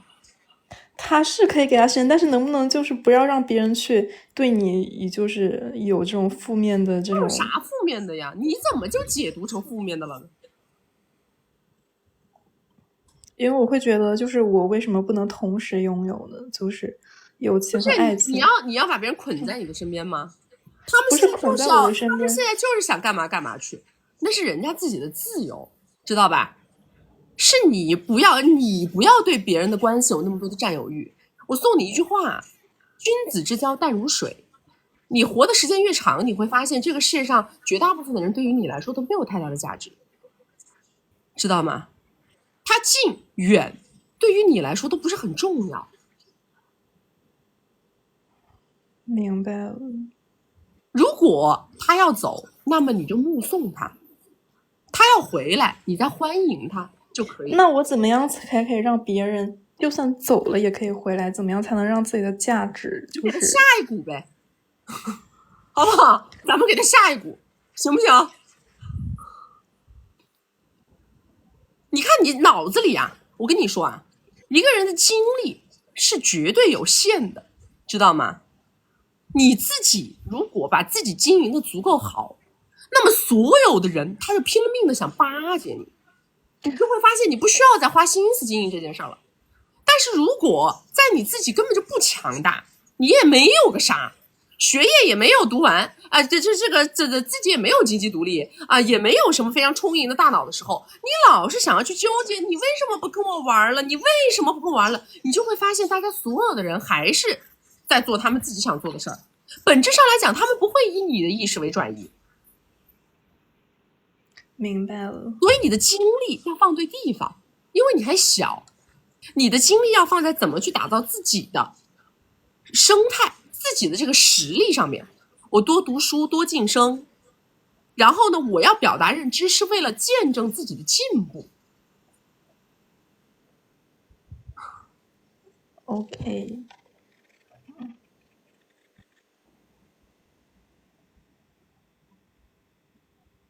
还有问题吗？没有了，就这些。好，拜拜，拜拜。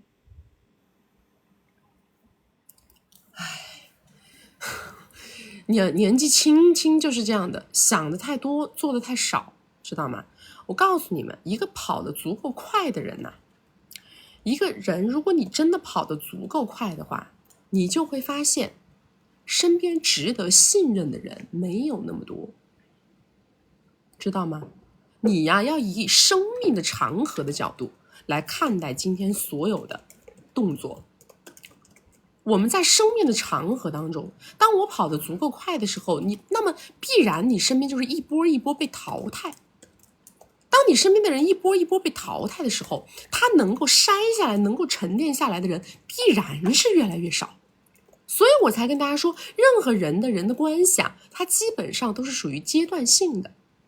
如果大家不能够保持同频共振，不能够保持共同进步，那么最后不是你淘汰他，就是他淘汰你。所以说，一个人被筛出一个圈子，它应该是一种常态。可能是别人把你筛出了圈子，可能是你把别人筛出了圈子，但是这个是常态。如果你不能够适应这种常态的话，你是没有办法变得强大的。你一直在流连于那种很小很小的情愫，我的同桌，我的闺蜜，我的同学，我要在乎他怎么想，我要在乎他怎么看，我要跟他维持什么样的关系。那么如果他不进步，你就不敢进步，对不对？这个是不是就违背了我们永远要向上生长的主旋律了？在年轻的时候，我们的精力时间一定要用对地方，而且我们一定要学会享受孤独。社交啊，它本质上来说是一种技能，它是为了打通我的某一个项目，懂吗？打通我的某一个目的，我是为了得到点什么，我才去构建这个社交关系的，它是倒着作用的。这个不成功的人呢，他们就是什么？他们是手上有什么他就想着搞什么。但是成功的人是什么呢？成功的人是我想要什么我就去构建什么，它是完全不一样的两套思维体系。我想要什么我再去推，我要跟谁建立关系才能达成，对吧？我要去跟谁交流才能得到，它是倒着来思考问题的。先想目标，再想路径，再在路径当中找节点，再去打破节点，它是这么一个顺序，对不对？但是啥也没有的人，他就是永远我有什么我就在这些人身上想东西啊，我有哪个朋友我就只跟哪个朋友交流，我有哪个圈子我就只待在哪个圈子里，对吧？我手上1万块钱我就去开个小卖部，对不对？他的整个思维体系都是颠倒的，明白吗？所以你们一定要把自己的脑子放对地方，精力一定要放对地方，知道吗？我给大家讲金贵的关系，讲上上社交的时候，其实永远告诉你们都是这种逻辑，一定是锁死目标的情况下去构建有利的人脉关系。然后你会发现，随着你自己的不断晋升，你身边的人脉关系在不断的做迭代，这个才对。最后能留下来的人，他一定是寥寥无几的，明白吗？来，大家没有关注的宝宝左上点关注啊！没有加粉丝牌的加个粉丝牌，加了粉丝牌会收到我们直播提醒。我们每周直播3场，周二、周六早上10点到下午2点，周四晚上6点到晚上10点。要学习我们金贵的关系，进金贵的社群，找我们1v1，或者是预约连麦，或者是提高哼哈10点半功能的宝宝们，左上角头像点开到我们首页粉丝群，找不到粉丝群的后台私我们下播以后回复你们。来下一个。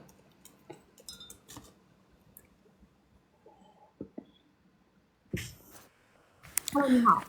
你好，曲曲，刚才不好意思，然后我继续说。然后我前任呢，以前是做上市公司的，然后现在在国内有做投资，目前在海外资产有2个多小目标吧。然后我的家庭情况是，我爸爸也是做生意做开发20多年，然后我们在一起11个月，他为我的付出总共有30万刀，就是210万人民币，然后这是光礼物。然后他还给我买了辆，等一下，什么叫30个 W 到210个 W 啥意思啊？就是30万刀，因为我在漂亮国。30，那就是210万米。OK， 只说一个衡量单位啊。好，接着说。好，然后这是光礼物，他还给我买了辆价值40万刀的劳斯莱斯，他说是送我的，但是当初买车的时候，因为我办不了贷款，所以他就把车放在他公司名下的，但平时都是我在开。然后昨天谈分手的时候，他也把车开走了。然后分手原因一是我父母一直不同意我和他在一起，因为觉得他年纪比我大太多，并且因为他公司是在漂亮国，但是他要去澳洲拿身份，原计划他等我在漂亮国完成本科后陪他去澳洲拿身份。那我就要陪他在澳洲待4年之后，他答应我再陪我回美国拿美国的身份。然后分手原因2是在他遇到我之前 DIY 了一对好字，然后他现在就给到我压力，要让我对好字负责，就要对他们好，然后要关心他们。所以我内心就觉得很不公平，我觉得他比我大那么多。然后我们恋爱阶段好的时候相处的都很好，但吵架的时候他就会说很多质疑我伤害我的话。然后我昨天提分手的时候，他也就是说些攻击我的话，就说他很后悔对我这么好，为我付出这么多，我却什么都不想付出。因为我分手的时候我跟他说了原因，最主要的原因就是我现在还不够成熟，因为我今年才22岁嘛，不够成熟，也没有能力当好这个贤妻良母。然后我想让曲曲帮我分析一下，就是我这手分的对不对？分的对呀。你们家什么资产水平啊？可能人民币的话3-5个小目标也有吧，因为爸爸是搞开发的。真的当然非常之对呀，无比之对呀，一点毛病都没有啊。这个男的年纪这么大，完了以后还什么 DIY 2娃，这种人没有价值啊。对于你的整个基本盘来说，他没有价值啊。因为可能我现在纠结的点就在于因为他也是我第一个谈恋爱谈了11个月，就是正儿八经谈了这么久的。然后我觉得他给我的付出也不是同龄人能给我付出的。然后呢，我就觉得他对我大方。蝇头小利，知道吧？眼前的蝇头小利。你们就是很容易看这种眼前的蝇头小利，其实是没有意义的。他们这是都是在以小博大。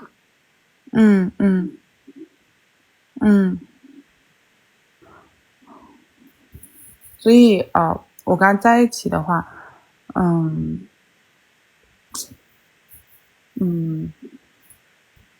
就是因为他希望我对他的这一对好字好嘛，那我就觉得以后比如说对他不好的话，那我们关系也不可能好。像现在因为一对好字在他父母身边，之后要送去澳洲，他现在和我们2个人谈恋爱阶段，我是觉得他对我很好。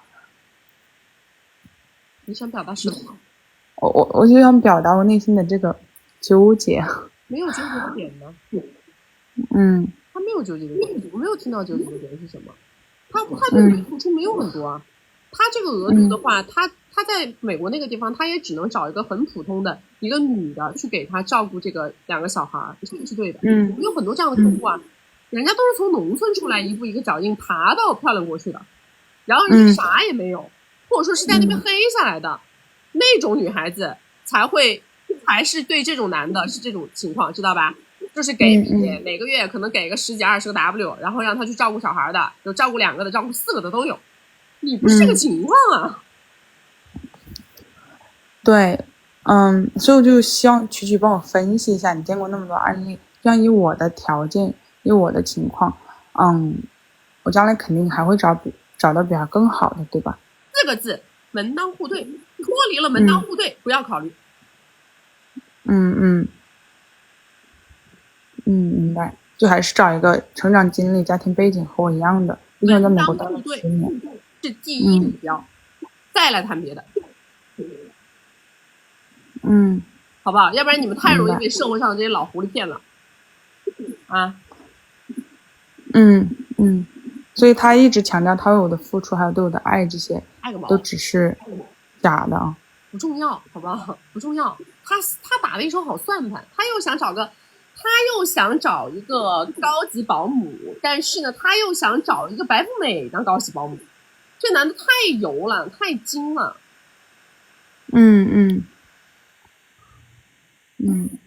你和我父母发表的意见是一样的，没有意义，好吧？对，好，我听完曲曲说的，我就更坚定了。还有问题吗？还有问题就是按照他的性格，如果说他昨天是很爽快的，就答应了我跟他说分手嘛，然后他又把车开走了，如果说以后他再找我复合该怎么办？不复合。我就怕他就是不停的来找我。不复合。我告诉你了，没有第2句话。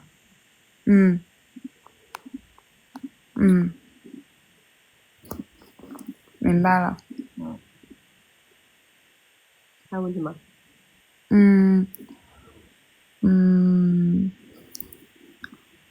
别的问题都没有了。就比如说我现在一心想跟他复合，万一他以后又拿他送的东西来说，就是可能威胁我要分的话，我也就还给他。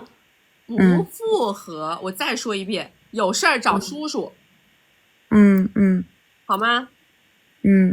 够清晰了吗？明白。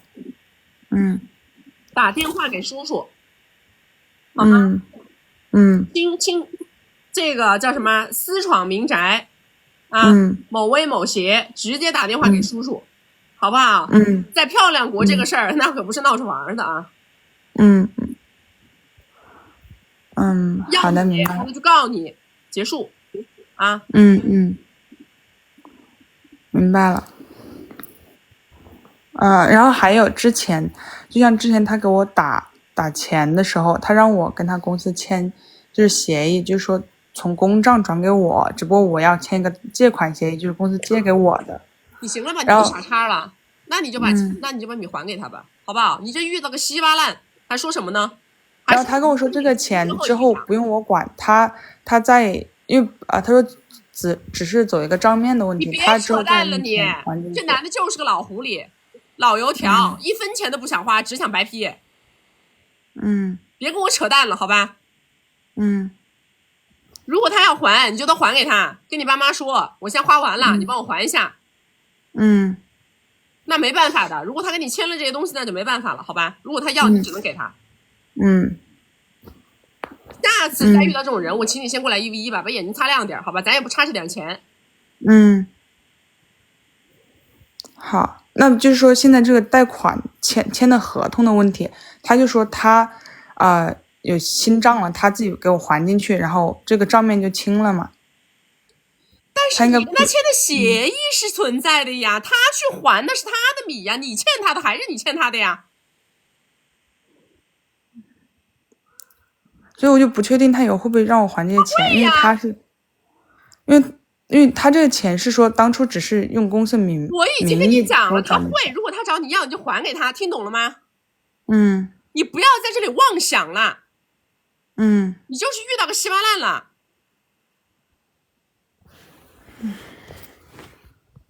孩子谈付出，我们一晚上白讲了。男人借你的米不叫付出。他要借100%之后往回要，你不要有第二重想法。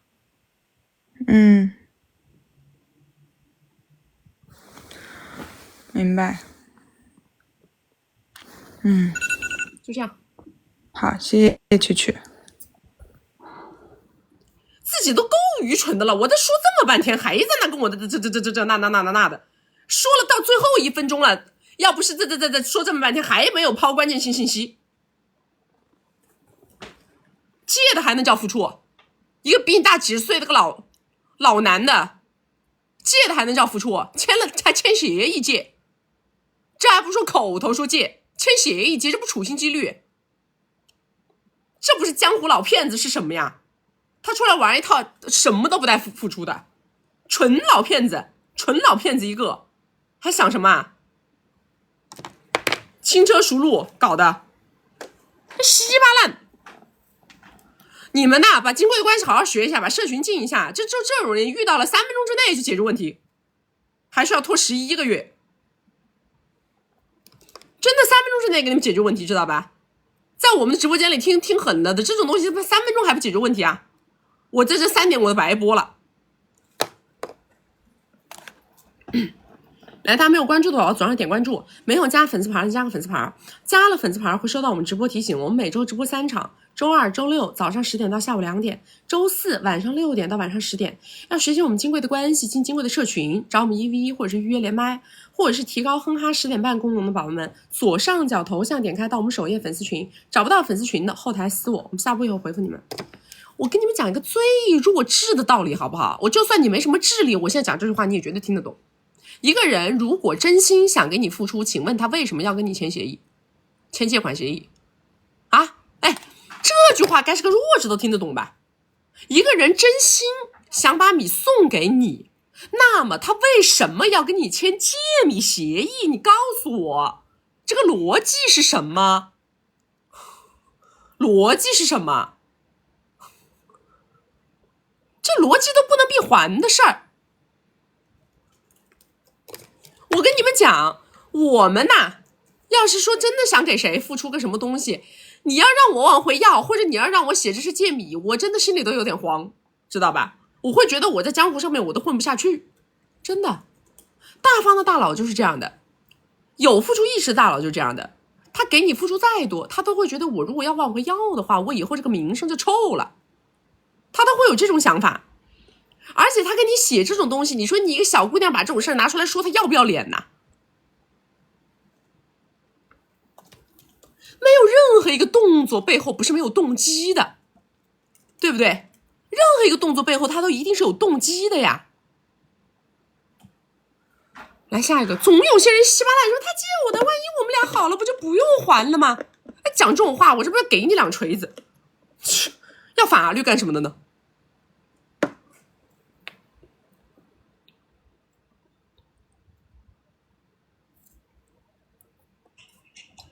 ？Hello， 你好。能听到吗？听得到，你说。我是这样的，就是我自己是31岁，然后我本身自己的年薪就是50、60吧，其实60、70都 OK， 要浮动的。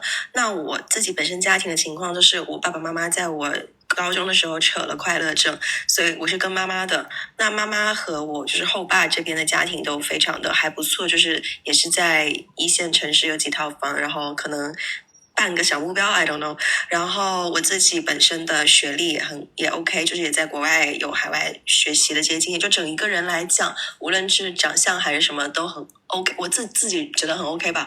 然后也就是可以结交到比较优质的男生。但是因为我爸爸的就是后面的那个经济情况，我小时候经济情况非常好，然后让我爸爸后来就做生意就是亏了呀，然后大几百万就也还不上，然后就变成那种失信人。然后我觉得这个点是我在后来就是所有的就是谈恋爱的这个时候非常非常不自信的一个点，而且就是一到稍微认真一点的阶段，我就会觉得非常的丢脸和非常戳到我，然后我不知道该怎么样定位自己，然后而且像这样子的情况，就是在整一个就我的情况，你觉得是一个怎么样子的情况？你会跟人家讲吗？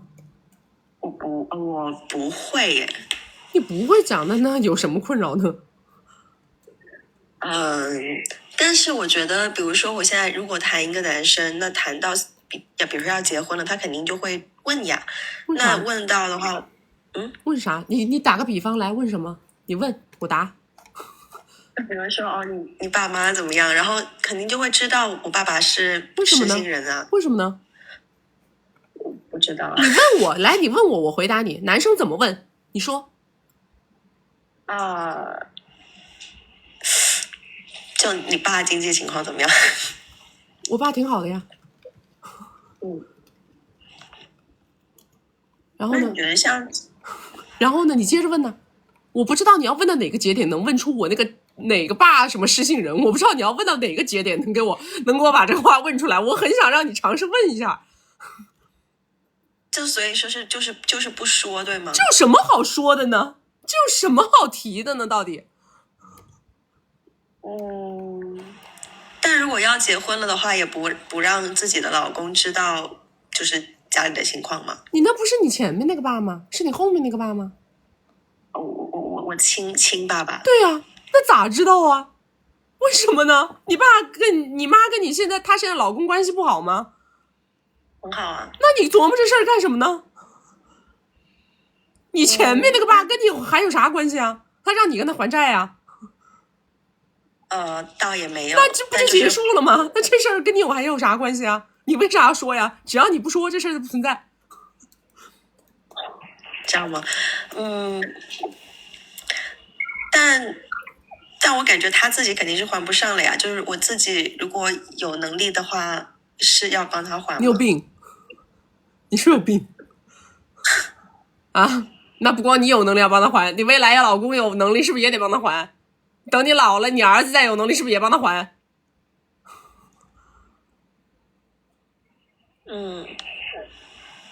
自己的事情自己解决，好吧？你爸是个成年人，行吗？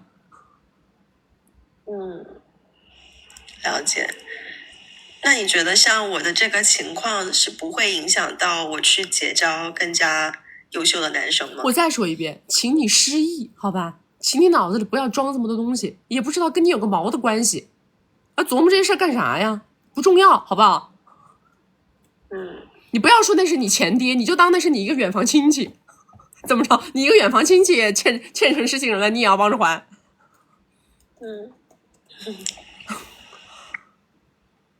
OK。然后我觉得自己还是可能会 OK， 那我自己就要消化了，因为我觉得可能这个原因就会导致我之前一直在这种婚恋的情况下非常的不自信。所以我说了，有些东西就叫转念，你非要把它当个事儿，非要把它记在心里，非要想着怎么说，那你不是纯有病吗？本来这个事儿就是结束了，这没有跟你没关系，好吗？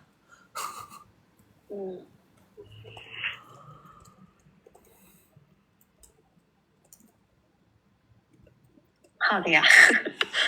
还有问题吗？倒也是可能对这个问题可能就没有了。那如果还有时间的话，可能就问一下，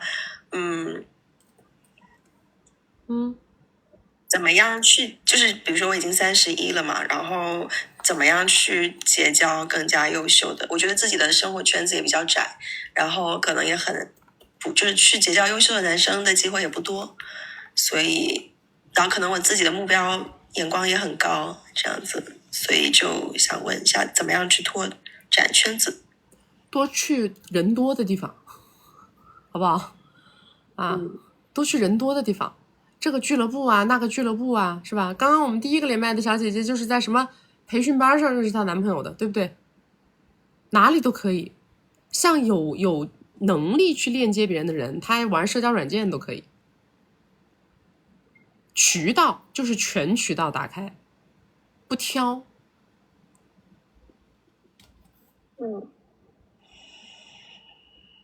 好的。我还有多长时间？你快，你有什么问题你就说啊。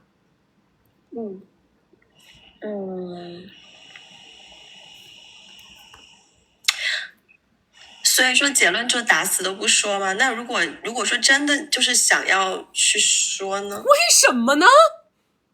感觉应该要坦白啊。不，就是你现在是想对于人性有不切实际的要求，这个才是重点。就跟有一些男的，我劈叉了，我也要让我家里那个知道，为什么？他想卸下这重心理包袱。你不要说你这是在坦白，懂吗？你为什么要让一个跟你没有血缘关系的人去接纳你所谓的这种缺陷？为什么？你凭什么让别人去接纳你全部的不好？有些事情它就是应该一辈子埋在你自己肚子里的。你为什么不能自己承担？你试图让别人跟你一起承担些什么呢？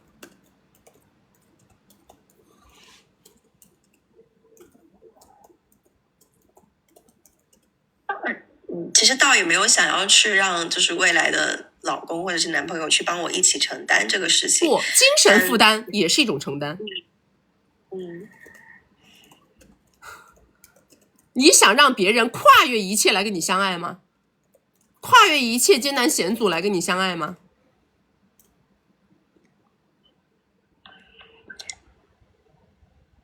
有可能会有这样的回想。那你不就是对于人性有不切实际的要求吗？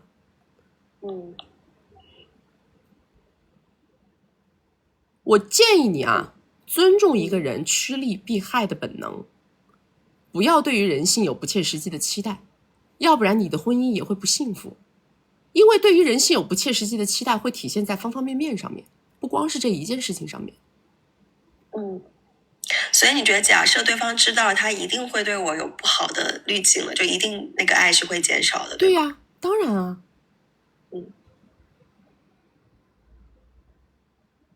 连你自己都觉得有心理负担的东西，你凭什么认为一个跟你没有血缘关系的人他听了不会觉得有心理负担呢？你凭什么这么认为呢？对不对？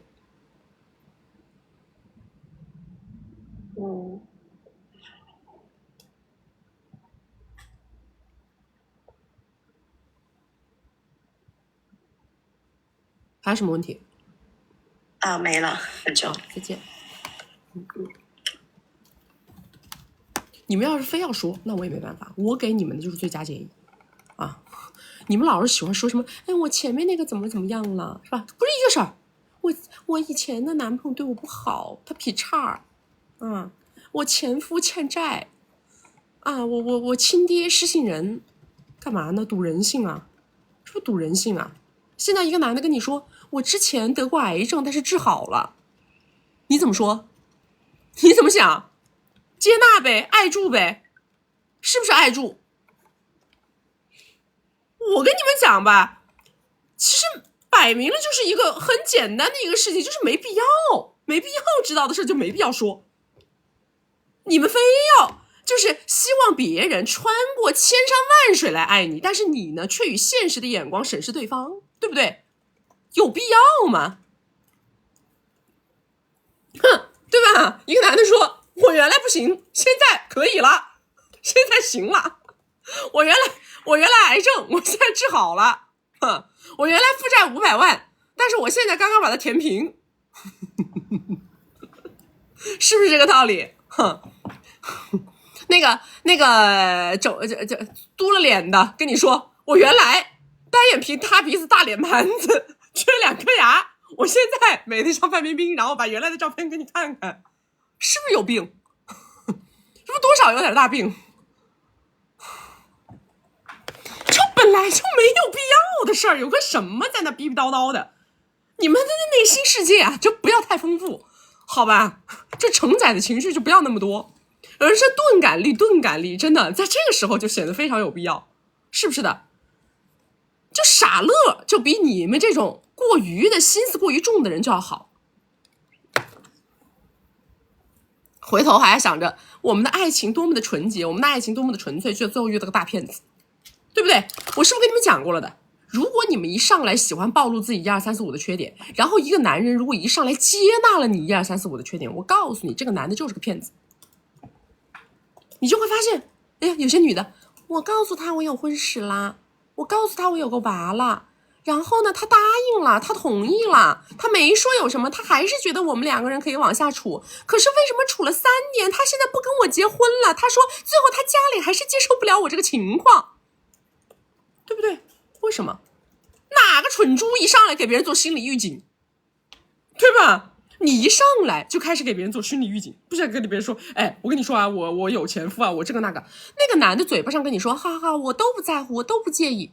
其实呢，只不过是他那个什么虫上脑，对吧？当下就想跟你那个啥，先假意迎合你的诉求，把我们金贵的关系里的那是吧，玩的溜溜的。我是不是教大家，我们想要让对方达成我们诉求，我们是先率先假意迎合对方诉求，对不对？这男的不就这样的吗？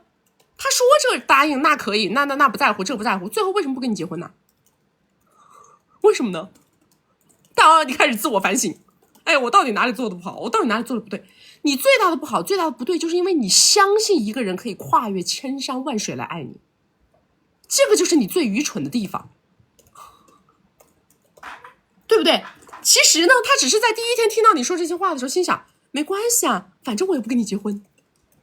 这个才是他内心潜台词，没关系啊，我什么都可以接受，反正我又不跟你长则，反正到了我找结婚对象的时候，我还不是可以把你踹了。然后呢，他嘴巴上只说了前半句的，他后半句在心里演绎完了呀，你听不到啊，对不对？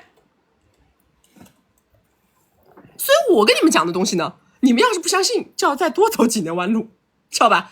我跟你们讲的东西，如果你什么时候开始在当下这一刻吸烟克肺，你明天就开始做人间清醒，你就会发现我们的人生没有弯路了，全部是直路，对不对？全部都直捣黄龙，直达目标。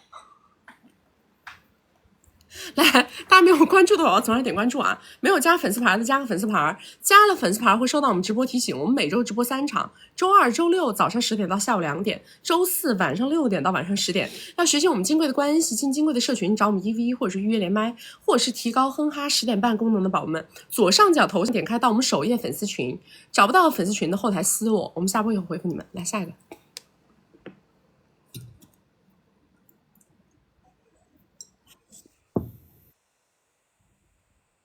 Hello， 你好，你好，你好，你说，现在听得到吗？你说，就是，等一下，我要关一下窗。我的情况就是，我现在我是30岁93年的，然后我是19年的时候认识我的前夫，他比我大20，然后身家据他所说有几个小目标吧，然后他对我很好，人品也很好，各方面都很好。然后最开始他是委内的，然后说给20个包养，那个啥，不好意思啊，对不起，你待会再来，来下一个来，你跟我开什么国际玩笑啊？大家呢，请跟我一样啊，把我们的脑子的转速提起来，来连麦，好不好？脑子转速转高一点来连麦啊，好不好？不要脑子跟不上你的嘴，脑子跟不上，你宁可你的嘴慢一点，脑子转快一点，嘴巴慢一点，好不好？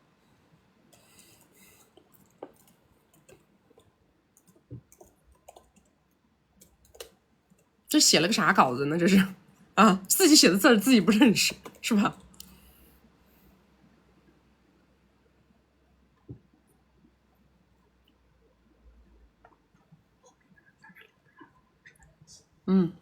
来，现在啊，我们暂时后面的连麦还没有过来，我们有什么问题，大家可以先扣在公屏上。有什么问题，大家可以先扣在公屏上啊。有那个挂粉丝牌的宝宝们，你们有问题可以先扣在公屏上，我看到你们打的字，我就先来优先回复你们，好吗？不是他们不审稿子，是审了稿子以后，大家喜欢上来自由发挥，知道吧？哎，有些姑娘她就特别喜欢自由发挥，讲那些东西就吓死个人，知道不？来，大家没有关注的宝宝，左上点关注啊！没有加粉丝牌的加个粉丝牌，加了粉丝牌会收到我们直播提醒。我们每周直播3场，周二、周六早上10点到下午2点，周四晚上6点到晚上10点。大家如果错过的话呢，一定要到我们的圈圈里边啊，到我们的社群里，因为我们每一场直播开播之前呢，小助理都会在里面发通知，会告诉大家今天在什么号上播。如果大家还要进社群的宝宝，要学习那个金贵，或者要做1v1，或者要提高哼哈10点半功能的宝宝，左上角头像点开到我们首页的粉丝群，找不到粉丝群的后台私我，我们下播以后回复你们。家庭条件不好的话，怎么介绍父母？一定要美化，学会美化啊！如果太差了，就是已经差到那种家徒四壁，恨不得还有弟弟是吧，还拖后腿的这种，直接就说自己孤儿啊，懂吗？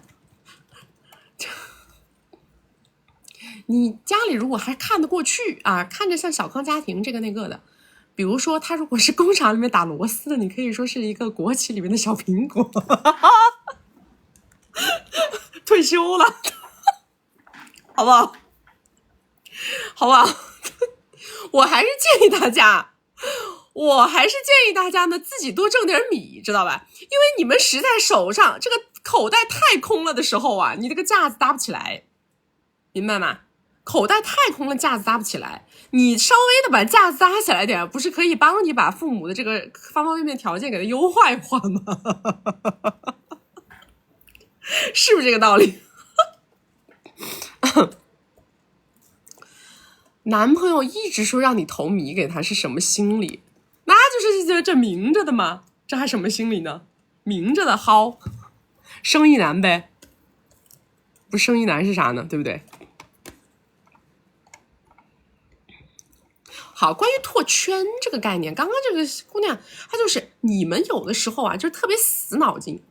其实你们有没有发现，其实你们自己呀，就是特别喜欢自己待着。因为呢，你越是不会，你就越是不做。我越是不知道怎么跟别人结交，我就越是不跟人结交。我越是不知道怎么拓圈，我就越是不参加人多的聚会跟活动。最后就导致你没有圈子，没有社交，择不了偶，对吧？你想想看，你越是不会的事情，你越是不做，请问你猴年马月这个事儿能会能做到？什么事情它不都是从0到1先打开的吗？对吗？我跟大家讲了的，我上大学的时候，对吧？我叫我们同学出去玩，我们同学就喜欢说，哎呀，不想出去。我说为什么呢？没钱了，不想出去。我说你没钱了，你躺在寝室的床上，天上掉钱呐？啊，你不出门哪来的钱？真的，我上学的时候就这样的，越是没有，越是要出去找，找着找着不就有了吗？是不是的？你越是缺圈子，越是要往人多的地方钻。你越是懒得发朋友圈营销自己，越是要不停的去发。看你有没有那种朋友圈里头觉得他写朋友圈写的特别好的人，你去看看人家每天在发什么。有没有那种把自己的朋友圈当广告位经营的人，你看看他是怎么在经营的，对吧？你们不行，到我们曲曲大女人某博看一看，我这么多年我都在发些啥。你们可以看到我10年前的某博估计都可以看得到，我是一条都没有隐藏过的，包括我那个穿着警察的衣服穿着网袜的那张照片，好多人看到过吧？那个都是我自己过生日的时候万圣节的时候拍的，我没有任何隐藏的东西的，你们都可以去翻得到，知道吧？我啥隐藏东西没有？还有以前我在做新闻的时候，我那个灰头土脸的那个样子，穿个蓝色的 T 恤，有看到过的吗？电视上的截图10年前的都在我就是那种一直都没有放弃过经营朋友圈的人。我在我没有像现在这么红之前啊，我在我没有做博主之前，我就有很多很多的圈粉博粉，我就有很多。今天刚刚来送礼物的那个芳菲娘娘，她现在也在我们的闺蜜圈里头，她粉了我10年，知道吗？刚刚不是有个姑娘上来刷华子，你们看到了吗？她从10年前开始，她就看我的博，她是真的粉了我10年。就是我是很多的人，他会专门跑到我的圈圈里，他是一段时间没看到我，他就要搜我，然后搜进来看我发了什么的。这个不就是你们人生当中最好的广告位吗？对不对？我写的东西，在很青涩的时候写出来的东西肯定也有，你们现在看我10几年前写的东西，可能还有一点，有的时候还有点那就是哎呀什么情情爱爱的伤春悲秋那种东西也会有啊。但是重要吗？在我那个年龄阶段，我不就应该是这个样子的吗？我的认知不就应该是那样的局限吗？我的认知难道不是逐步提升的吗？不重要，重要的是你要把这件事变成习惯，对不对？我有几个习惯，我分享给大家。我发圈圈，我有几个习惯。第一呢，我很喜欢发自己很喜欢的照片啊。第二呢，就是我特别喜欢发自己的感受，就是一段时间发生一件什么事儿，我很喜欢写感悟，写感知。我在这个事情里面，我得到了什么，我学到了什么，我感受到了什么，我特别喜欢写这些东西。第三就是什么呢？第三就是我非常喜欢去参加各种各样的活动，你们现在去翻都可以翻得到啊，这个商会的活动啊，那个课程啊，对吧？然后今天这个酒会啊，明天那个珠宝展呢，很多。我特别喜欢参加这种活动，然后这种活动我也会发圈圈，让大家知道我一直以来都是在不停的做一个拓圈的动作的。第四，坚决不发什么，我从来不发就是攻击别人的东西，尤其是我身边的人，我从来不发攻击别人的东西，我从来不发失恋的东西。比如说因为失恋对一个人产生仇恨的东西，我从来不发负能量，就是我任何的东西发出来全部是正能量，哪怕在当下我感受到的是悲伤，但是我最后写完我点题会点到收获上。你们不信，你们现在就可以去看我写过的所有的东西，不管是长文章还是短文章都这样的。可能我哪怕发生的是一件不好的事情，在大众眼里看起来是不好的事儿，但是我最后总结升华的时候，我一定会点到这件事情给我带来了什么价值上面。这个就是我这么多年以来的习惯。所以我就算是在以前没有当博主，没有当网红之前，实际上我一直都是有很多小圈子的粉丝的，就在我自己的小圈子里边。而且曾经有一个大佬，我在金贵的关系里讲过这个 case， 曾经有个大佬跟我说过，我问过他，我说你觉得我的朋友圈怎么样？那个大佬跟我说，他说你的朋友圈是我很少有的会专门过去翻的。这是一个大佬好多年前跟我讲的话。我说那你是翻了是看什么呢？他说我最喜欢看的就是你写的那些鸡汤。好多年前，这个大佬起码比我大10几岁，将近20岁。他说我特别喜欢看你写的鸡汤。他说因为我看你写的鸡汤的时候，我会觉得这个女生跟别人不一样，所有的事情你都有思考，知道吧？而且因为你所有的东西都能找到收获，有能量。他说像我们这种每天工作非常忙碌的人是很需要能量的。你们不要觉得好像那些很成功的人，他们就不喜欢毒鸡汤了，不是这样的。我告诉你们，越是成功的人，越是信奉鸡汤，知道吗？因为很多很成功的人他们每天很忙，然后他们每天面对的是各种各样的斗争，各种各样的博弈。在这个过程当中他会产生很多的退缩，很多的负面的那种情绪对抗，他也会有，他是人但是呢，他会从一些有力量的文字当中找到自己前进的动力。尤其是当他看到一个比他小很多的人还能在生活当中找到这样的生命力的时候，他就会特别的关注你。就是这样。所以我其实一直以来都有写鸡汤的习惯。然后你换做你们现在的姑娘，你们说不会拓圈儿，我说的这些东西你们都有做吗？对不对？如果说你从来在一个小圈子里，你就是一个习惯性发光发热，想要去表达自己影响别人的这么一个人，你怎么会缺乏圈子呢？你是不会缺乏圈子的。所以这个对于我来说就是一种非常基本的一个技能。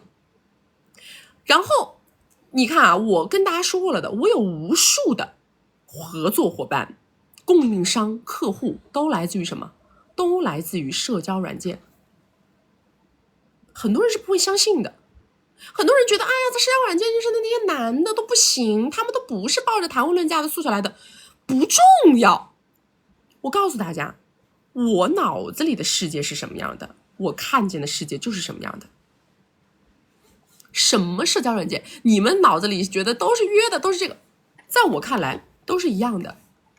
因为我一直都认为每一个人都有阳光面也有阴暗面，也许他在这个社交软件上大部分的时候都展现了他的阴暗面，但是不代表这个人没有阳光面，不代表这个人没有阳光的圈子，没有阳光的生活，对吧？所以说我是不会这么去看待这个事情的，我只重视我想要什么，我只重视我能不能得到什么。所以我好多时候我到任何一个新的城市啊，或者一个新的地方啊，或者说当我这段时间我没什么事干的时候，我特别喜欢把社交软件当作是一个交朋友的渠道。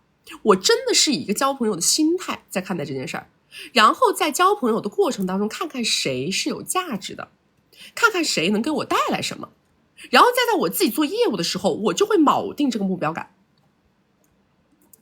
你们内心啊阻抗太多，事儿还没开始干就先想着万一这样怎么办，万一那样怎么办。现在是个法治社会，知道吧？大家只需要在白天在一个有人的地方坐一坐，聊一聊，什么都明白了。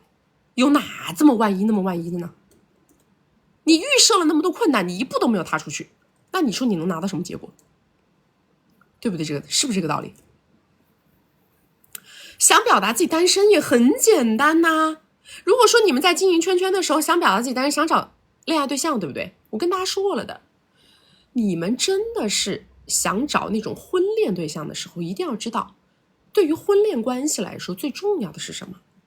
我跟大家说过两个价值，一个是个人价值，一个是伴侣价值，对吧？什么叫个人价值，什么叫伴侣价值，我们经过里给大家讲过。个人价值就是跟我自己有关系的，我的学历，我的收入，我的社交圈，对吧？我的圈子，我的认知，这些都叫个人价值。但是还有很多是伴侣价值。什么是伴侣价值呢？就是这个女生很热爱生活，她很爱干净，是不是代表着她很会做饭啊？她很会把家里管理的井井有条，她还很会给情绪价值，因为她情绪很稳定，她是一个快乐的人，她能给我们能量，这个都是伴侣价值。所以说当你们想要去在圈圈里边去打造一个别人愿意娶你的人设的时候，那么你们一定要知道这个比例啊，我们一定是一部分的个人价值，一部分的伴侣价值。当我们完全是想要去链接商业资源的时候，我们就要加大这个个人价值的部分。当我们完全只想找对象的时候，我们就要加大这个伴侣价值的部分，对吧？你去展现一些，就是我平常做饭呐，比如说跟小孩子的合影啊，跟小狗狗的合影啊，或者我出去做慈善呐，对不对？这些东西就会让人家觉得，哎呀，这个女生真的是一个很温暖的人，跟她在一起生活应该很幸福。那么自然而然就会有人来。想体现自己单身，是不是可以说，我这么好的手艺，要是谁当我的老公，真是太幸福了。点不点？点不点到单身上面？是不是点到单身上面？随便一句话，明白吗？你们有的时候啊，就是太直脑子了，直脑筋。怎么呢？我非要在朋友圈里写单身求偶，不是这个样子的吧？对吧？情人节发个朋友圈，发一束花，对吧？在没有人宠爱的日子里，自己也要记得宠爱自己哦。是不是单身？脑子要灵活，对不对？你们不要老是这有的时候啊，那个动作做的就是无比之僵硬，是吧？别说是你了，就是那男的，我都觉得这男的要是看着你，都觉得一看你写的那个东西就知道这女的扒不开，是不是这个道理？你们再反思一下，自己的这些动作，不要在圈圈里面非要去展现自己是个什么离了的，有必要吗？啊，有必要吗？我就说，我告诉你们，方式方法太多了，但是大家一定要举一反三，融会贯通。你看的这个傻子呢，单身写男人滴滴，我他妈想踹你一脚。男人滴滴，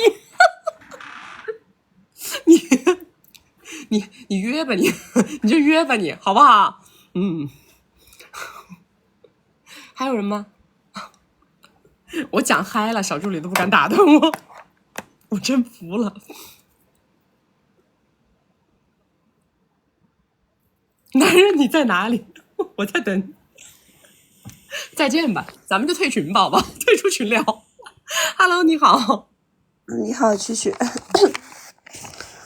就是我基本情况是，我的颜值8、9分吧，然后我是普通家庭的，农村出生的，然后对方比我大20岁，我们是19年认识，然后他对我付出了大概1000到1500吧左右吧，然后我们认识2、3个月的时候，他就让我带球了，然后嘞，他就那个扯了快乐证，然后我们就一直在一起，然后大概2年前吧，他去了漂亮国，然后2年一直都没有回来，然后现在也没有给钱，然后说米啊，也没有给米了，然后就只给孩子的每个月固定的一个，然后孩子的那些上学的一些开支什么的，他也都会给，然后就是有点紧张，然后就是我家里的一些开支他也会负责，只是说不像以前那样给我大额的米了。然后我就是在想，我是等他回来呢，还是说换下一个男嘉宾？这两件事它冲突吗？就是感觉没办法，如果不断干净的话，可能没办法找下一位吧。没办法呢？他每天找你？没有。你是不是自己给自己裹小脑？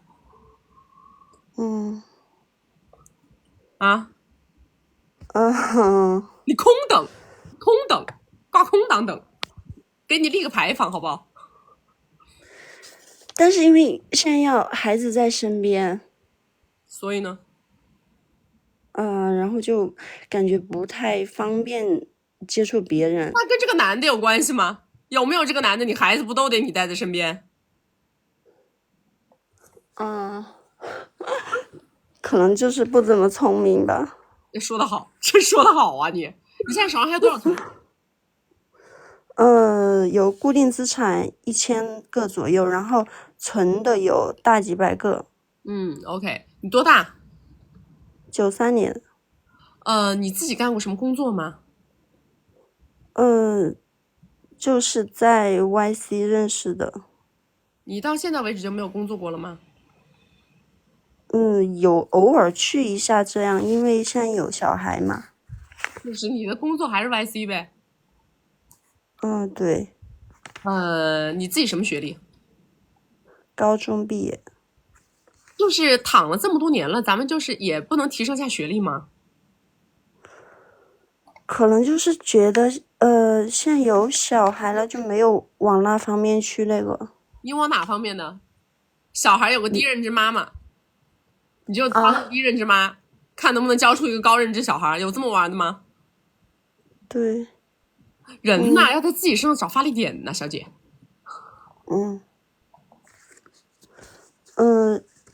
然后我不知道怎么去认识好一点的男嘉宾。小姐啊，你都这么大了，咱们的个人价值还不往上走，你还怎么找更优质的男性啊？你的年龄优势没有了呀。对。而且你当时这个男的给你米，你不是靠实力搞的，你是靠运气搞的呀。你没有技能，你有什么技能啊？对。对呀。所以你个人价值要补啦，你不能再躺着了，小姐。所以你觉得我应该去提升自己的能力、学历之类的？你的学历一定要往上走，提升学历本质上它不是为了那张纸，知道吗？它为的是你的谈吐、你的认知，因为你有了这样的谈吐，有了这样的认知，你才有可能挂钩高圈子，否则那个圈子看不上你，你用什么东西跟别人链接呢？你还想找一个这种付出的男的，你连他那种付出1/5的都找不着。对。以前我们在一起的时候，因为过的就是那种富态生活，也不习惯那种普通生活。现在我想告诉你啊，这个男人抛弃你本身他就是个时间问题，知道吗？因为什么呢？我给大家讲过一个知识点了的，就是一个人如果要在你身上保持长期的高额付出，你必须达成3个条件当中的其中至少1个条件，且另外2个条件不能没有。对比下来你就知道你是一条都不挑，知道吗？第1个条件就是叫做绝对光环，就是你很有光环，很有价值，你是小明星，你是主持人，你是这个，你是那个，你没有吧？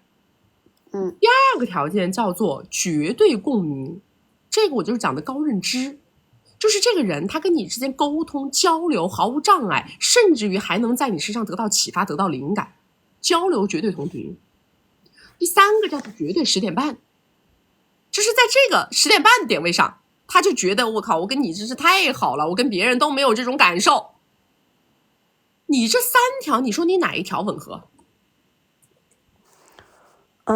我只有一点点特长，就是外表吧，然后情绪价值吧。你这3条里边，你在吗？你在吗？不在。好，结束。所以我告诉你，你跟这个男的在一起被抛弃，他本身就是一个命，就是一个定死了的命，知道吗？他只不过是个时间问题。所以说，其实你最早的时候开始，你就应该意识到这个问题，并且要在这3个点位上想办法。就算这个男的撤了，你还有其他的无数的人可以补，这个才叫走雌竞的人。不是说你一定要走雄竞，不是说我一定要在事业上拼个什么东西，但是走雌竞它是一样的，它是需要你有绝对的能够就是能够给对方充电的点位的，否则的话它是不吻合人性的。所有的人他买一个单，他都是有定数的，他不会无缘无故的为一段关系付出溢价。所以你未来想找其他的男人也好，或者干嘛，是一模一样的一个概念，知道吧？你要在这3个点位上，你得想办法，一条一条的搞。如果你都没有的话，你再也不可能找到一个能给你这么强的物质供给的男人了，因为你已经年龄都下桥了。对，就是有一点迷茫，所以我跟你讲的就是方向，好不好？我跟你讲的呢，不是安慰你的东西。如果你们喜欢听安慰你们的东西，其实我是没有办法，我没有这个，我实在是没有这个能力。但是我跟你讲的东西其实是很现实的。如果你不能够改变，我相信你现在是有残余的美貌在的，否则你也不可能现在还能偶尔去上个夜场。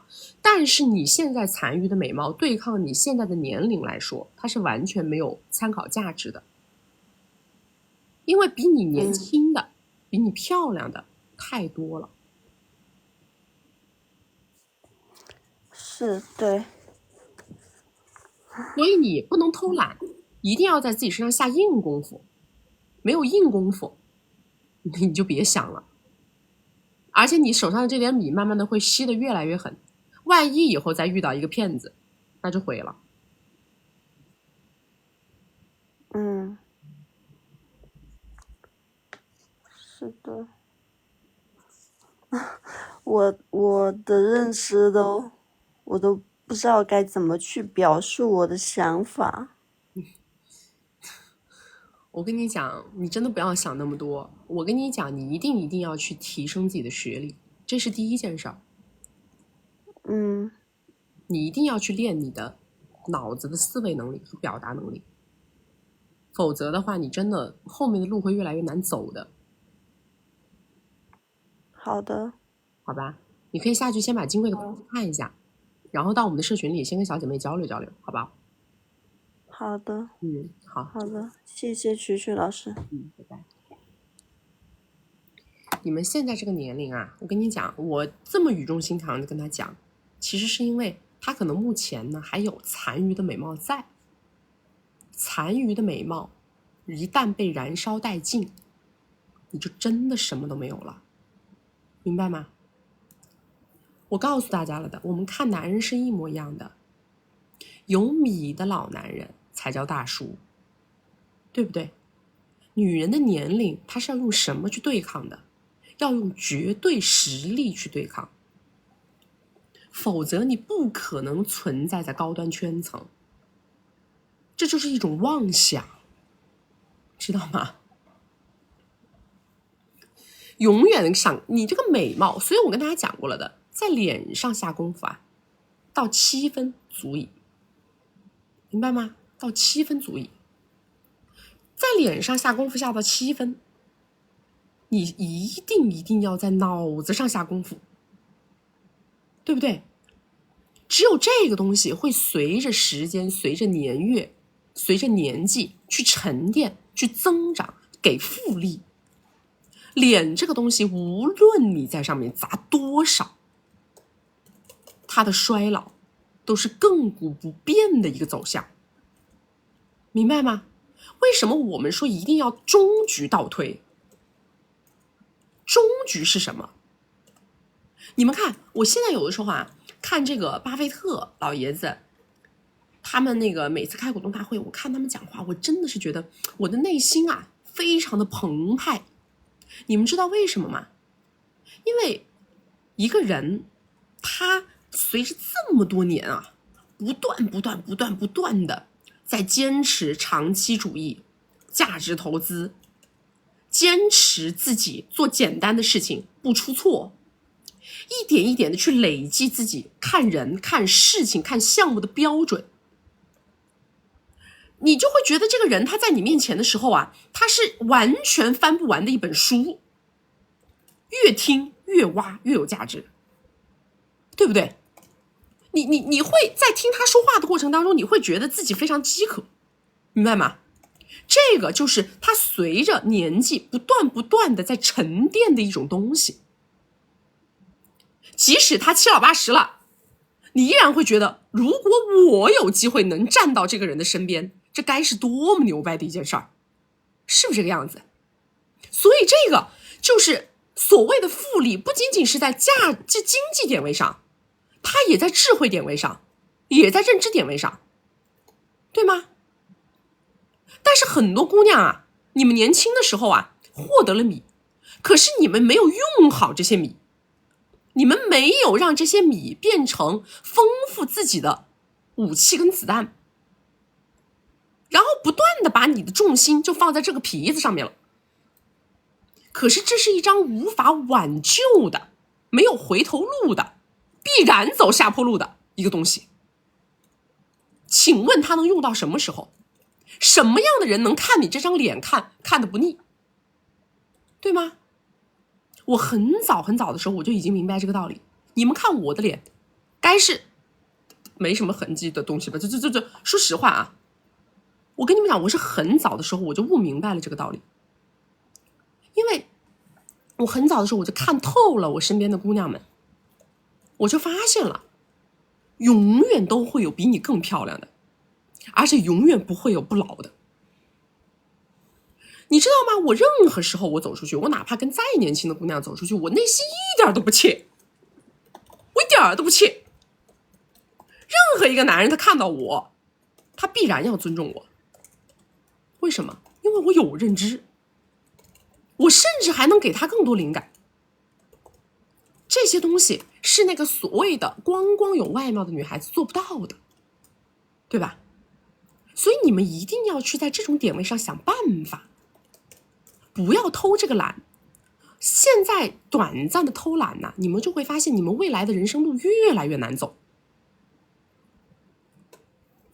一定要先想终局，再倒推我现在该做什么，好不好？来，大家没有关注的，左上点关注；没有加粉丝牌的，加个粉丝牌啊！加了粉丝牌会收到我们直播提醒。我们每周直播3场，周二、周六早上10点到下午2点，周四晚上6点到晚上10点。要学习我们金贵的关系，进金贵的社群，找我们1v1或者是预约连麦啊，或者是要提高哼哈10点半功能的宝宝们，左上角头像点开到我们首页粉丝群。找不到粉丝群的，后台私我，我们下播以后回复你们。我们现在就要下播啦。拜拜。对，我们10月份的那个有一场生日会的活动啊，是我会跟参加生日会的宝宝们一起同学哼哈的，好吗？大家对这个事情有兴趣的宝宝也可以到你们的社群里面去问问你们的管理员。OK， 好啦，就这样，拜拜，拜拜，拜拜。